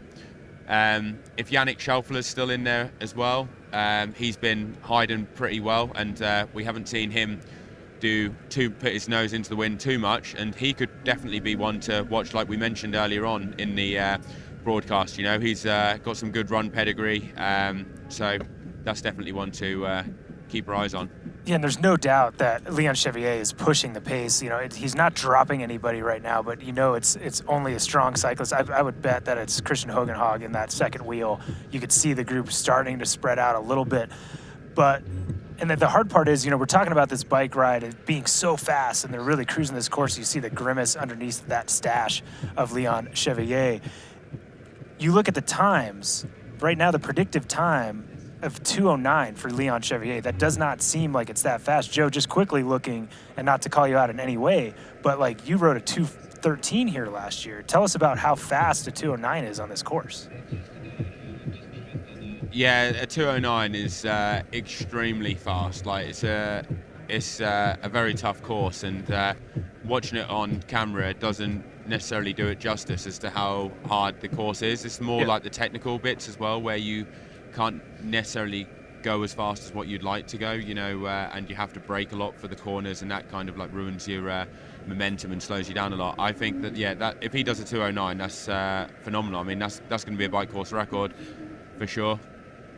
And I think, to add to Joe's point, you've got to remember that an athlete like Leon, this is not him throwing the last sort of throw of the dice, as it were, to try and grab a gap. He's using his very expansive toolbox. It's something he can do. He will know what the remainder of this bike course is. Yeah. He will know that he has something on the course, because I can't remember, because I've not been there. Maybe it's a descent. There's something that Leon's thought, right, I'm getting to the front, I'm drilling it because I can, and I'll see what I can do. Maybe I won't do anything. As you say, unfortunately, maybe not unfortunately, he's maybe hoping Christian would come with him.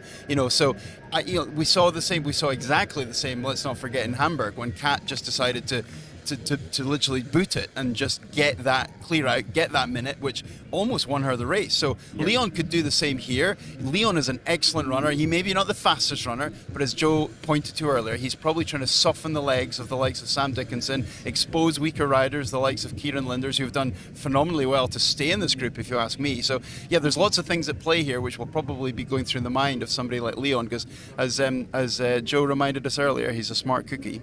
Yeah, and I think one thing to point out, or a perspective to think about, is the difference between these Ironman distance guys and these shorter course athletes moving into 70.3 is that when it's this hard and there's a group of 8 or 9 that's holding together, there's no doubt, dog on the course. Leon breaks for dogs. He breaks for dogs. It's good. I know, Joe, you put that dog out there. We don't need to get into it, but the difference is not only like those athletes trying to hang on the back, they're thinking, how much longer is this bike ride? Are we almost done? Where Leon Chevalier and Christian Hogenhag are like, oh, dude, I only have 15K left to push as hard as I can. It's like opposite sides of the spectrum, right, guys? Yeah, exactly. And also with regards to like Leon pushing the pace now as well, one of the things that we can't actually see is where the wind's coming from. Like we said, it was quite windy. If it was crosswinds on that light climb, that would have been a perfect opportunity to really put some people in the hurt locker. And although we didn't actually create the separation, I'm sure some of the people looked like they were working. Like when you saw Yannick Schauffele's like body language at the back there, he looked like he was really putting in some effort and rocking and rolling a little bit to hang in. And you're definitely going to notice that on the run. And this bit now where he's on the coast, if it was a crosswind coming in from the right, that would make it actually quite hard, and everyone would be working pretty tough, and the drafting benefit of like riding 10, 12 meters behind each other wouldn't be as high as what you'd get potentially riding into a headwind. So Leon could be riding quite hard then on the front, and although it looks like everyone's riding in a pace line, they could all be working pretty hard. And if some people are riding harder than what they're actually should be or what they're capable of, and going into the run straight away, your legs can feel so heavy, you don't really like, I always like to take it a little bit easier the last like minute or 90 seconds going into the run. Like I would hate to be like redlining it all the way into the dismount line, getting your run shoes and then trying to run 70.3 pace where you can't. This thing with 70.3 pace, isn't it? You can't really take it easy, for the first 4K and build into it. The first 3 or 4K, you need to be on it from the start because you can lose a minute and that's it, race is gone. Make their way into transition to our Ruby transition zone this morning, and then they'll stand by, ready to head onto that run course.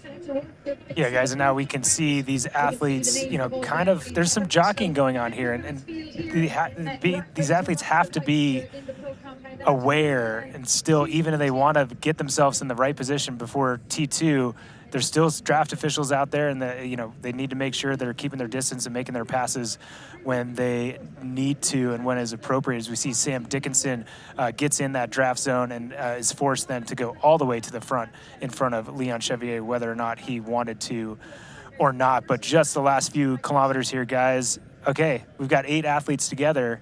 We talked about it before. You guys made your picks. Who's your pick now? Fraser, you staying with Leon? What do you got, Joe? Yeah. No, I'm on Leon, yep. I'm going to have to go for Kieran Linders. He's a Lowestoft boy.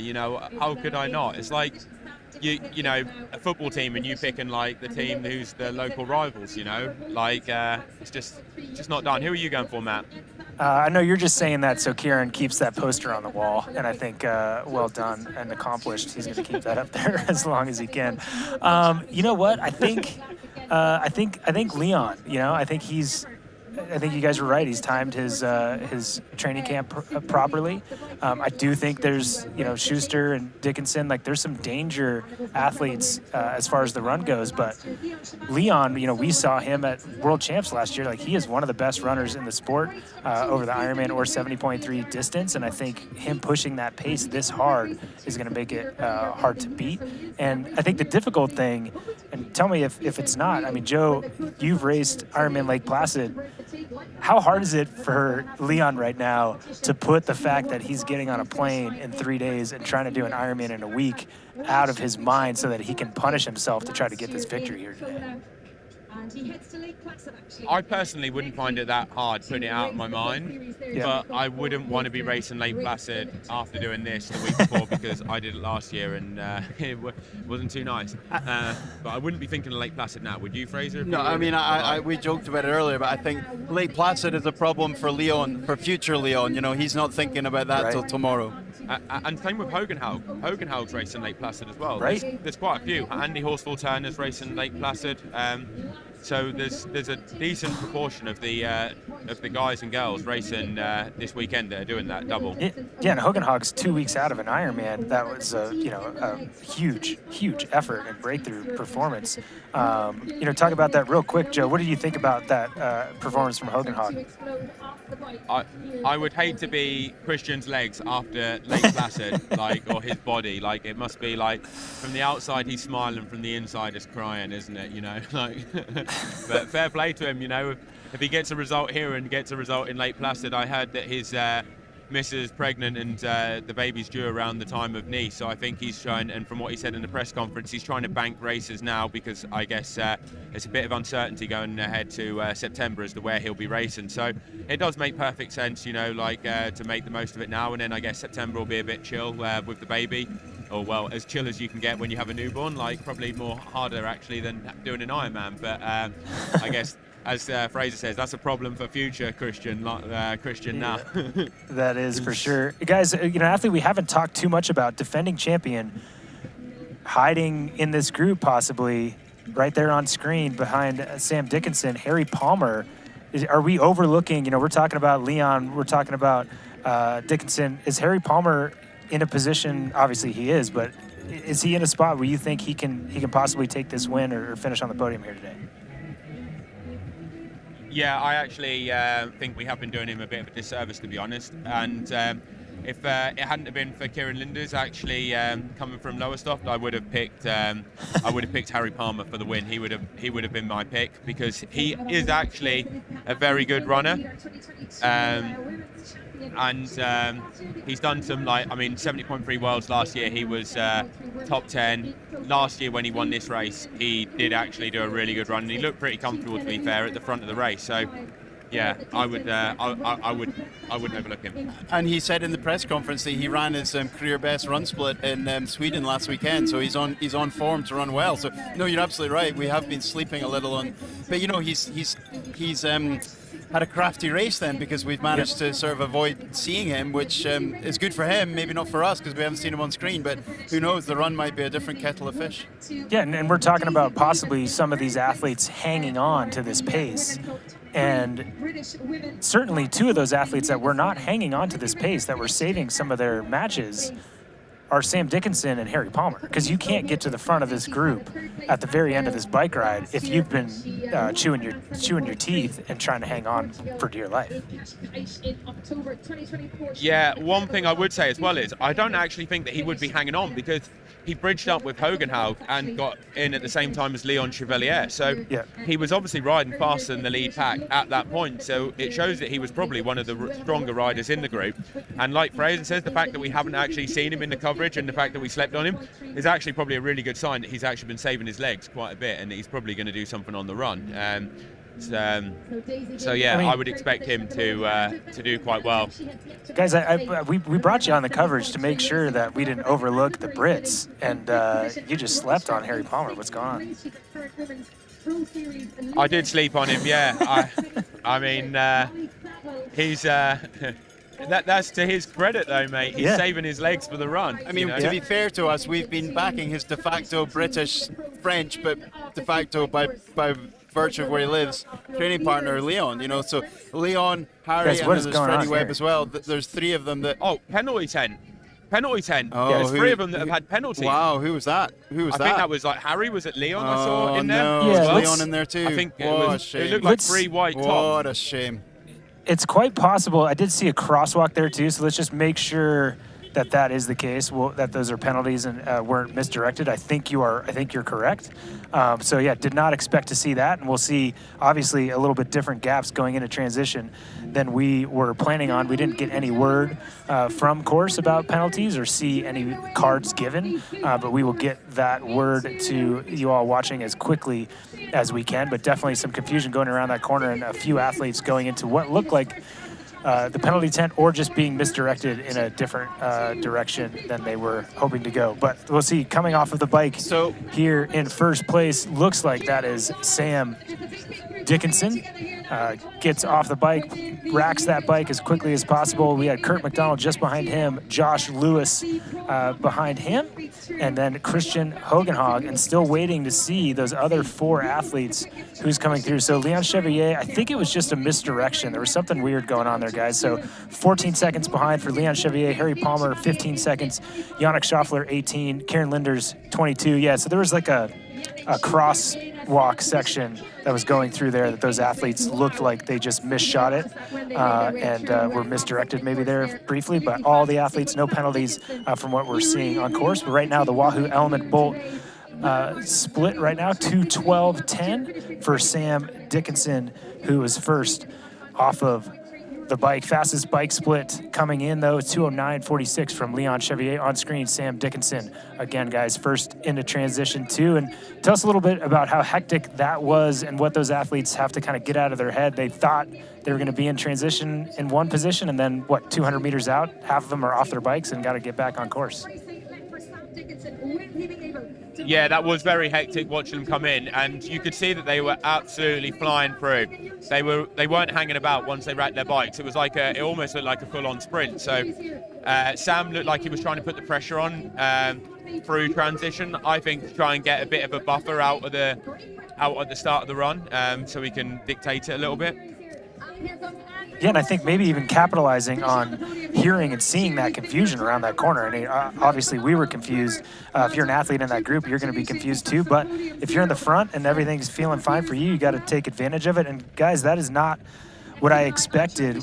Sam Dickinson, 22 seconds of a gap, and that's enough to let that athlete settle in a little bit. 31 seconds, it's 22 seconds to Kurt McDonald, 31 seconds to Leon Chevalier out of transition, Josh Lewis 32, Schaffler 33, Palmer 35, Linders 37, and Hogenhog 39. So basically one group from 3rd place all the way to 8th place, with Sam Dickinson with a little bit of a gap on Kurt McDonald.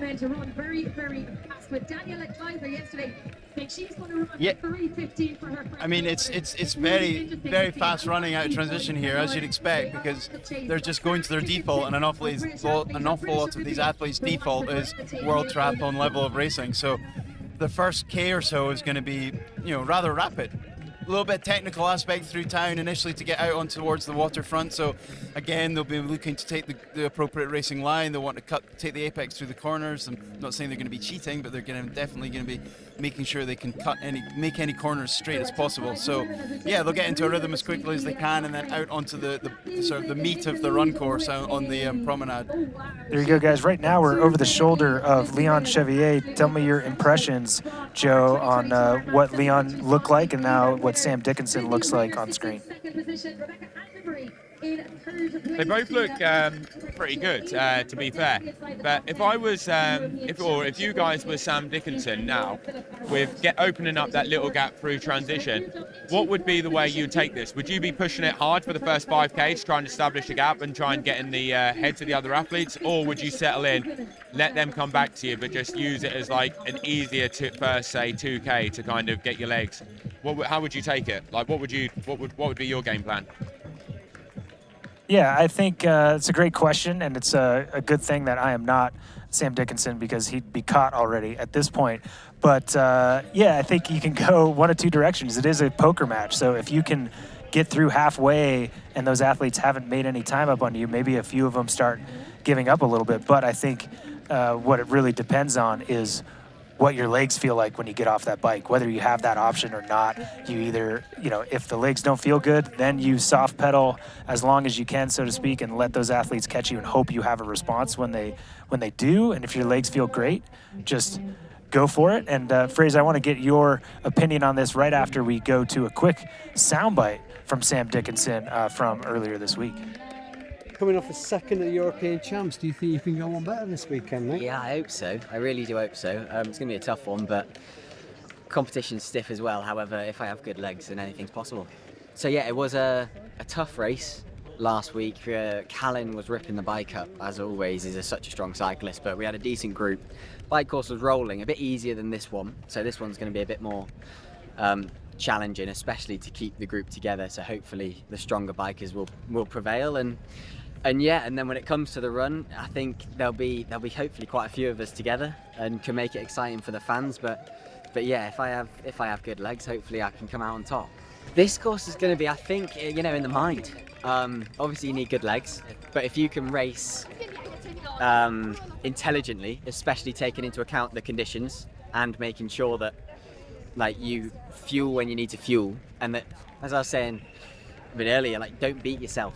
Make sure that I cross the finish line into my own steam and can get everything out that I need to get out. Hopefully that'll be good enough for one of the podium steps or maybe even the win.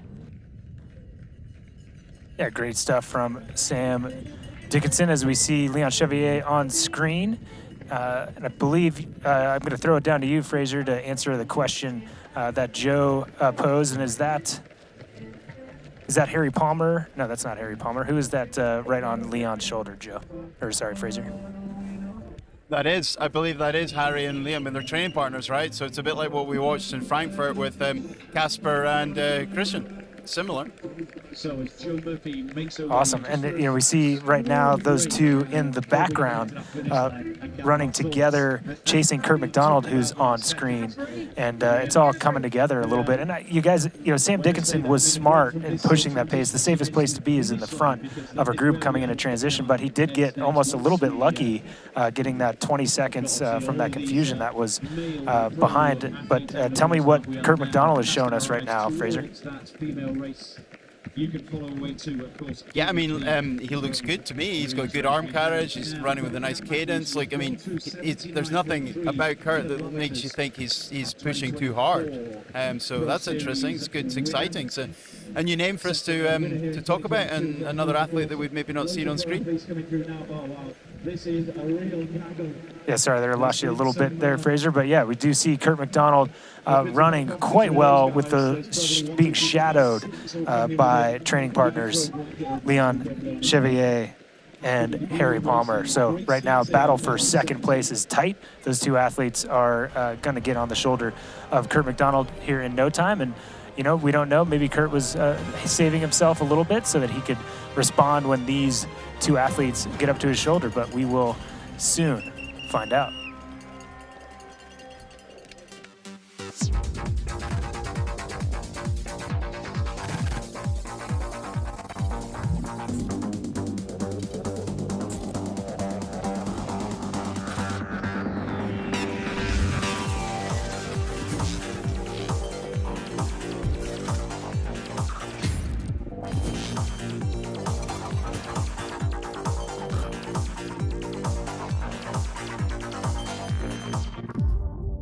Beyond the finish lines, our commitment goes the extra mile. We are the Ironman Foundation.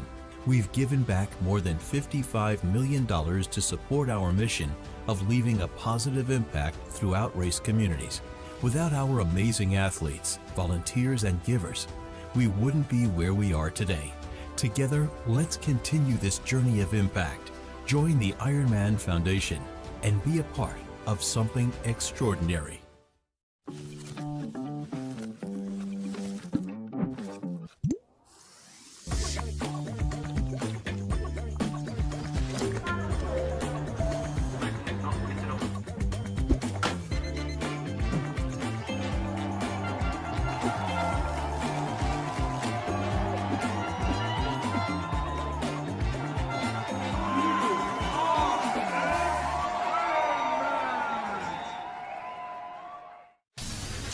Kicker Run from Wahoo. A revolutionary indoor running experience where you just run and your feet set the pace. We call it Run Free Mode, a game-changing technology that allows you to change speeds naturally, just like you do outdoors. You can even let popular training apps control the speed and grade for you. Pick a run by Wahoo. It's time to run free.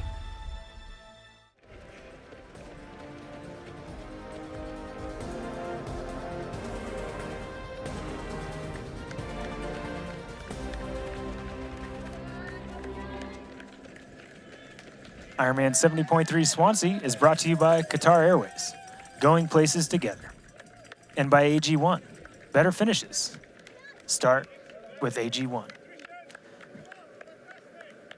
We're here at Ironman 70.3 Swansea, just a few kilometers into the run course here with the lead with Sam Dickinson chasing behind just past our previous second place athlete, Kurt McDonald, our Leon Chevier, and Harry Palmer. Harry Palmer seems to be the one pushing the pace, but again, right now on screen, that is Sam Dickinson cruising through the early sections of this run course. Here's another shot over his shoulder, running smooth. Yeah, guys, he looks good to me. We don't have a split quite yet, but if, everybody has a different running style. You can run very, very fast. You both know Peter Robertson from the old days. He did not look great, but he covered the course very, very quickly. Not to say Sam Dickinson doesn't look good, but to me it seems like those two athletes behind have a little bit more fluidity in their running style early sections. I'll have you answer that question after we look at this Ruby Transition 2 top 3 fastest male splits. Sam Dickinson, 125, Kurt McDonald, 138, and Kieran Linders, 140. But what do you guys think of Sam Dickinson and how he looks compared to the two chasing behind, Leon Chevier and Harry Palmer? I think he looks as good as them. It's without actually seeing where the others are, it's hard to really know the exact pace he's going. But one thing I would say is the fact that they haven't actually bridged up to him just yet, and that they've been on the run for a good 7 or 8 minutes, maybe even 10 minutes, shows that he can't be running. He must be running pretty good. Oh, there we go. The camera's panned back, and they're fairly far behind still. So they haven't made any inroads into him, which is good. He looks like he's working a bit, but I mean, you'd expect that, wouldn't you? I mean, if it was, you wouldn't expect it to be, it would feel easy for him. But yeah. I think the fact that Harry and Leon, if he wasn't going too quick, they would have been able to bridge up to him, and they would have wanted to earlier in the run rather than leave it later and later, because the later they leave it, the more it pans into his favour. Do you think, Joe? Do you think they would be maybe be a little bit unsensible racing, if I could think of some better words? That would be a big gap to close in a K and a half. So.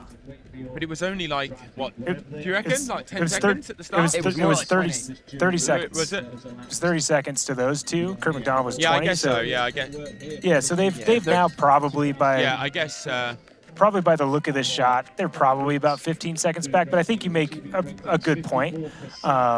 He is obviously running well. He's not running poorly, or they would have caught him. But to me, it seems that maybe what you were asking earlier, Joe, is that he's running softly, sensibly, and not allowing them to catch, but not trying to keep them away at this point, right? To me, what it looks like with Sam Dickinson is when they do catch, he's not just going to get dropped. He's going to be able to kind of file in and maybe play that tactical game just a little bit.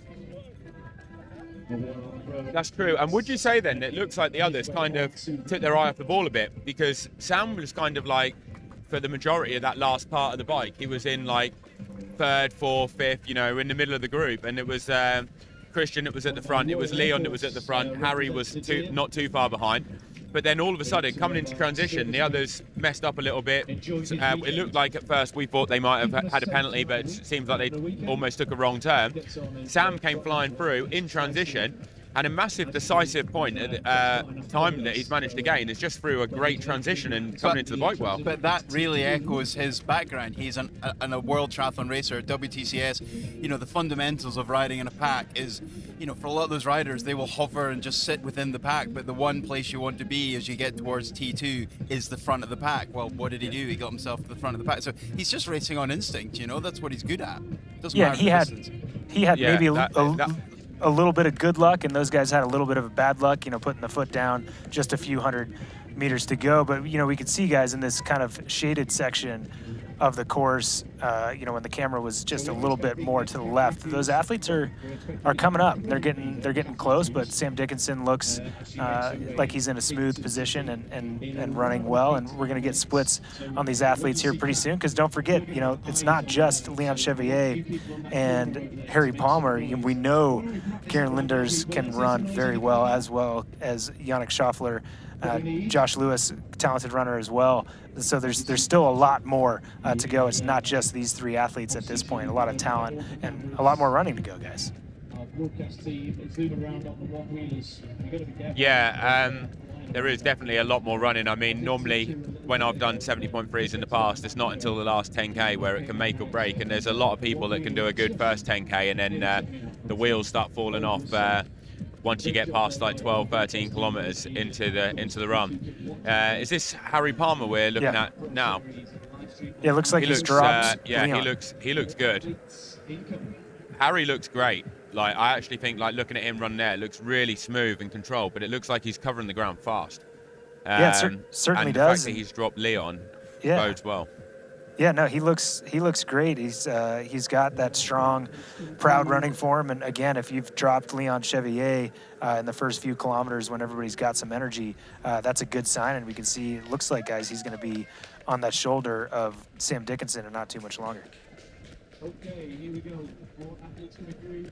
Yeah, and now we can kind of like almost see a bit behind. It'll be good to try and see how far the gap is to Harry and Leon as well. Like, I'd like to actually see, and potentially Kurt McDonald, because they're all so close getting off the bike. It would be good to see the exact whereabouts exactly they are, because I think there's a lot of running to go in this, and even with Sam at the front at the moment, the podium is going to be extremely hard fought with 8 of them battling it out.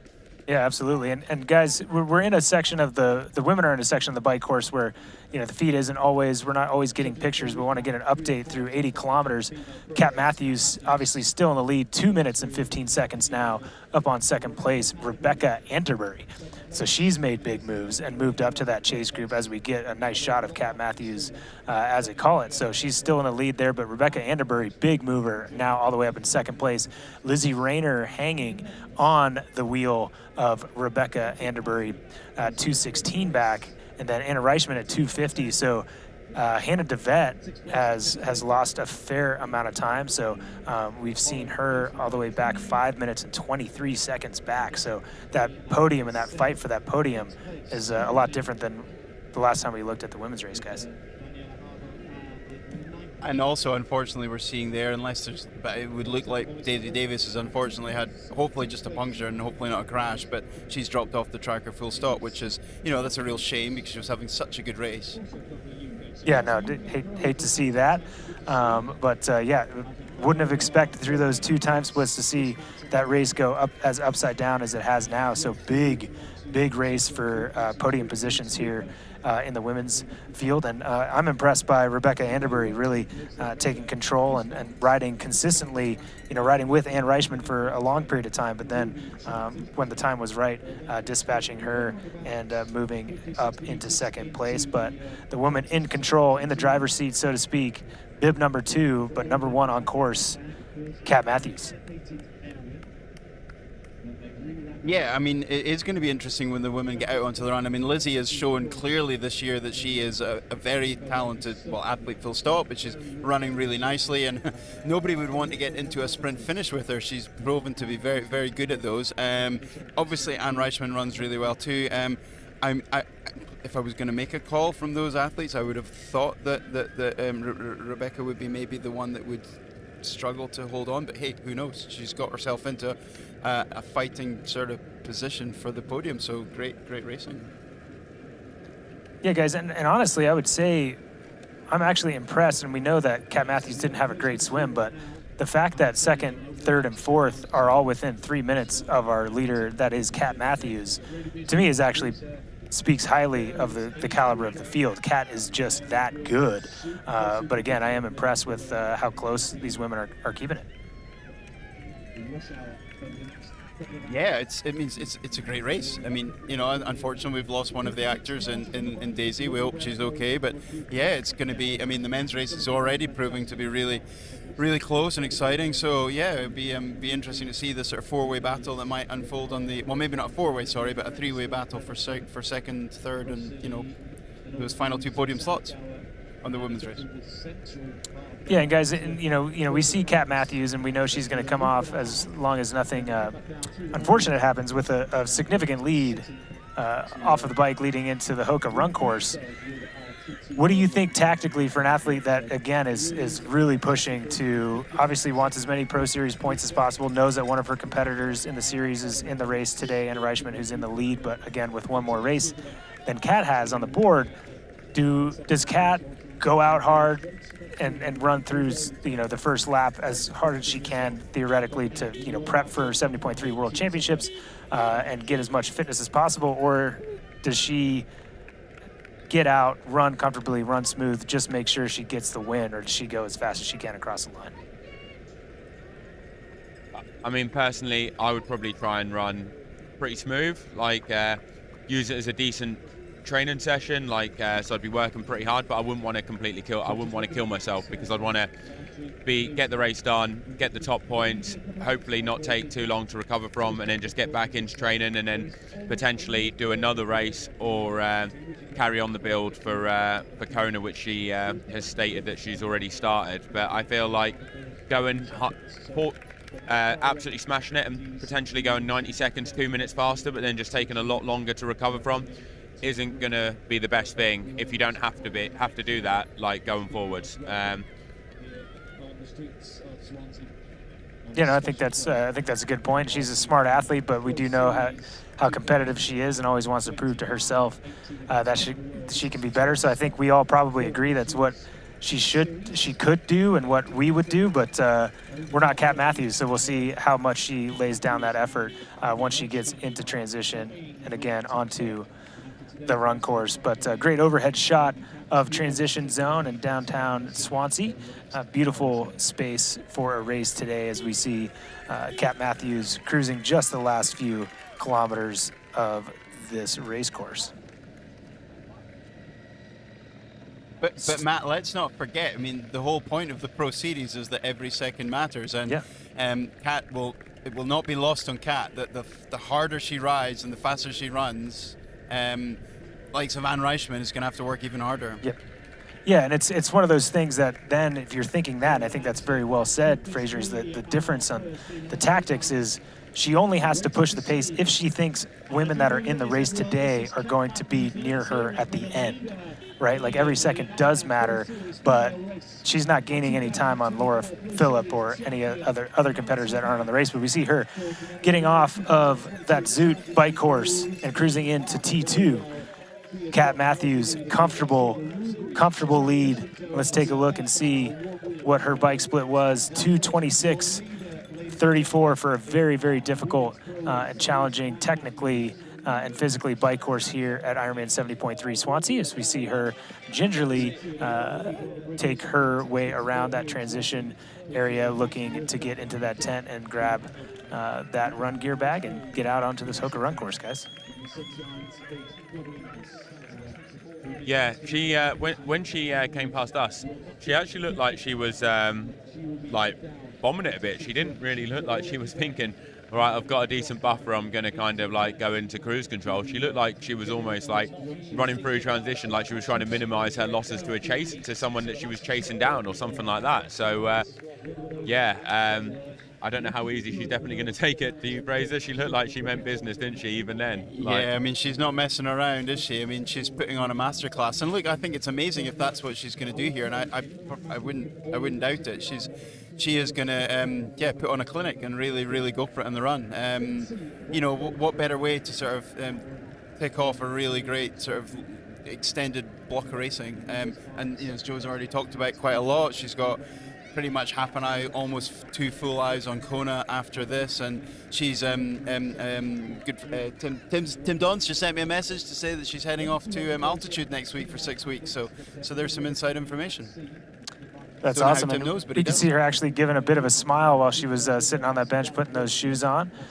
Brief moment where she grabbed her bike gear bag, but then quickly got her run gear bag, and is putting all the goods that she needs and getting out of transition. As we look at the Wahoo Element Bolt fastest first off the bike, bike split from Kat Matthews, 2:26.34 over that 90 kilometers, pretty darn fast, and not too far behind. Very, very impressed by the race from Rebecca Anderbury at this point, 2:27.06. So riding, guys, only 32 seconds slower than our women's leader, Kat Matthews, and one of the best cyclists in the sport. So, guys, is that a kind of a breakthrough for Rebecca Anderbury? Maybe kind of that local knowledge and that course that suits her well. Yeah, I would definitely say that is a breakthrough for her. Definitely to ride that strong and to be in the mix with Kat on the bike.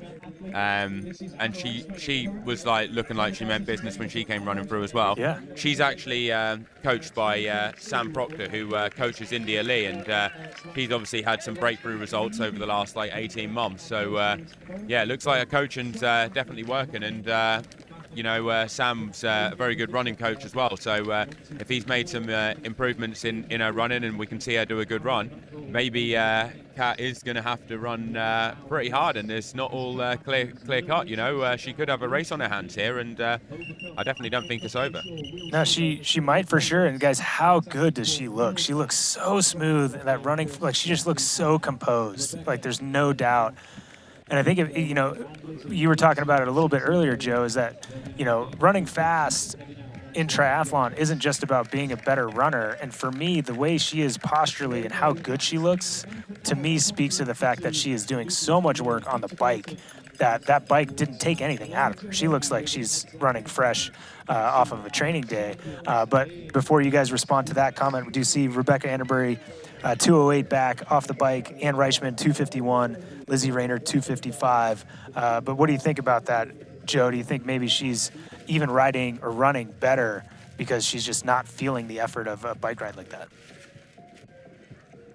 Probably, yeah. But also, one thing that I would like to say is that she probably doesn't realise how close Rebecca Anderbury is to her as well, because she would have rode through a lot of the field, got to the lead, and then probably thought, well, I've just carried on, put some time into people. I don't think that she'll realise that Rebecca Anderbury is 2 minutes behind, and I think she might get a bit of a shock when she turns round at the turn point and then she starts running back, especially if Rebecca manages to take, say, 20 or 30 seconds out of her, include with the transition time and the first part of the run. All of a sudden, she's going to get to the turn, and then 90 seconds later, Rebecca's going to be or less than 90 seconds, 45 seconds after the turn, she's going to see second place, and she might think, oh my, this is going to be close. Yeah. I mean, I hear Joe. I'm not sure. I'm not sure I'd say Kat would get a shock. She might be mildly surprised, but she'll take that information on board, and she'll be like, right, okay, I'll step it up a gear again. But look, I believe she's fully in control. She looks fully in control, and really excited to see what sort of run she is able to put together. And the only thing I would say, Joe, is because I've had the wrath of Kat Matthews and things I've said on broadcast, and I hope she replays what you just said there, is that, no, man, she's running 115. She's running 116s. Rebecca Anderbury on a day, but, she's a 119, 120 athlete at best. Again, we got to respect the paces that Kat Matthews just continues to somehow surprise us by how fast she is as a runner. And I'm not trying to pile on you. I'm just, this is what we got to do. We got to mix it up. Absolutely, yeah. No, I'm just I'm just hoping that we end up seeing a bit of a run battle, and I would love to see Rebecca actually catch her and it come down to the last few kilometres. That's what I'm actually hoping for, so I'm kind of willing it on with my words. I'm all here for it. When you put him back in his box, definitely. Yeah, well, guys, let's look on screen here, and I know you're all about the underdogs, and we know it's all dog talk with you all the time, Joe, but that was a pass for the lead. That's Harry Palmer now in the lead with Sam Dickinson on his shoulder, trying to stay on his shoulder. There's a little bit of a gap there. Last split that we saw, Leon Chevier 22 seconds back. Kieran Linders 47, McDonald 48, Hogenhog 52. Schaffler and Lewis a little bit more off the pace, so still under a minute from our top six separation. So we're looking at these two athletes at the front, obviously in the driver's seat, and Harry Palmer respecting and living up to that bib #1 and defending champion, getting to the front. But guys, so much more racing to do with 6 incredibly talented athletes all within 50 seconds of each other, about 7 kilometers into this race. Yeah, no, this is awesome to see Harry doing this. And before the race, when I was going through transition and speaking to some of the age groupers yesterday, and I was asking them who their favourite triathlete was, Harry Palmer was a lot of people's favourite triathlete. Like, not just their favourite for the race, but like favourite triathlete, full stop, out of everyone, you know. So I think he's getting a lot of local support out here, being the reigning champion from last year. He's just bringing his A game. He looks fantastic, to be honest, in my eyes. And yeah, I think the crowd's going to be, he's going to be the guy that the crowd are cheering on. Him and Andy Horsfall-Turner are definitely the two that are drawing in the crowds, and people want to see do well today.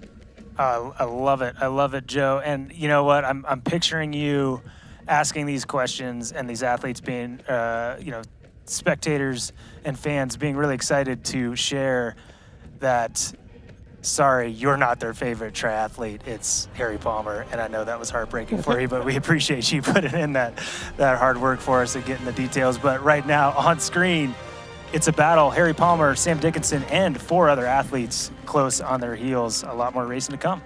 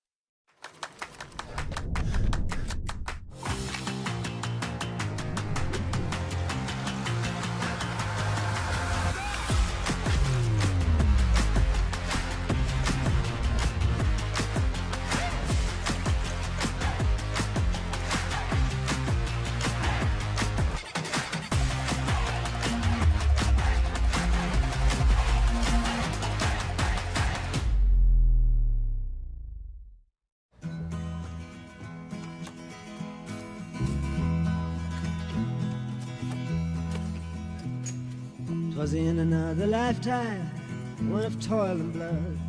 When blackness was a virtue, the road was full of mud. I came in from the wilderness, a creature void of form. Come in, she said, I'll give you shelter from the storm.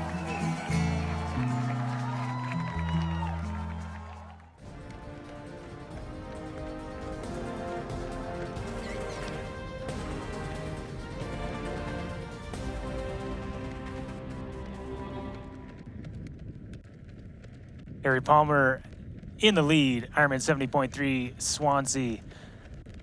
About 8.5 kilometers into the race.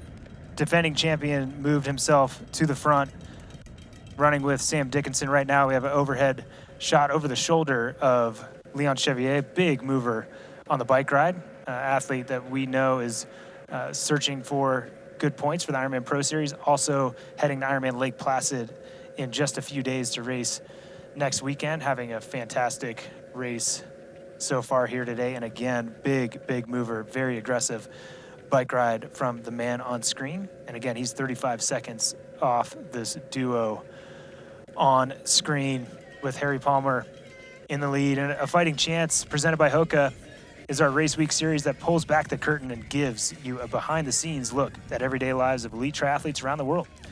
This week we were able to spend a little time with Harry Palmer. Let's check in and see what Harry had to say leading into this race.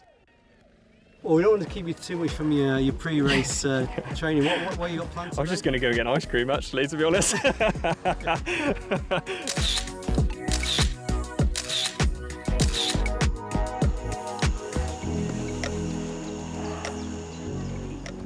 There he is, champ. Fancy seeing you guys there. How are you doing?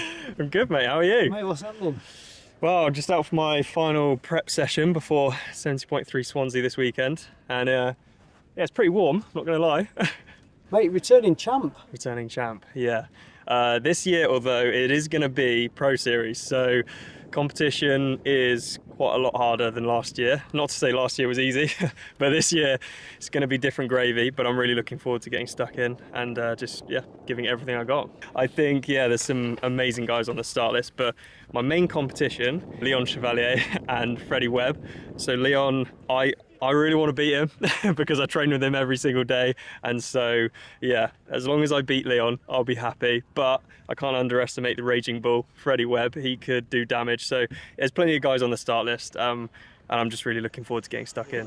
Perfect scenario would be I outswim him by a few minutes. There's a very good bike course for Leon. So he is a really good cyclist. So he'll probably put in a little bit of time to me, hopefully not too much. He is a better runner than me, but I like my chances on the day. So I reckon I can have him, but he is a fierce competitor. He will not give me anything. As soon as the gun goes, he's not pulling any punches. He is gonna go full ham. So I'm gonna have to give it everything I got. You're not going to get much benefit from sitting in. You will in some situations on the bike course, but I think for the most part, it's a strong riders course, and it's a very difficult course. And so I do back myself to do fairly well. I don't think if you're someone who likes to sit in and surf the wheels, I think you will struggle a little bit. So it is going to be difficult. It's an amazing course, really challenging, tough British conditions. Although we're going to have lovely sun, hopefully on the weekend, so not quite British conditions. And the spectating is absolutely amazing. So it's a really great race venue. People come out in force and they support, and I think the Welsh do an amazing job of that. And it's just an awesome race. So really looking forward to it. I just need to make the right decisions on race day, and then hopefully the body will deliver and follow. You made it. Finished. How's the heat? She's warm today. She is warm, but it's probably going to be like this on race day, so better get used to it. Yeah, time for an iced coffee and a Coke, I reckon. No ice cream? Maybe no ice cream. Maybe don't get it on camera. I'll probably have one.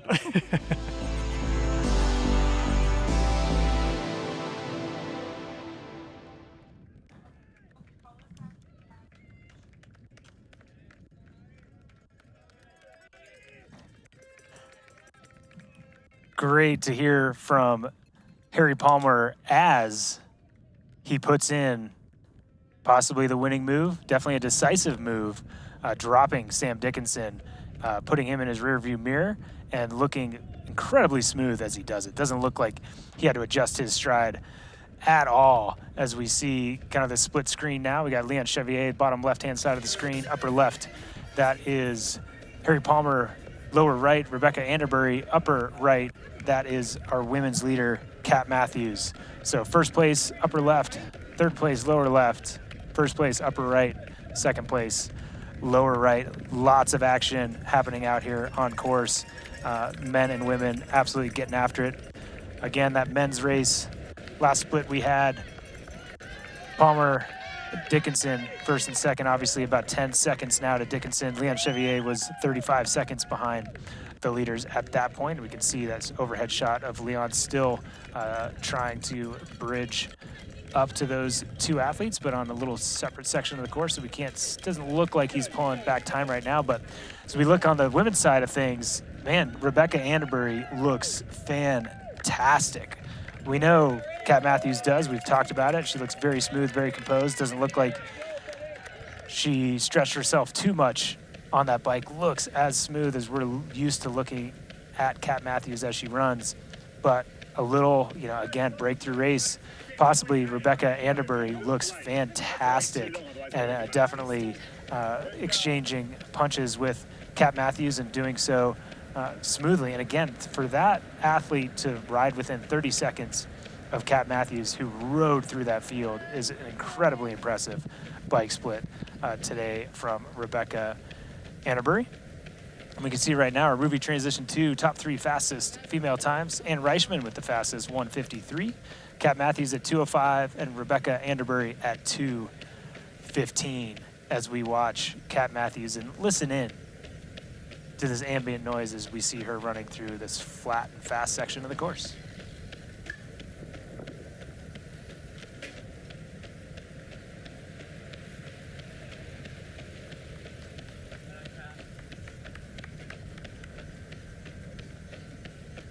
As you can see on screen, that Hoka run course, 21.1 kilometers, 13.1 miles, over 2 laps. Definitely a flat course, as we see right here. PBs today. No. Listening to Kat saying no PBs today. Tough course, but maybe so. We'll see. Getting a little paparazzi'd as she's running through this section of the course. Now a great shot trailing Rebecca Anderbury, seeing what she sees as she's chasing down Kat Matthews. And again, so impressed, not on that much of a different section of course, as one of the best triathletes in the world. Her turnover's great, real high cadence, looks smooth, good forward lean, and great heel kick, everything. There's nothing you can say negatively about how Rebecca Anderbury looks right now, and absolutely having, again, that, to me, and I'd say hard for anybody to, have anything else to say, but maybe the breakthrough race of this woman's career. We can see 2025, 4th place at 70.3 Valencia, 8th at Ironman Hamburg. Doing great. We can see right now our precision hydration performance stats at a T2, Rebecca Anderbury, 3:30.04. Estimated time at the next split. We can hear her. She's definitely still pushing that pace. Fastest bike split at 70.3 Valencia. She did get her Kona qualification at Hamburg. And interesting fact about Rebecca is she transitioned from field hockey to triathlon after meeting her husband. So it's a little bit different a sporting background, and successful age group triathlon career with multiple 70.3 and Ironman wins, and just turned pro in 2023.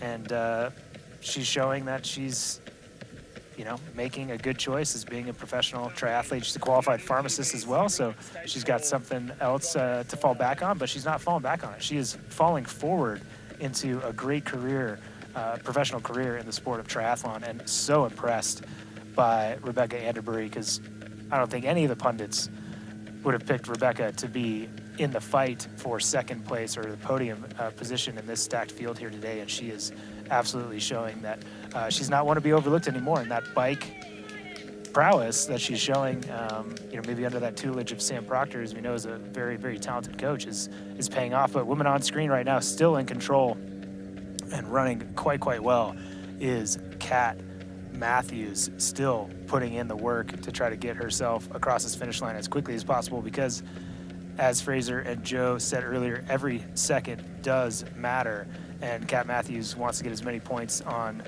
Ann Reichman as possible. Right now in the series, she's at 10,000.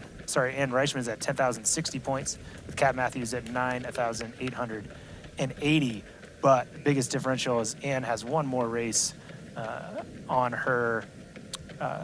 She's one more result in the bag so far. So Kat Matthews is going to get even on results and have quite a lead on Ann Reichman, but she wants every possible point that she can score on that.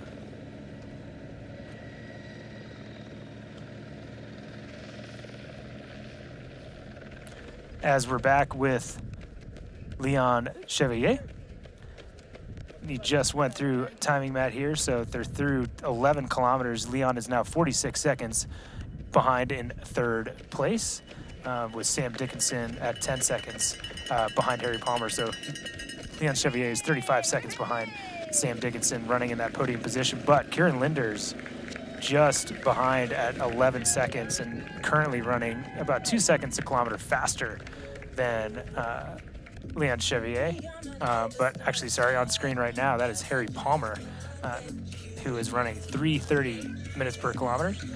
Sorry if I mistook him there for a second for Leon. That is certainly Harry Palmer in the lead of the race, 10 seconds up on Sam Dickinson and 46 seconds up on Leon Chevalier.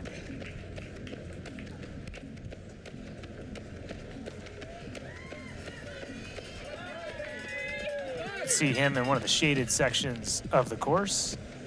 running well, running smooth, and again, comfortable gap. Looks so calm, looks so composed, looking at his watch, seeing what that pace is, and doing a great job of holding that effort.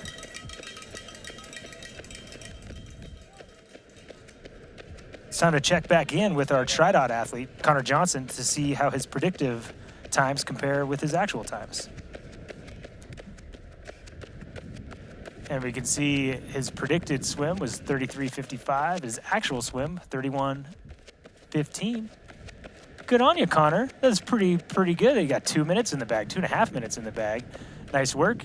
And predicted bike leg, 2:44.40. No pressure, Connor. We're gonna check back in and see how well you did. But right now, ahead of pace. Nice work, buddy. Nice work also, Harry Palmer. Cruising, looking smooth. And again, it just, to me, it's how relaxed he does look is quite important. You know, we have lots of things we want to pick apart from athletes, but when they look smooth as Harry Palmer and Kat Matthews do at the moment, there's really nothing we can pick apart. Just say how much energy they look like they have and how calm and smooth and comfortable they are. And I think both of those athletes are in that space at the moment, both running quite well. And we'll have a split on Kat Matthews, see what rate of pace she's running here pretty quickly. But still looks like she's moving across this course quite well. And sometimes she can be a little bit deceiving. It doesn't quite look like she's moving that quickly, but when you look at the splits, I will say she looks like she's moving quite quickly right now. But Kat Matthews kind of putting on a clinic. She's not going to be stoked in the end when she looks back at the race at the time that she lost in the swim, but she's going to have to be undeniably pleased with that rate of pace on the bike, and we'll see what she can produce on the run here with most of the half marathon still remaining here at Ironman 70.3 Swansea.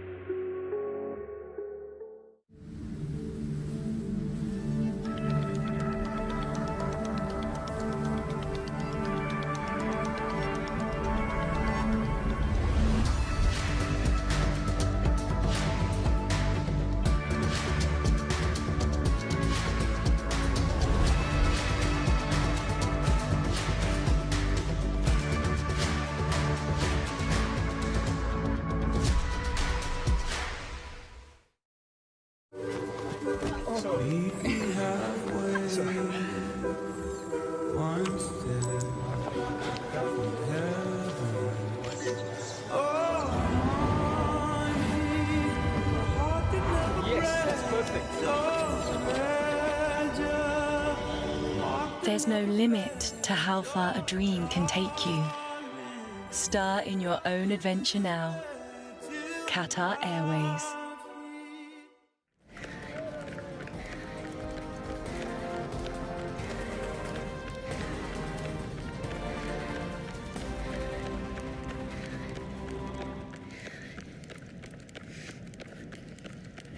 Ironman 70.3 Swansea is brought to you by Hoka. Fly, human fly. And by Precision Fuel and Hydration. Personalize your race hydration with Precision Fuel and Hydration. Rebecca Anderbury absolutely showing us the class athlete that she is. And, we've talked about this a lot today. She is not an athlete that is racing for second right now. She's definitely putting on, she is racing for second, but she's putting on an effort, hoping to possibly get that win. And sometimes, you know, guys, and I know you're now back within earshot, so I'll let you chat about this. It's, you know, to beat an athlete like Kat Matthews, you don't really go after trying to beat Kat Matthews 1-to-1, because that athlete most likely is going to put you in a position where you overextend and hurt yourself. The way you beat a Kat Matthews is putting yourself in a position to sweep up if she messes up or if something goes wrong, if she misses nutrition, if she's missed timed things. So right now, Rebecca Anderbury is really putting herself in that position to capitalize if Kat Matthews makes any mistakes. But guys, how impressed are you right now with Rebecca Anderbury and what she's doing today?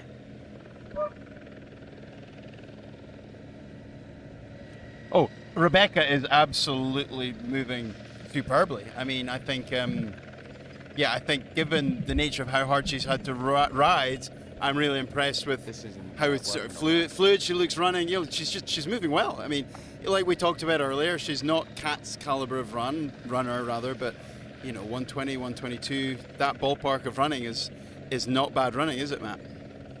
No, not at all. And we're going to get a split on that gap here pretty soon, because we got Kat Matthews has gone through 6.4 kilometers, and she's done so at a pretty fast rate of pace.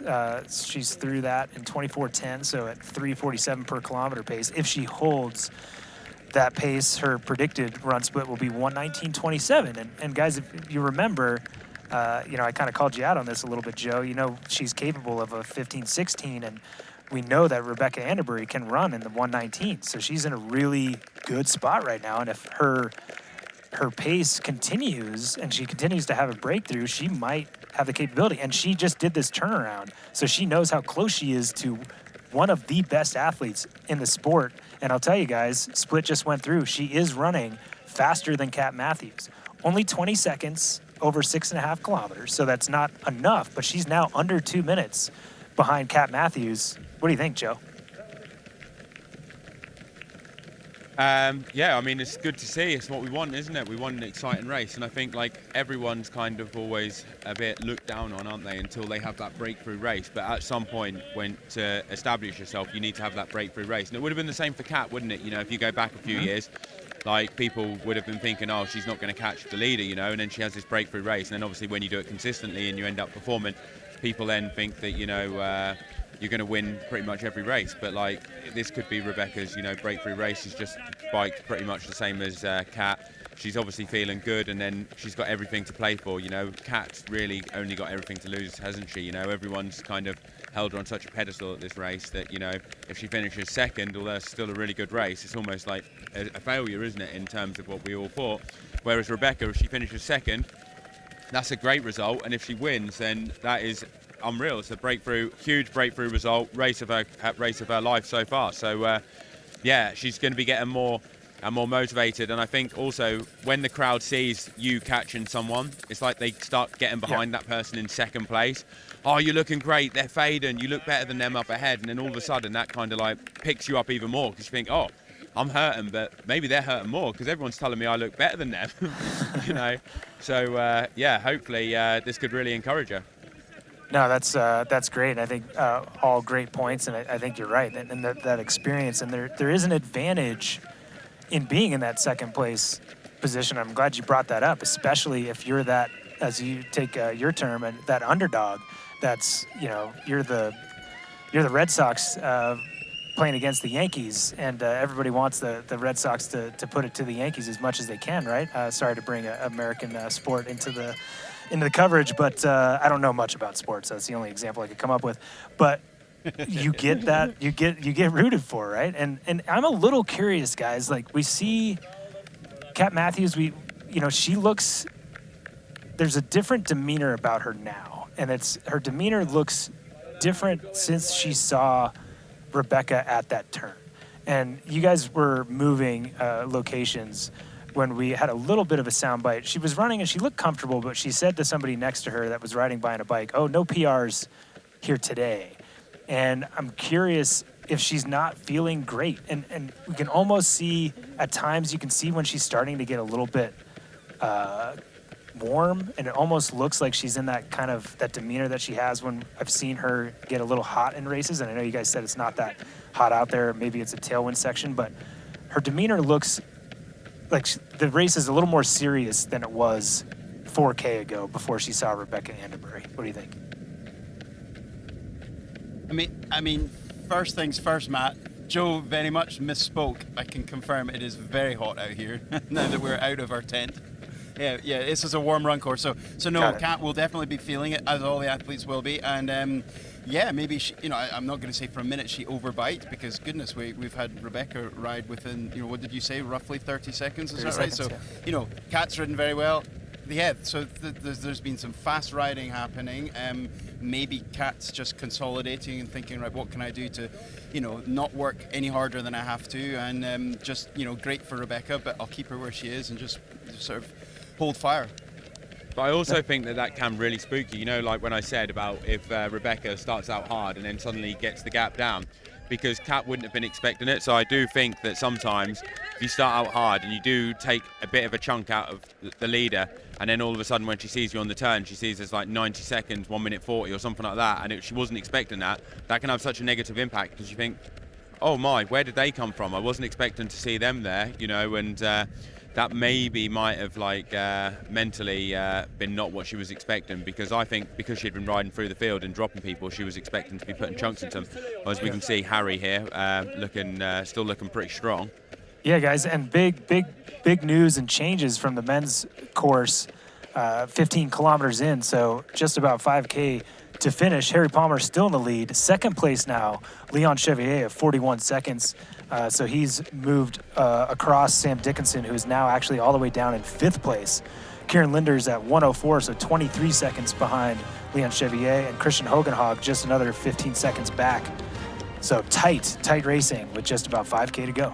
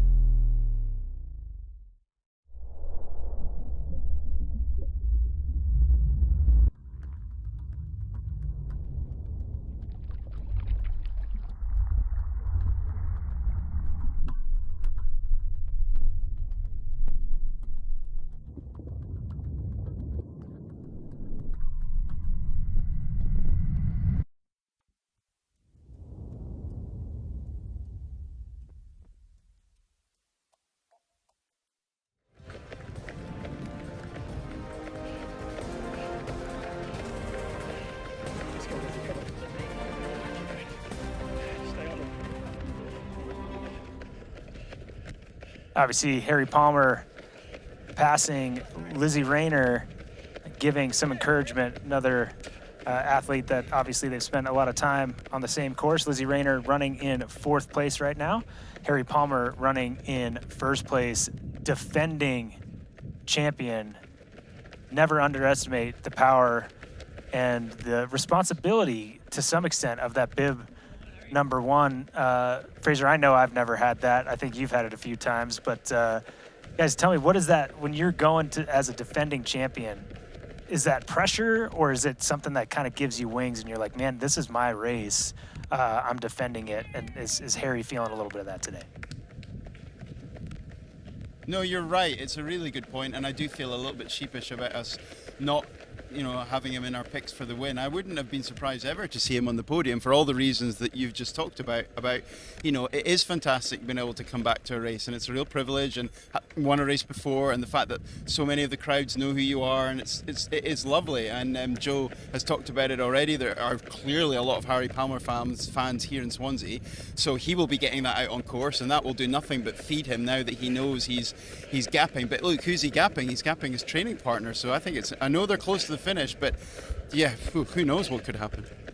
Yeah, and I actually would go as far to say is that I think this is actually a breakthrough result for Harry. I know he's won this last year and he's been top 10 at World 70.3s, but to win a Pro Series race, to beat people like, Sam Dickinson, in third place in the Olympics, for the relay. You've got Christian Hogenhaug second at Frankfurt, huge race, push Christian all the way to the limit. And then for Harry to win a Pro Series against some solid competition, like a really strong race, I would say that this has actually put him right on another level now. Like if you can win a Pro Series race, you're a top contender. You can go to really any 70.3 on the calendar, and you should be going there with the mindset of I'm here to win. At worst case scenario, I want to be on the podium. So, this is massive for Harry. I think this is he's taken his performance up a level, and it's great to see him and Leon right at the front. It shows that their training camp worked, and I guess he's not in his missus' bad books for taking her on honeymoon to Andorra. So brownie points for him as well.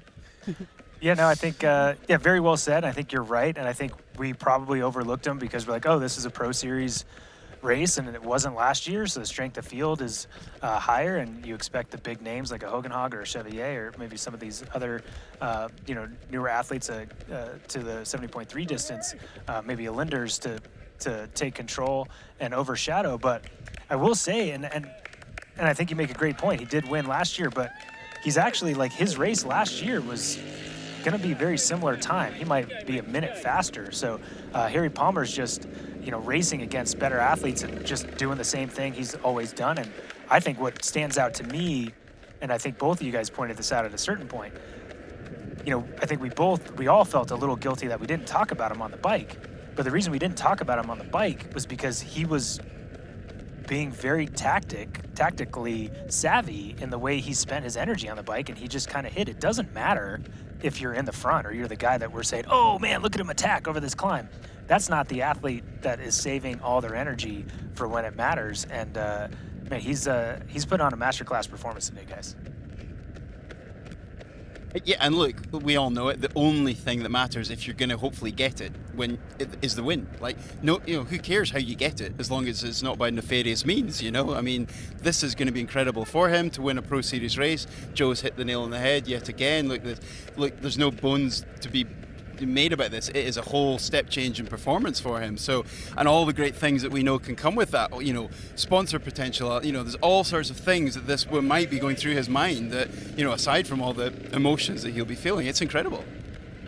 Yeah, definitely. And also, when we see a lot of the people, going back to your point, Matt, where they're on the bike and they're doing some big efforts, I would say the only two reasons really why you want to be on the front during the bike leg is if you're either chasing a group down that's ahead of you, or you're putting an attack in. Other than that, there's not really much point in being on the front. Maybe you might have some runners behind and you might want to work together, but you need to make sure that everyone's kind of pulling their fair share of work if you're doing that, because like I said before, you don't want to drag people along. So although other people are doing a lot of work on the front, if they didn't actually manage to get off the front and actually create some separation, it was almost like a bit of a thwarted effort, wasn't it?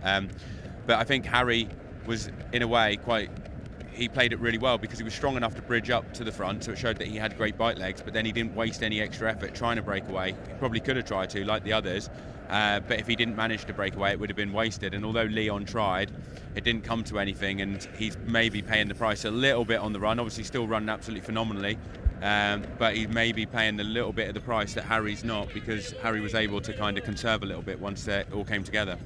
Yeah, and I mean, we're looking right now at Leon Chevalier, and yeah, I think you're right. He did spend some energy, but he looks comfortable. He looks smooth, and it just speaks to the level of racing now, guys, that you both know how hard this course is. We talked about a 209 bike split being incredibly fast, and in other races in the series you'll see 152, 153s.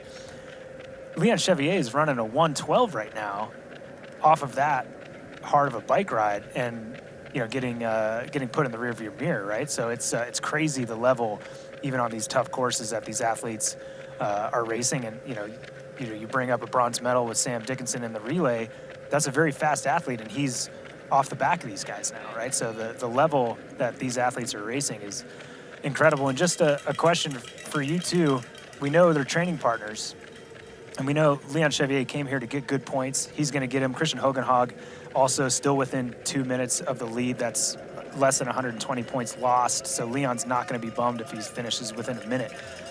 How excited is he going to be for his buddy, Harry Palmer, to beat him on this day today? Yeah, I mean, you're reading my mind now, Matt.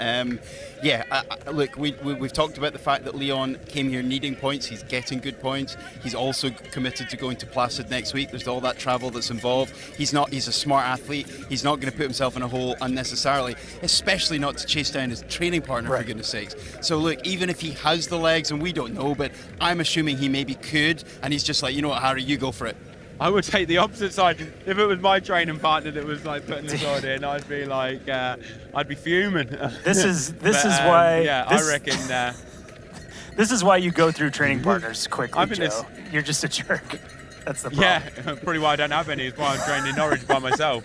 But I think. I thought that Harry was going to be under team orders, honestly, working for Leon today. So, maybe there's drama in the family camp, kind of thing. No, I highly doubt. I think there's going to be nothing but love in the family camp. No, I think you're right. And I think there is a part of it. And I think, obviously Leon's going to do his best. He's never going to give a race to anybody else. But the guy that you have to beat is the guy that you don't like, the guy that's like slighted you in some way. You don't have to beat your training partner, right? Like you don't have that extra motivation. And if I'm taking a global view, and I know you're going to disagree with this, Joe, but like Leon is kind of on that level. He's got all the sponsors. He's got the success. He's being well supported now. And Harry Palmer still can use a little bit more of that, right? And I think everybody appreciates the struggle. Yeah. And I think that's where it'll come from. Go ahead. No, I honestly think they'll be absolutely pumped for each other, to be honest, to get 1-2. Like, I think they'll be over the moon. And I actually think that Leon will be very happy to be close to Harry, that he's actually getting almost max points in a 70.3. Because this actually, like, his Pro Series kind of like campaign was a bit derailed, I would say, almost, in the run-up to this, because South Africa didn't go to plan as what he'd hoped for. But now his 70.3s are normally his weakest ones.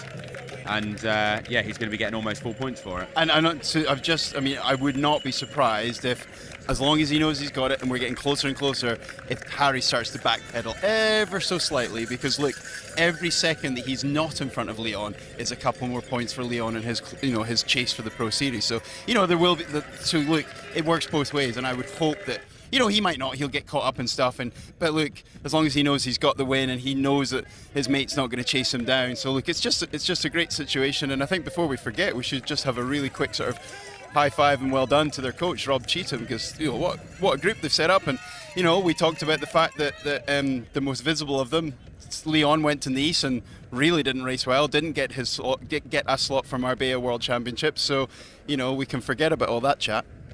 Yeah, and going back to like his Pro Series campaign now, like where do you think this will set Leon? Because obviously he's racing Lake Placid next week. He doesn't want to go too hard really today now, does he? He just wants to get as maximum points as he can, and then hopefully feel good next week for Lake Placid.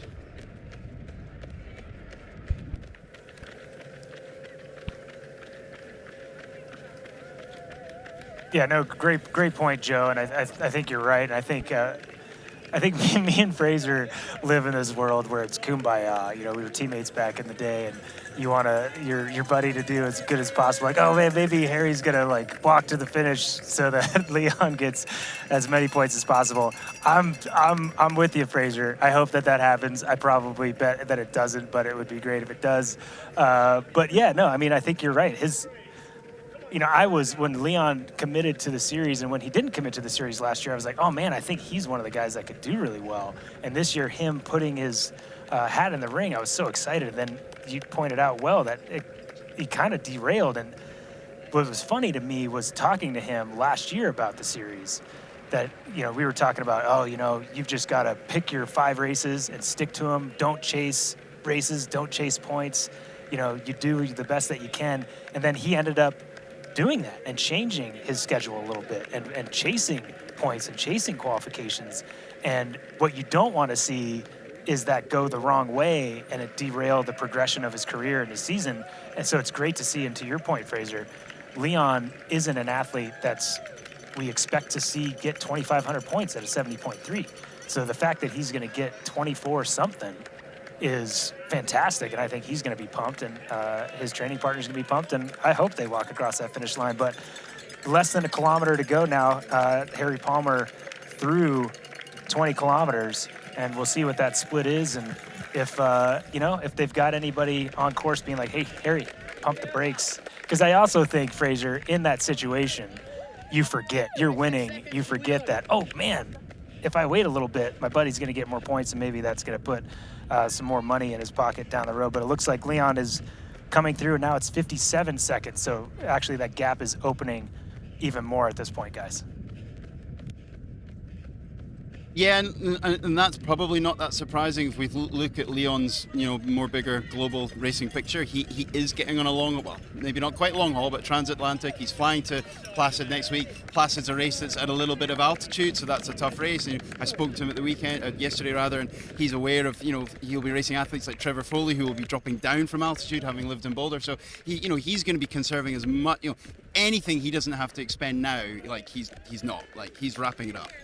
No, guys. Yeah, I mean, that's definitely the sensible thing, isn't it? There's no way you want to go like deep when you're racing an Ironman the next week. As I said earlier, like I did the double last year, and I think as soon as you finish, you need to just be straight into recovery mode. Like if I finish this and I was doing that, I'd be wanting to get some good carbs, good protein in. I would want to put my feet up, get an early night, minimal travel today, which is actually quite handy for him. He only lives about an hour and a half down the road, I think, so that's handy. And just as everything you can needs to be focused as soon as you cross that line on recovery.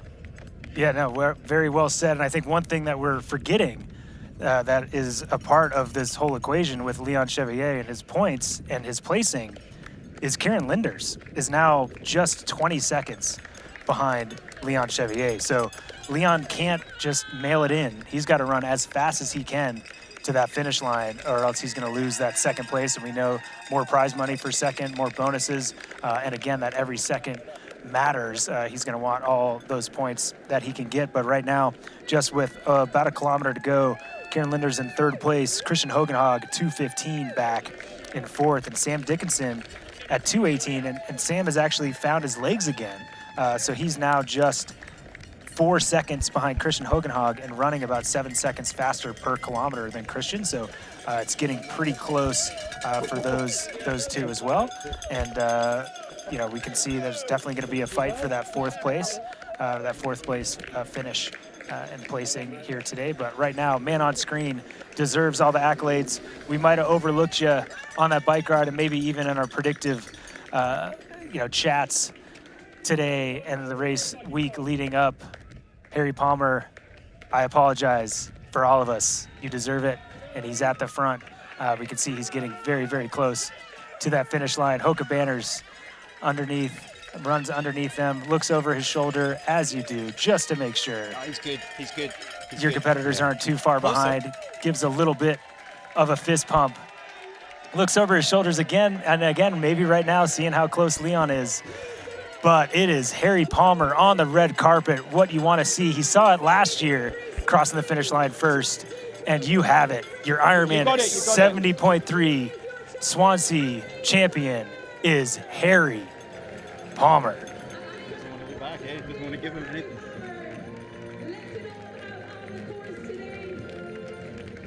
And your Wahoo Element rival split 1:11.22 goes to Harry Palmer. Again, your Ironman 70.3 Swansea champion, defending champion, back-to-back local hero And as Joe said, hero to many in this area. He's a little bit my hero at the moment as well, guys. Harry Palmer takes it. And here coming up here pretty soon, we know it's a battle between Leon Chevalier and Kieran Linders. Leon is looking for, he's pointing at his buddy across the finish line who won the race. He is just as pumped as Harry is. The embrace, your second place finisher at Ironman 70.3 Swansea. The run time of 1:12:15. He's got just 7 days till Ironman Lake Placid, doing it all again for twice as long. And third place coming across the finish line, putting that bad luck of this season behind him, getting back on the right track is Kieran Linders in a run split of 1:12:30. Guys, tell me what you think about that podium. How class of a podium do we have here? Oh, it's absolutely awesome. Like, great to see the British guys take the clean sweep, you know, show the rest of the world what we're made of. So yeah, absolutely pumped, and it was really interesting seeing all the guys come through. Like, they were all on the limit. Like, you know, we were saying just a little while ago about Leon might have been knocking it back a little bit, you know, and thinking about it. He was not thinking about it. He shouted to me and Fraser, where's Kieran, where's Kieran? You know, he didn't want to look over his shoulder. They were on the limit. I mean, to be honest, everyone that's come through at the moment has been on the limit, hasn't they, Fraser? There's been no one who's been taking it easy. Like, Christian is doing the double next weekend, and he was, like, giving it everything, wasn't he, then, in, like, 5th place? Oh, they're turning themselves inside out. I mean, one quick point before we move on. Joe's very generously giving the UK a podium with, obviously, by place of residence, but not by place of birth. But anyway, yeah, Leon's definitely a de facto Brit. But yeah, no, it's just brilliant. No, absolutely, all of them. We're really lucky to be right here on course, and we've just seen Christian go past, and you know they're empty. They're absolutely empty. No, there you go. And we had our 4th place finisher, Sam Dickinson, cross that line. Christian Hogan's Hog just crossed the line as well. All very, very close. Again, just 2 minutes and 20 seconds. So just 120 points separates the top 5.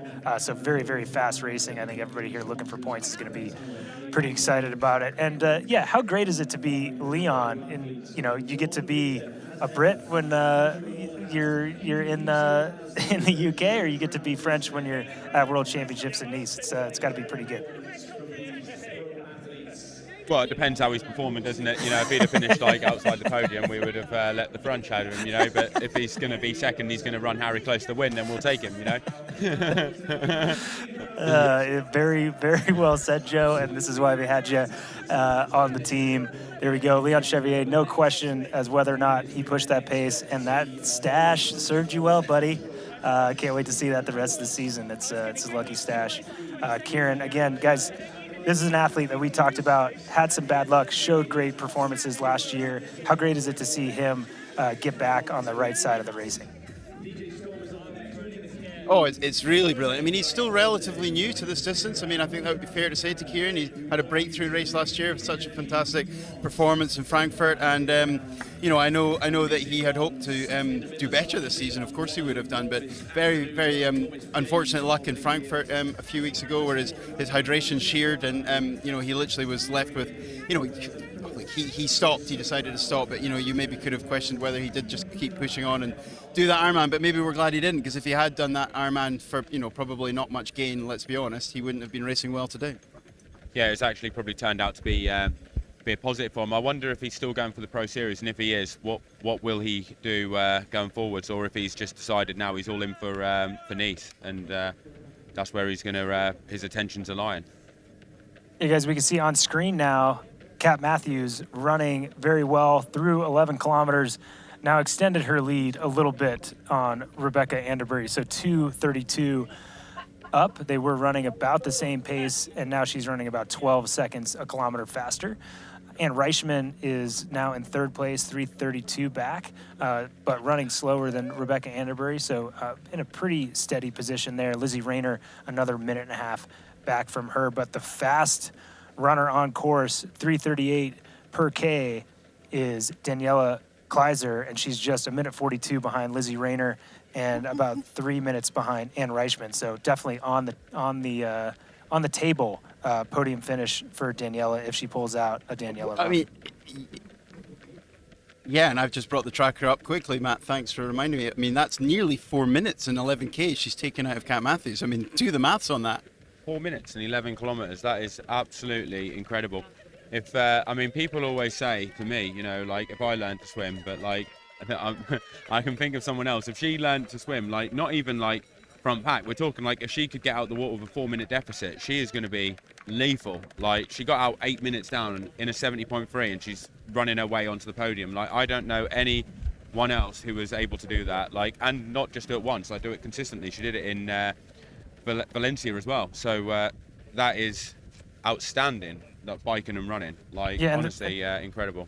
Yeah, and the predictive run split for Daniela Kleiser, if she holds pace, 1:13, which would be about a minute slower than Leon Chevier, which is crazy. And right now, if she continues to run the pace that she's running, and Ann Reichman in third continues to run the pace she's running, she's going to catch Ann just before the finish line. So still a lot of racing up for grabs, and you guys spoke very highly of Daniela. I doubted maybe that she had raced a little bit too much, but with that first 11K under her belt, there's no doubt she's got fresh legs.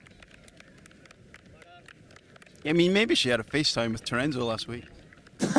Bringing up Terenzo again. I remember racing. You're aging yourself, Fraser.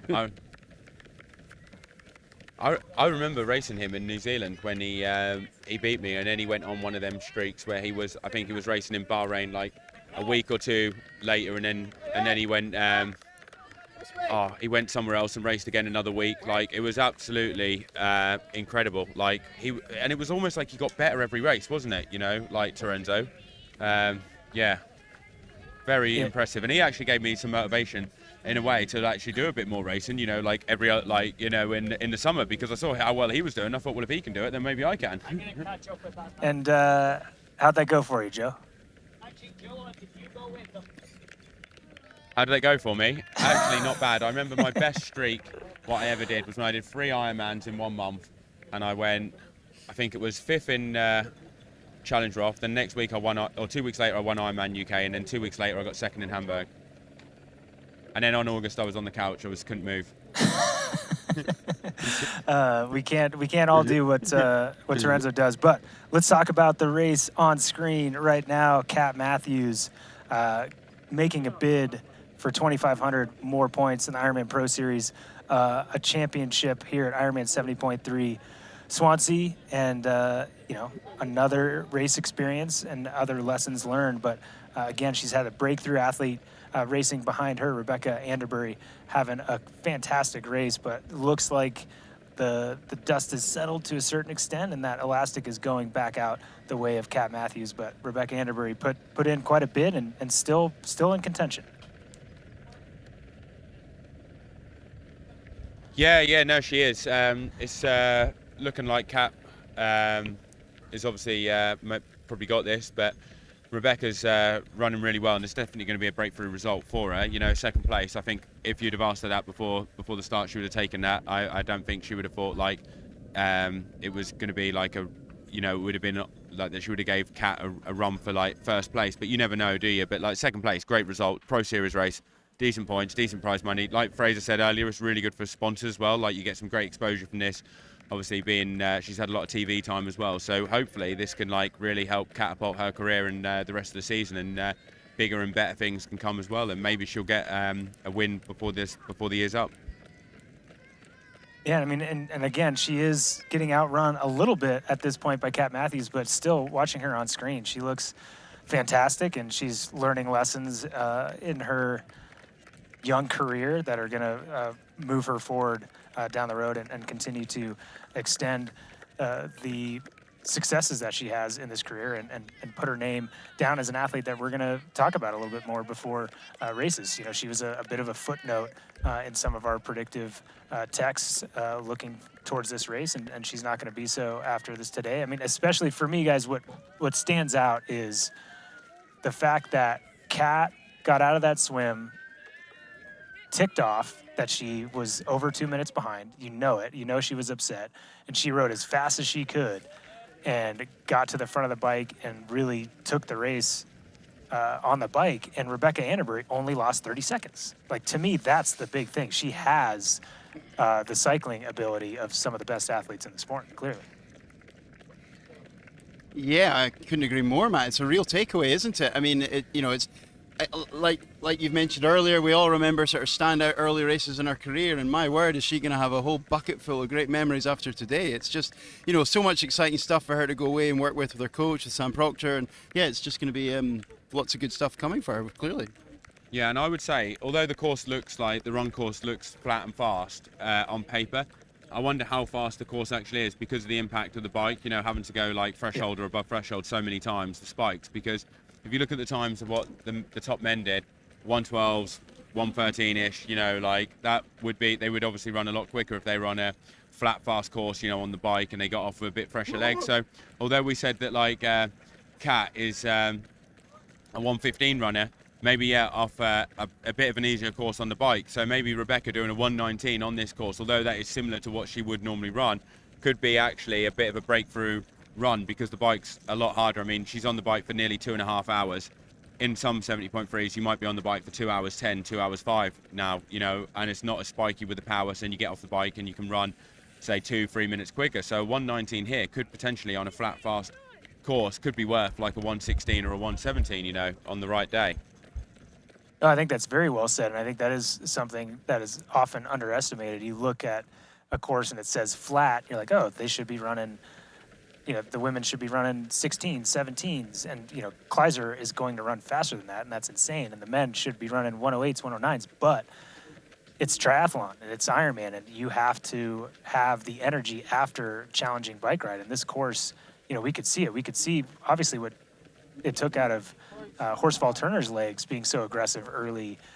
He was dropped out of that group because this course really does take it out of you. But right now, looking at Kat Matthews from overhead, still running quite well. Her pace has slowed, and maybe she's running into that kind of headwindy sections. She has gone through that 15K with that last section being at 356 kilometers. So we'll be able to tell here in a second if Rebecca Anneberry is running any faster than that, but she looks well in control. I don't think there's any risk in the last 5K in these conditions today that Kat Matthews is going to lose over 2 minutes of time. She looks smooth and comfortable and continuing to run well at the front of this race course, guys. Yeah, I think she's just, I would assume she's going to go into sort of conservation mode pretty soon, and she's going to get her 2,500 points. That's all she can get. She can't get any more out of this race. She can't get any more sponsor bonuses than first. She is doing all she can do. So whether she's really cared about how many points she puts between herself and Anne Reichman, I don't think so. I think Kat backs herself a lot more than that.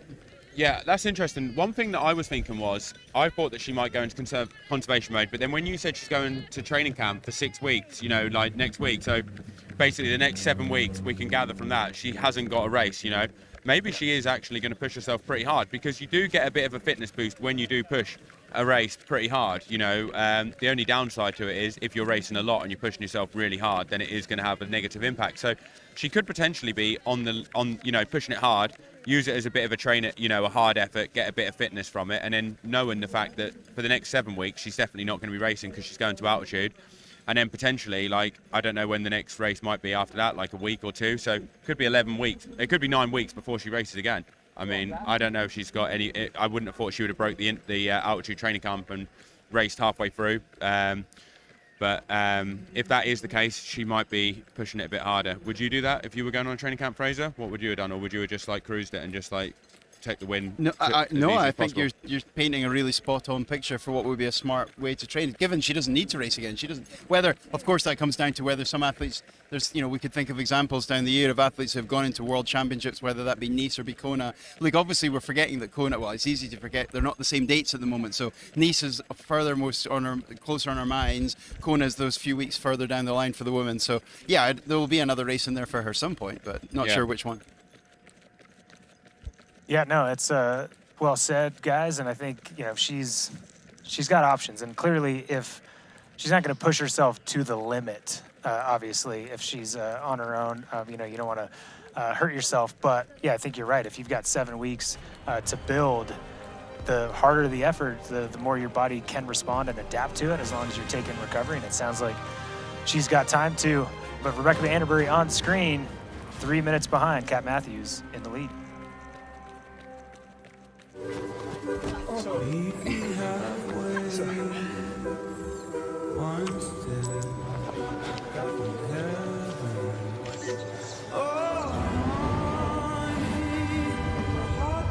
Yes, that's perfect. There's no limit to how far a dream can take you. Star in your own adventure now. Qatar Airways.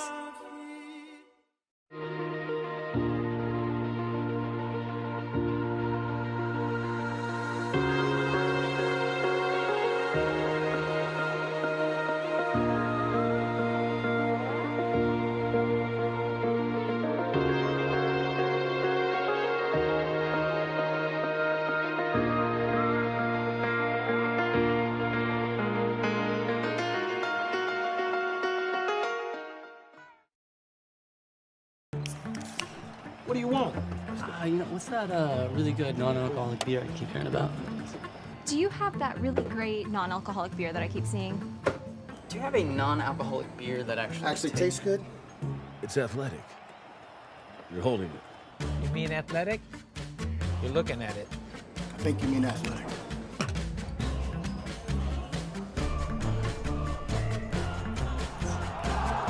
It's athletic. Ask for it.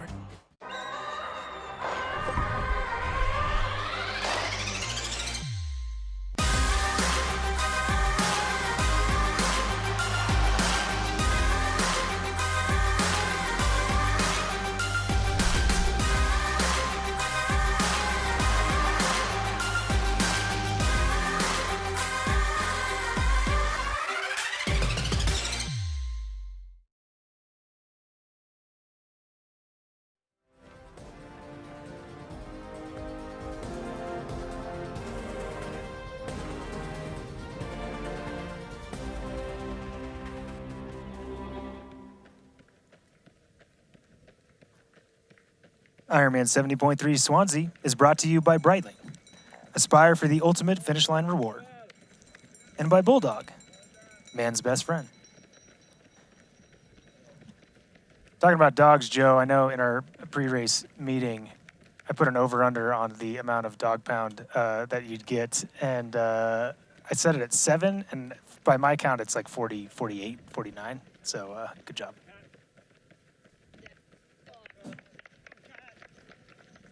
When we've been standing here out on course, I even had Andy Horsfall-Turner give me a dog bark because he was running into the finish. But I wasn't sure if that was actually coming on to the audio. But Fraser was actually having a little look at some of the statistics a little while ago, or not statistics, but some of the splits from the race, which actually puts into perspective how quick Daniela Kleiser has been running. And Fraser, what was it you found? Oh well, he's we lost. a bit We occupied lost. at the moment, but I think we lost Fraser. I'll answer for you. He's now coming back. He's back. Yeah, Joe caught me mid-water, so like, you might have to come back. Okay, yeah, we'll come back. We were looking at some of the splits at the 15. We were looking at the 15-kilometre point, and we're looking at some splits to see how much time she'd taken out, and she'd taken 5 minutes out of Cat. But then Fraser looked in comparison to the men's results, and she'd actually run the same time or slightly faster than Sam Dickinson. Was it?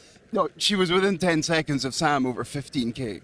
Over 15 kilometres, and only 2 minutes slower than Harry Palmer through the first 15 kilometres of the run, which is incredible, isn't it, really? I mean, like, she would have held her own off the bike in that lead group. Like, no, it's crazy. I mean, you imagine, Sam, if she'd have got off the bike, Yeah, and it's... Oh, sorry, yeah, I was just saying, if she'd have got off the bike with Sam, you'd imagine Sam would have taken it out hard at the start, and then Daniela would have actually, by 15 kilometres, she would have been running 10 seconds behind him. Yeah, and it's great to see Fraser get so emotional when we're talking about this, because he's so passionate about the sport that he's getting a little emotional, getting a little pinkish on it. But yeah, no, you're right. And I mean, she's right now still on pace to run a sub 114, which is insane. And Anna Reichman is responding a little bit, and she still has 1 minute and 40 seconds on Daniela Kleiser, but I think the writing's on the wall. Daniela Kleiser is coming for Ann Reichman, and it's incredible performance, and she's putting her name as the best runner in the sport at this point. It's crazy. Yeah, and if we go back down, the last few years of the real class runners that we're used to, it's very Rinnie-esque. Mirinda used to run so beautifully when we'd see her come off the bike, and we'd think more like Kona. That's the classic thing with Rinnie, and she wasn't one to race that often. But it's rare that we can think of a certainly, well, female or male, but somebody who's that much of a standout star as a runner, or indeed triathlon full stop. But I'm looking forward to seeing her come past. Yeah, I'm looking forward to actually seeing her come past. And it was interesting in the press conference beforehand when they asked her what pace she was looking to go at, and she said she was going to take the run at 3:15 kilometre pace, and we put it into like a little bit of a calculator. It was like 1:08:30 pace was her plan to start the run at, and some of the other girls' faces, the look of shock, you can see it. It's on like the Instagram what Ironman posted up yesterday is quite amusing. Maybe playing, she's playing some mind games out there, and I think it's working. If I was Ann Reichman at one of those turnarounds and seeing Daniela Kleiser come at me and knowing that she was going to go out at 1:08, you're just like, oh, well, she's going to get me. I'll try whatever I can, but like game's done, right? But I mean, it's a really serious point. Well, I say serious, we're joking slightly, but it is, not just the athletes, but support staff, coaches, people are they're taking note. Like literally people are getting their pace calculators out and going, how fast? Is she really going to do? And, well, maybe she did run 2 or 3K at that pace, but the thing is, and we're going to get a 1:13 out of it. Even if she said 1:08:30, I'd be thinking, well, you weren't going to do that. But then I'd be thinking, but maybe she must be in 1:10, 1:11 shape. Exactly. Because if she's saying 1:08, that's obviously ambitious, and that's a bit of mind games. But it's almost like the mind games are working because you think, well, she might run 1:11, which is incredibly fast. I don't know if a woman's ever run a 1:11, but you'd be thinking it's got to be in that ballpark if she's talking herself up at starting at 1:08:30 pace. So it would play some mind games, and it definitely would doubt yourself when you see it get to a turn. You see her like closing in on you, wouldn't it? So yeah, I mean, I'm all for that. I quite like it when athletes do that and use like the mind games and stuff. It makes it quite entertaining and interesting to follow along as a spectator. Yeah, and to your point earlier, Joe, like if she gets that swim a little bit closer, there's a lot more to play for. And we look at that performance she had today, and we didn't have camera on her, but looking at timing mats, she was pretty much doing that ride all by herself, right? So if she's in maybe a world championship field where there's a few athletes around her and she has that motivation and that pacing from other athletes and that advantage, we might see her at a world championship maybe in Marbella or later this year. Maybe that's when she pops off that 1:10 and 1:11, right? Like the bigger the field, the more competitive the field, I think the more chance she has to show that kind of result. Yeah, 100%. And also, I think to get the swim a little bit quicker, it wouldn't have to be huge breakthroughs because we're not talking about her going from like 4 minutes down, which is already pretty good swimming, to a minute down, which is like actually getting to a really good standard. It's like from 8 minutes down to losing 4 minutes. So it's like, at the moment, there's probably quite a few age groupers that are swimming quicker than her, and she'd only have to get to the standard of a decent age group swimmer. So it's very doable, and it is the kind of amount that you could potentially see happen in a short period of time, I think, because it's not like you're trying to make, we're not saying she needs to go from 8 minutes down to 7 minutes down, to 1 minute down, which would be a huge thing and years of progress. And Joe says it there, we're not talking about a short space of time. Not really. If we are talking about Marbella, what are we talking about? Best part of 4 months, add in a week of recovery, a week of taper. There's still 12, 13, 14 weeks of usable training time there for her to say, right, I'm going to knuckle down, I'm going to find a swim coach or work harder with the swim coach she's got and just really figure out a way of saying, how can I shave off a couple minutes or more?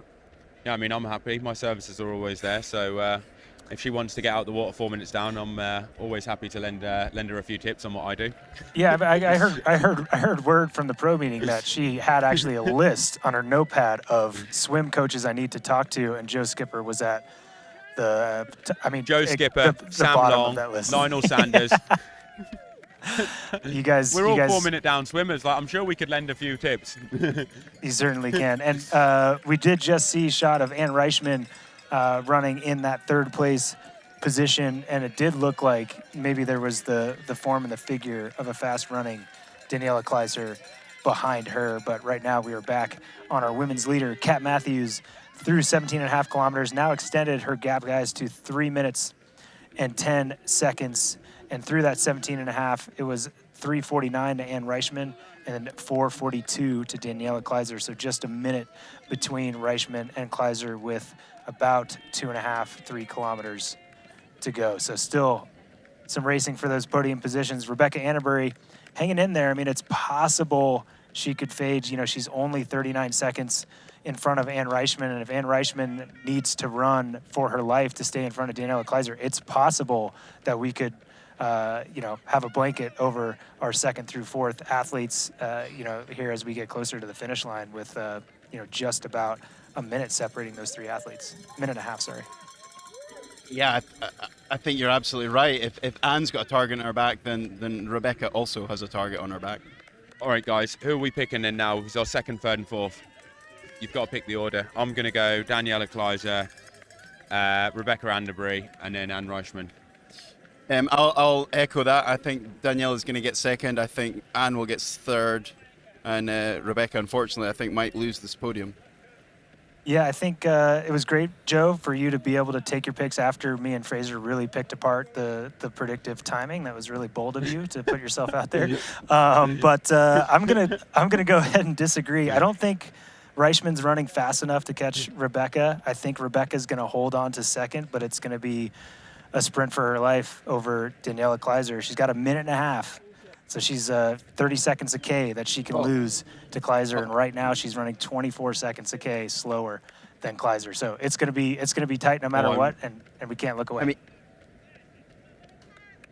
I really hope you're right. It would be heartbreaking for her not to stay on the podium. So here's hoping. I really hope we get a sprint finish for 2nd place between 3 of them. I'm really crossing my fingers for that. That would be so entertaining. What I love, Joe, and I've known this about you. And I had a prediction this is how it's going to be, but you just want somebody's heart to break. Like, that's what it is. Like, you want the dynamics to happen. Like, somebody's soul must be broken for it to be a good race.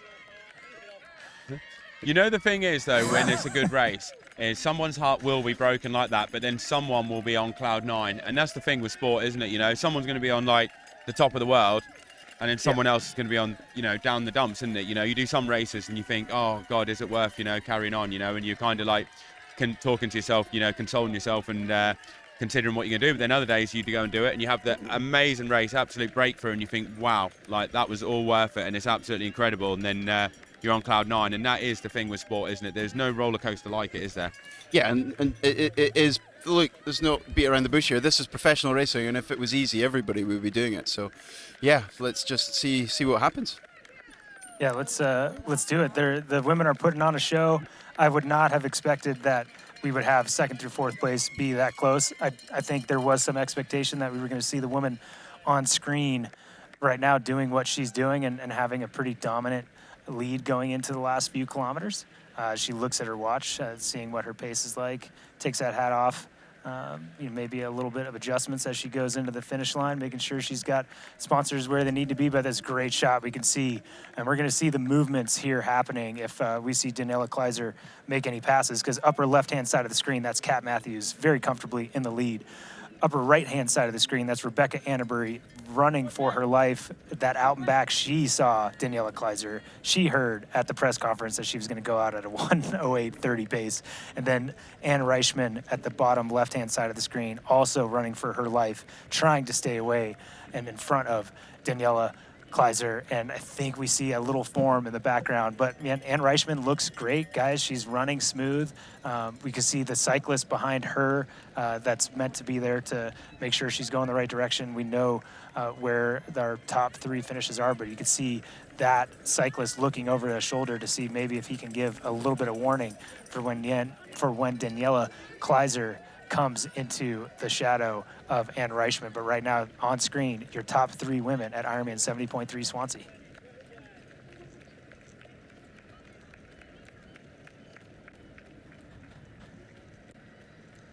So Kat Matthews through 19.8 kilometers, so not too much further for her to go. She's on pace to run a 1:21. So just a few minutes left for her to race, which means that these other athletes are also within just about 5 minutes, about 6 or 7 minutes of racing. So it's, you know, that's the one crazy thing about runners of that pace, guys, of that caliber is, you know, if she went out at a 108.30 or if she went out really hard, that's one thing. But often those runners, if they have energy and if they have that nutrition covered like we've talked about, they're the ones that with a K to go can just unload and really, really run a fast pace. So that is where Daniela Kleiser is going to be, whether or not she can really close down fast in the last kilometer and a half or so. But right now, Kat Matthews still comfortable with that lead, less than a kilometer to go. Yeah, and Matt, where we're standing as well, if the bikes aren't picking up where Daniela Kleiser is, me and Fraser will actually be able to give some direct chat on how Daniela's looking. We can see about 600 meters in the distance, and we're standing about 200 meters away from the finish, so we can see all the way from 800 meters to go. Kat Matthews is coming towards us like very closely. We can see her in a little while. We should be seeing the second, third, and fourth come round the corner in the distance as far as we can see. It'll be very interesting to see. I'm expecting to see Daniela come like an absolute freight train and really start closing in on them. Kat's now come past, and she looks great. Like, she actually looks like quite controlled. But yeah, the other girls should be imminently coming. So stay tuned, and yeah, we'll let you know when we see them and how it looks like it's going out on course and what the gaps actually look like to when they get in the distance from us. That's perfect, Joe. And we did just have Rebecca Anderbury go through 19.8 kilometers. That was about 15 seconds ago by my watch, and still nobody behind her yet. She still has obviously a little bit of running left to go, about 5 minutes left of running. So we'll see what these splits are coming through. The next that we'd expect could be Ann Reichman, but again, if Daniela Kleiser is pushing that pace, it could be her. But right now, soaking up the cheers and the accolades from the fans here in Swansea is Kat Matthews. Big high five to someone with a Kat Matthews sign. She's on the red carpet. She's weaving back and forth. She's giving high fives, hands up in the air. Your Ironman 70.3 Swansea champion, Kat Matthews. Never was a doubt. Amazing performance. Left a little bit of work on the swim, but put the bike strength she has to work. Got herself in the lead and never looked back. And with her Wahoo Element rival run split of 121.02, it's Kat Matthews. Right.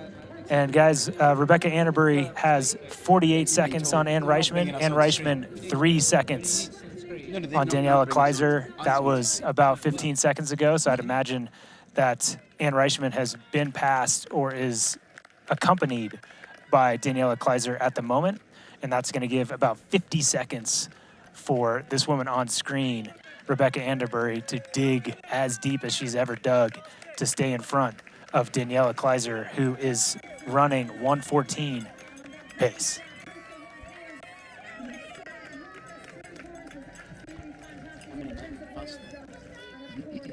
Again, Rebecca Anderbury on the screen, left-hand side of the screen, our finish line shoot on the right-hand side of the screen, and there, that is a woman that is running 1:14.30 pace. She is on a full-on sprint here, guys, and Rebecca Anderbury knows it.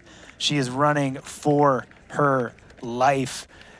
Again, not too long ago, she had 50 seconds, but at the rate of speed, like, just look at that right-hand side of the screen versus the left-hand side of the screen. Rebecca is running great, but Daniela Kleiser is on a completely different level. She's run 7 minutes into Rebecca Anderbury at this point.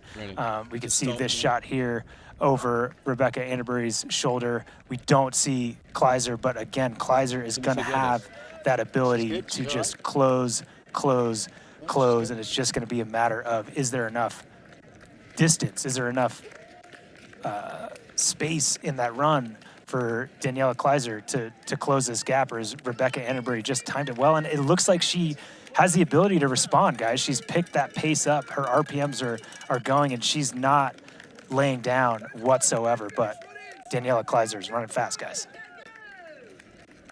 Oh, yeah, Matt.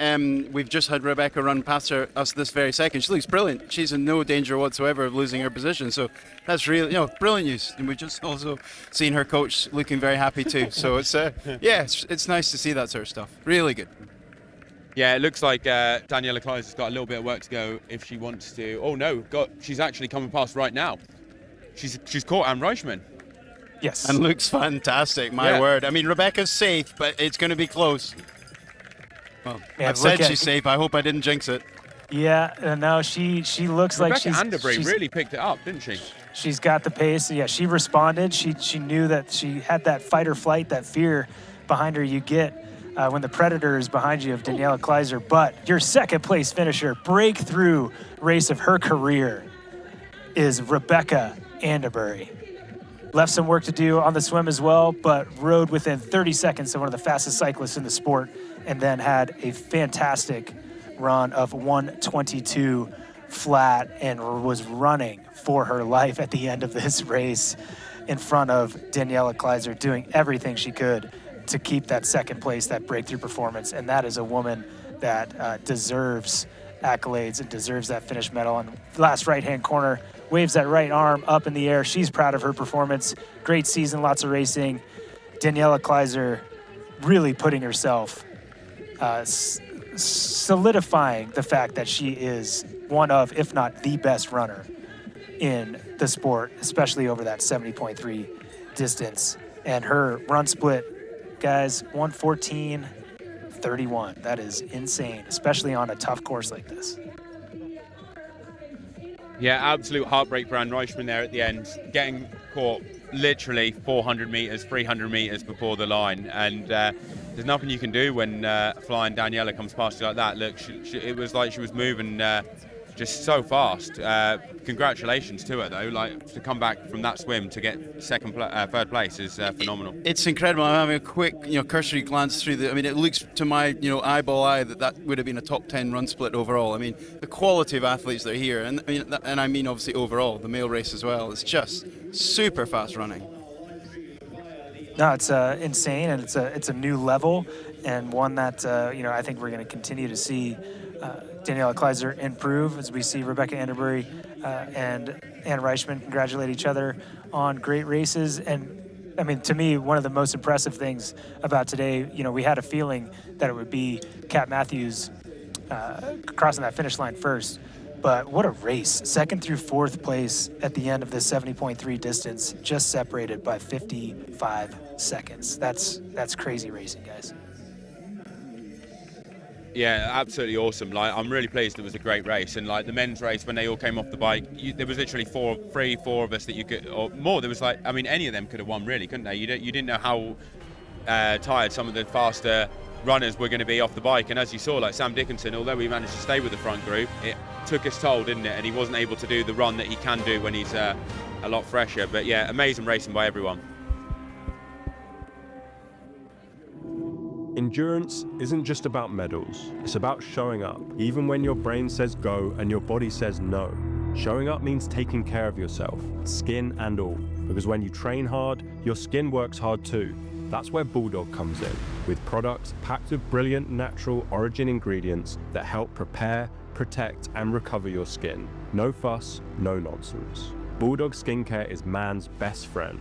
Official men's care products of Ironman Europe. Beyond the finish lines, our commitment goes the extra mile. We are the Ironman Foundation. We've given back more than $55 million to support our mission of leaving a positive impact throughout race communities. Without our amazing athletes, volunteers, and givers, we wouldn't be where we are today. Together, let's continue this journey of impact. Join the Ironman Foundation and be a part of something extraordinary.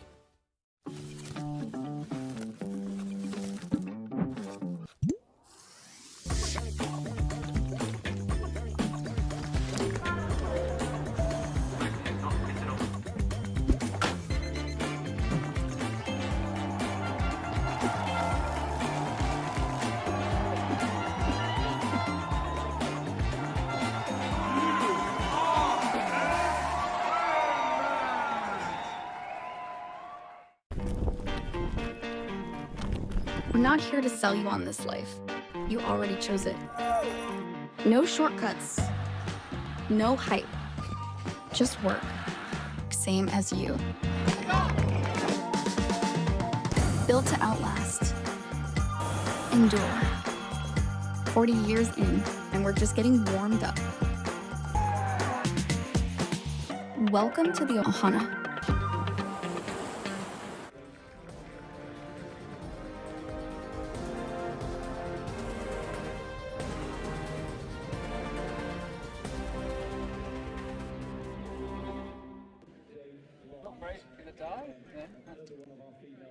Amazing racing here at Ironman 70.3 Swansea. Tight racing on both the men's and women's side had us at the edge of our seats to the very finish, and we're gonna go chat with our top women's finishers. Here at the Hyper Ice recovery area with your two-time Ironman 70.3 Swansea. She broke the tape just a couple of minutes ago. Kat Matthews, congratulations, champion once again. How are you feeling across the line? Thank you so much. Immediate thought is just thank you so much to every single person who cheered today. For me and for everyone else, and the age group races, it was fantastic. It was absolutely incredible scenes out there today. The weather, was it a hindrance or was it a help? It is so unusually warm here in Wales, and in particular in Swansea. It was honestly blissful until about 4K into the run, and I thought, goodness, the sun's pretty hot down here on the beach. Did you enjoy it, the course, the race, everything that we have here in Swansea today in the sunshine? Yeah, I mean, I got to the second aid station at 48K and I was like, oh goodness, already done half. So I absolutely loved it, if I'm honest, and then the run was pretty tough. And of course, before the race, we were all chatting about the Pro Series leaderboard. Anna Reichman was in the lead. I believe you have outrun her now, so you're the winner today and you've beaten her by more than 3 minutes, which means that you will be the Ironman Pro Series leader. How does that make you feel today? I'm really proud to go into, hopefully to go into Kona this year as the leader. Will be a real confidence boost. Fantastic. Well, ladies and gentlemen, our Ironman 70.3 Swansea 2025 winner, Kat Matthews, representing the United Kingdom. Thank you so much for joining us in the Hyper Ice recovery area. And here we go, our second place female here in Swansea, Rebecca Anderbury. Congratulations, what a performance. Thank you. Yeah, I feel like I don't really know where that came from. I think it was just the crowd that got me around. They were sensational. I don't know how I would have kept running without them in that heat, yeah. So, yeah, massive hands up to the crowd there, yeah, made that worthwhile. What was the highlight out on the course for you today? Honestly, I think the volunteers, they were just amazing. I don't think that Wales can be rivaled in its volunteers and its spectators. When they want to show up, they really show up. Yeah, just so grateful to everyone that showed up today to cheer us on. Fantastic. Well, you must be proud of that performance. Thank you so much for joining us in the Hyper Ice recovery area this morning, Rebecca Anderbury. And now we move to our third place professional female. She's rounding out the podium. We chatted earlier this morning. Daniela Kleiser, you were not looking forward to that non-wetsuit swim here this morning, but you managed to run yourself onto the podium and finish in third place. Yeah, I'm pretty happy about it. I definitely ran my ass off, and I'm super proud about myself to got the podium spot. Yeah. Now, do you know what run split you did yesterday, or today, I mean, because yesterday you said you wanted to run a 3:15 in the first kilometer off the bike. Did you do that? I think so, but I don't know. I didn't watch onto my watch because I just ran as hard as I could, and I think in the end it was something like a 1:13, 1:14. You should better know. Absolutely fantastic. Well, ladies and gentlemen, Daniela Kleiser joining us from Germany, finishing in third place and rounding out our top three professional women at the podium here in Swansea. Thank you. Awesome stuff. There you go, Kat Matthews. Pumped about that finish and excited for all the support she had on the way. And she looks pretty happy. So happy she raises the tape twice. Love it. And if anybody asks, is Rebecca Anderbury excited about her race? She is, and so is friend Lizzie Rainer. Great stuff to see that camaraderie. And again, Daniela Kleiser, unbelievable running by this woman. Fantastic, and never gave up, and got all the way to third place, which not many would have thought coming off of the bike. Absolutely remarkable run, split, and overall performance by Daniela Kleiser.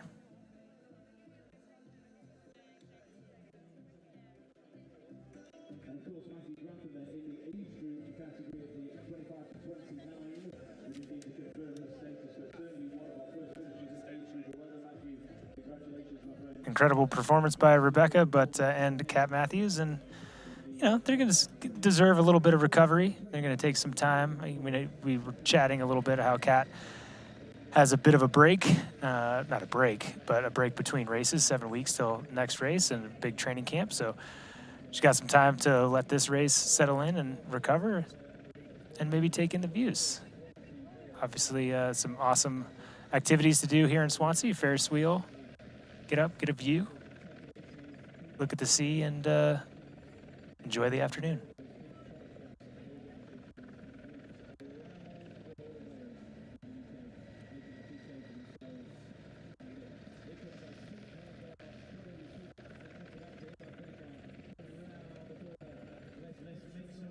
And there's Daniela Kleiser and Kat Matthews chatting about the day behind them. No doubt both of them are excited to have that one in the rear view. Both pleased with their performances, I'm sure.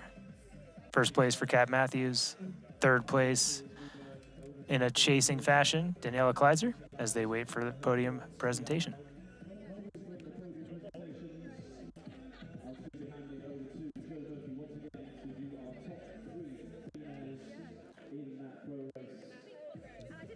We're gonna have the men's podium here in just a few minutes. And some interviews from those top three gentlemen as well. But man, Ironman 70.3 Swansea did not disappoint. Fantastic performances and tight racing. And here is your men's podium. In third place, Karen Linders. Again, some bad luck earlier in the season, but certainly knocked those cobwebs off. Got the luck on his side again. Got himself onto a podium on a very, very tight day. Tight racing across the top 5 athletes. So he's going to be quite excited for that third place finish, and I'm sure excited to cool down with some athletic brewing.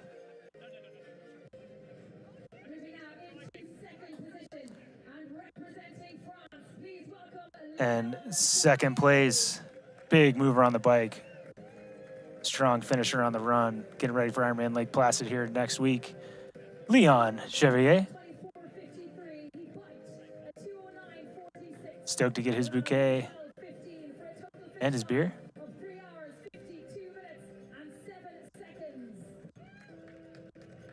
And your champion in repeat fashion. The pressure of that bib number 1, that's nothing for Harry Palmer. The fact that we didn't talk about him for the possible win today, that's nothing for Harry Palmer. You let him get on the course, he'll show you what he's got. Your Ironman 70.3 Swansea champ, Harry Palmer.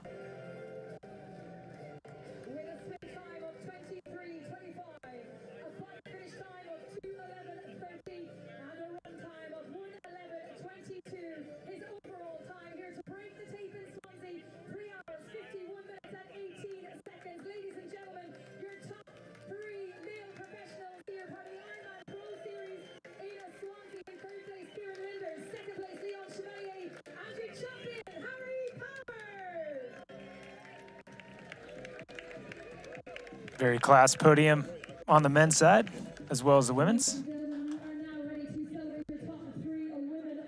And we're going to get the women up on the podium as well.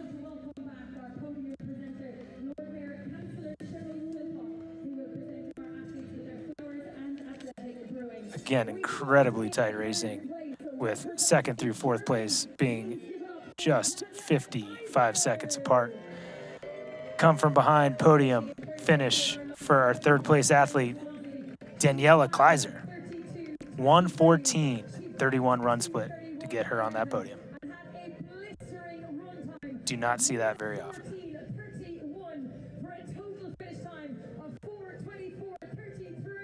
That's a full 7 minutes faster, 6.5 minutes faster than our women's leader, Kat Matthews. And again, a lot more to come from this woman on screen. And in second place, she might be the most excited person on the podium here today, breakthrough performance, amazing bike and run combo, and held strong to stay in front of Daniela Kleiser. Your second place finisher, Rebecca Anderbury.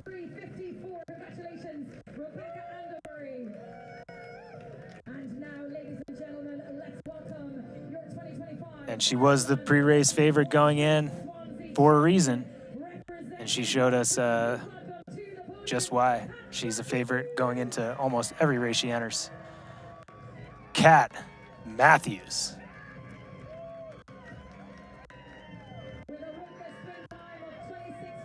There you go, adding 2,500 points to her Ironman Pro Series total. It's gonna put her in the lead. And there's your women's podium. Daniela Kleiser, Rebecca Anderbury, and Kat Matthews.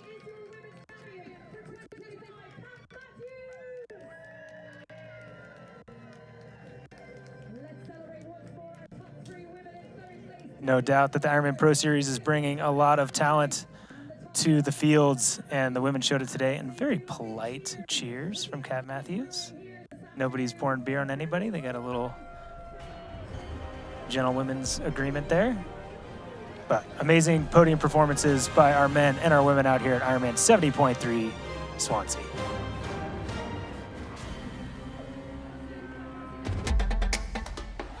You know, and we know.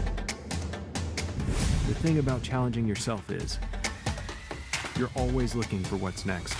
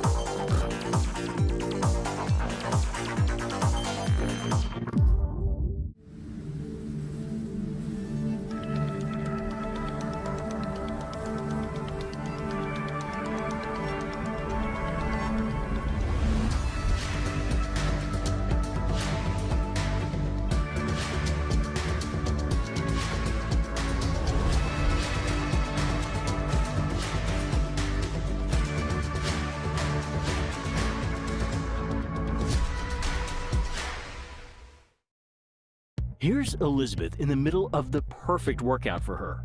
To create it, we analyzed her biometrics and genetics, her recovery rate, injury risk, and aerobic potential, her recent training sessions, the temperature, humidity, and elevation, the demands of her next race, and billions of data points from athletes just like her. With TriDot, Elizabeth gets faster. And what does she have to do? I just opened TriDot and did my workout. TriDot. We do the technology, you do the training.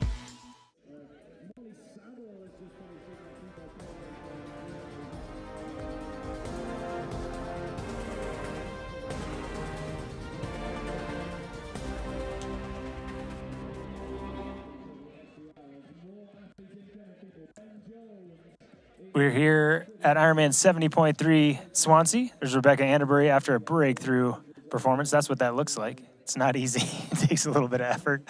There's no doubt she put forth a great effort and subsequent performance out here in Swansea today. And a little bit of a, it stings a little bit when you go that fast. And here in a second, we're going to be able to chat with our men's podium after their finish. See kind of a little bit of insight on what went on there and how that race kind of panned out and how the athletes are feeling about it. But certainly tight podium finish from Karen Linders and Harry Palmer and Leon Chevier. Let's look at that little wave from Rebecca Anderbury. That's cool. Look at that, hamming it up for the camera, waving to folks at home. Recovery area with your 2025 Ironman 70.3 Swansea champion on the double, Harry Palmer. Congratulations. How does it feel to be our two-time Ironman 70.3 Swansea champion? Yeah, pretty surreal. Don't feel like it's sunk in yet. I'm just in a lot of pain right now. But wow, that was amazing. I mean, I feel like the spectators were even better than last year, which I didn't think was possible. So it's pretty epic. Yeah. So you came off the back of a 4th place finish at the Ironman 70.3 European Championships in Jönköping last weekend. What did you do differently this week? Yeah, I mean, it was just about kind of just getting the body as ready as possible and mental as well. There was no real sessions. It was just relax as much as I can, recover as much as I can. I knew that either I was going to come into this weekend and it was going to be really good, or it was going to be really rubbish. I didn't feel like I was going to have an in-between. And I felt like maybe I'd fade at the back end of the run. I sort of did a little bit, but it was a lot better than expected. You haven't really had time to digest the answer to this question now, but how does it feel to be the champion, and what did it mean to you to come down that finish line as a champion again? Yeah, it felt absolutely amazing. I had goosebumps, and I was running, and I kind of, early on, I was like, oh, this pace feels really good, and I feel like I can win, but I don't want to get too excited, and I didn't want to allow myself to think I was going to win. So it was only really the last sort of 100 meters I was like, oh, you know what, I'm actually winning here. So yeah, I didn't really allow myself to enjoy it too much, because I know the guys behind were really chasing hard, and they're amazing athletes. Everyone here was incredible, so they pushed me to my limit. And but it just feels amazing. Yeah. Well, congratulations, ladies and gentlemen. You're champion for 2025 here in Swansea. Well done, Harry Palmer. Thank you so much. We invite you to get ready for our podium celebration in just a few minutes. And we welcome Harry Palmer's training mate, representing France but based here in the United Kingdom, Leon Chevalier. Congratulations. Did you find your mojo today, Leon? Yeah, definitely. Like, it's so much better than what the season has been so far. I gave it my all. I caught the front pretty quick on the bike, so I was really happy with that. Definitely like my best bike so far, and unfortunately I dropped my chain like 3 or 4 times, so I spent a lot of energy in the second half just getting back in the group rather than riding away, which is a bit of a shame, and I kind of disrupted my rhythm. And then there was a bit of kerfuffle coming into T2, so Dicko had a bit of a lead, and yeah, I mean, I ran as hard as I could. Harry was just stronger.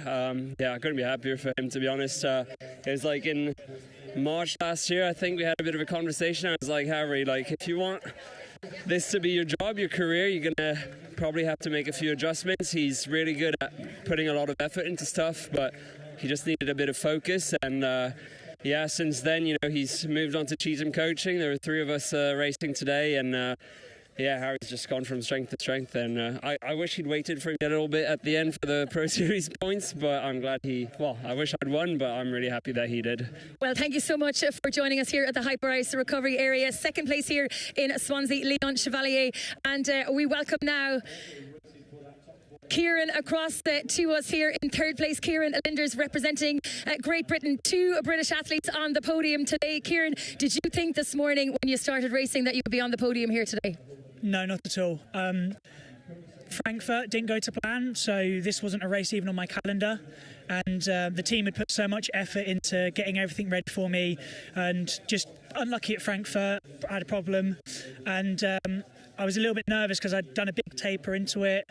So I hadn't trained, didn't get that, big effort. So I wasn't, didn't have that physical satisfaction that I'd given myself a training session. So I scrambled together what I could, and I kind of thought, well, am I going to come into this not feeling great, or maybe I'll hold the form from Frankfurt. And I think I was really down after Frankfurt, but the support team around me, they just came around and said, hey, these are opportunities has opened up now, so we have a different plan, but it's a different opportunity, different day, and I'm just so grateful that they stuck by my side, because when everyone puts so much effort into a race and it doesn't go to plan, everyone feels a bit deflated, and my team were just straight on it. Let's get going again. So I'm just really grateful to everyone. Well, a fantastic performance today from Kieran Linders to round out the top 3 men here at Ironman 70.3 Swansea. Great stuff from the Hyper Ice recovery zone. Those 3 athletes all had great races, and fun to hear a little bit of insight and seeing Joe and Fraser a little bit on what went into Chevalier's race. But before we do that, just go over the mayoral results here. That's a little further down in our field. That's 22nd through 30th place. It's getting not many points. Points run out at about 30th position. But we'll get our male results up here in just a second. But a lot of points are up for grabs today, 2,500 to be specific. And we know Harry Palmer got all of those. Chevier got a fair bit, as did Karen Linders. But let's, guys, let's chat real quick about what your observations were today and kind of how that race panned out. Maybe what was your biggest surprise today, Joe? I was quite surprised with, although I was expecting Leon to do well, how quickly and efficiently he bridged 2 minutes down from the swim and was able to like catch the lead group and then straight away started attacking them. That was very surprising. But then also the biggest surprise probably for me was the fact that Harry Palmer managed to also bridge up, not quite as much as Leon, but then save his energy on the bike and then deliver a fantastic run and get the win in what is definitely the biggest result of his career. Stacked field, like really good guys, like the top Brits are here, other people, you got Hogan Haug, like we said before, all that, and for him to do that, I think that's taken him to another level. So that was a big surprise for me and it was awesome to see. Yeah, and I'll echo Joe's sentiments. I think we just underestimated the power of, I don't want to say teamwork, but a team, between Harry and Leon. What an amazing set of results they've had, and as we say, they share the same coach. They train locally relatively to here. It's just, it's been an amazing race to watch, and we definitely probably underestimated the show they were going to be able to put on. Yeah, great. And then if I was going to the women's race as well and like picking some of the highlights from that, it would probably be Rebecca Anderbury, I would say, was another awesome breakthrough result. Like to bike the same as Kat, who said on the interviews that she really enjoyed the bike course and she flew through the field. So it shows that she was probably like giving it some and not holding back. So for Rebecca to do that and then do a good run for her to finish in second place, that's definitely a breakthrough result. And Kat's race was flawless, but we kind of expected it, didn't we? We expected her to do well. So like, although it was a great race, it was good to see someone like Rebecca Anderbury beat a lot of decent athletes and kind of like get a breakthrough result for her. So yeah, I thought that was a good highlight. That's awesome. Any final thoughts, Fraser, on your race here today?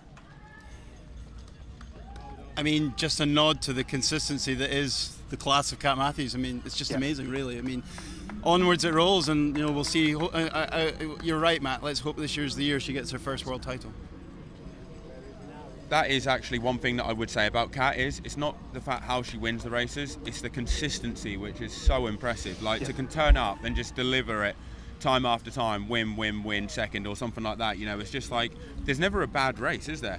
If she gets beaten, it's just because someone was just unbelievably good, like Laura Philipp breaking the world record. It's just her consistency is what makes her performances so impressive, not necessarily like the way she won today, but just how she can just turn up and just execute time and time again. Like I find that incredible. He said it best. That's the first time he said it best today, Fraser, but that brings me to my point. I think one honorable mention for performances today, it's going to go to Fraser Cartmill and Joe Skipper. Fantastic work from you two down on course. Appreciate everything that you guys did today. And now we've got our male pro results on screen there. First place, Harry Palmer to Leon to Kieran to Sam Dickinson and Christian Hogenhod in fifth. And then athletes we didn't quite see across the finish line, James Teagle in sixth, Kurt McDonald held on for seventh, Leonard Arnold made his way up to eighth, Joshua Lewis in ninth, and Paul Schuster in 10th place. And on the women's side of things, as we know, Kat Matthews with the win, Rebecca Anderbury with a breakthrough performance, Daniela Kleiser finishes out the podium with a strong run, and Reichman heartbroken last few hundred meters in fourth. Lizzie Rainer crosses in fifth. Hannah DeVette hangs on for sixth. Brianna Hughes in seventh. Jenny Jendershik in eighth. Jasmine Holmes in ninth. And Lydia Dant finishing out our top 10. And let's go to the Ironman Pro Series points. Some movers today. We thought he might make a big move today, and that was Paul Schuster moving up into second place. He's got 5 scores compared to 4 scores of Christian Blumenfeld, but he has moved ahead of Cam Worth, who also has 5 scores. And then big mover as well that could see himself near the top of the rankings by the end of the year. That's Leon Chevier with 4 scores, moving up 10 positions today to get in front of Magnus Ditlev. And on the women's side of things, Kat Matthews, as we expected her to do so, moved into the lead just by 70 points, but again, 1 full race score less than Ann Reichman. So she is well in control for those athletes with 3 scores under their belt. Almost perfect score, just losing 120 points to Laura Phillip in Hamburg. Jackie Ehring still in 3rd, Danielle Lewis in 4th, Hannah Berry in 5th.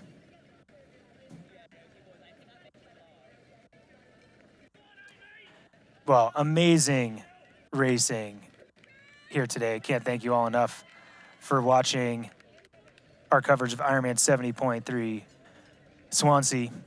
Watch on-demand replays of all Ironman Pro Series broadcasts exclusively in the US and Canada. Sign up for Outside Plus today. Globally, watch proseries.ironman.com, Ironman Try YouTube channel, or any of our global distributors. The next Ironman Pro Series broadcast is Athletic Brewing Ironman Lake Placid on Sunday, July 20th at 6 a.m. Eastern Daylight Time, 10 a.m. Greenwich Mean Time. Thanks so much again to Joe and Fraser for providing their expert analysis on course. And for Joe and Fraser, I'm Matt Lieto. Thanks so much for tuning in.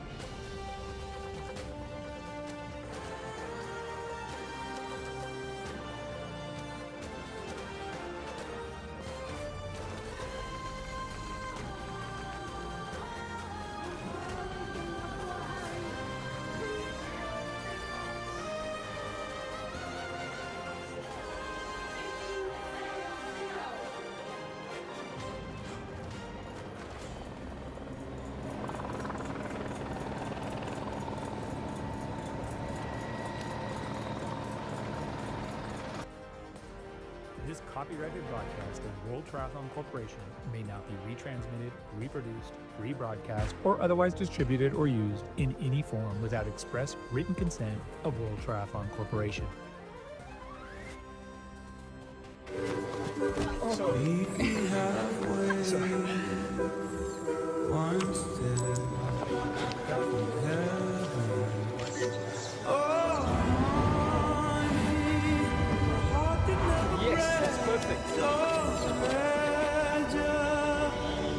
There's no limit to how far a dream can take you.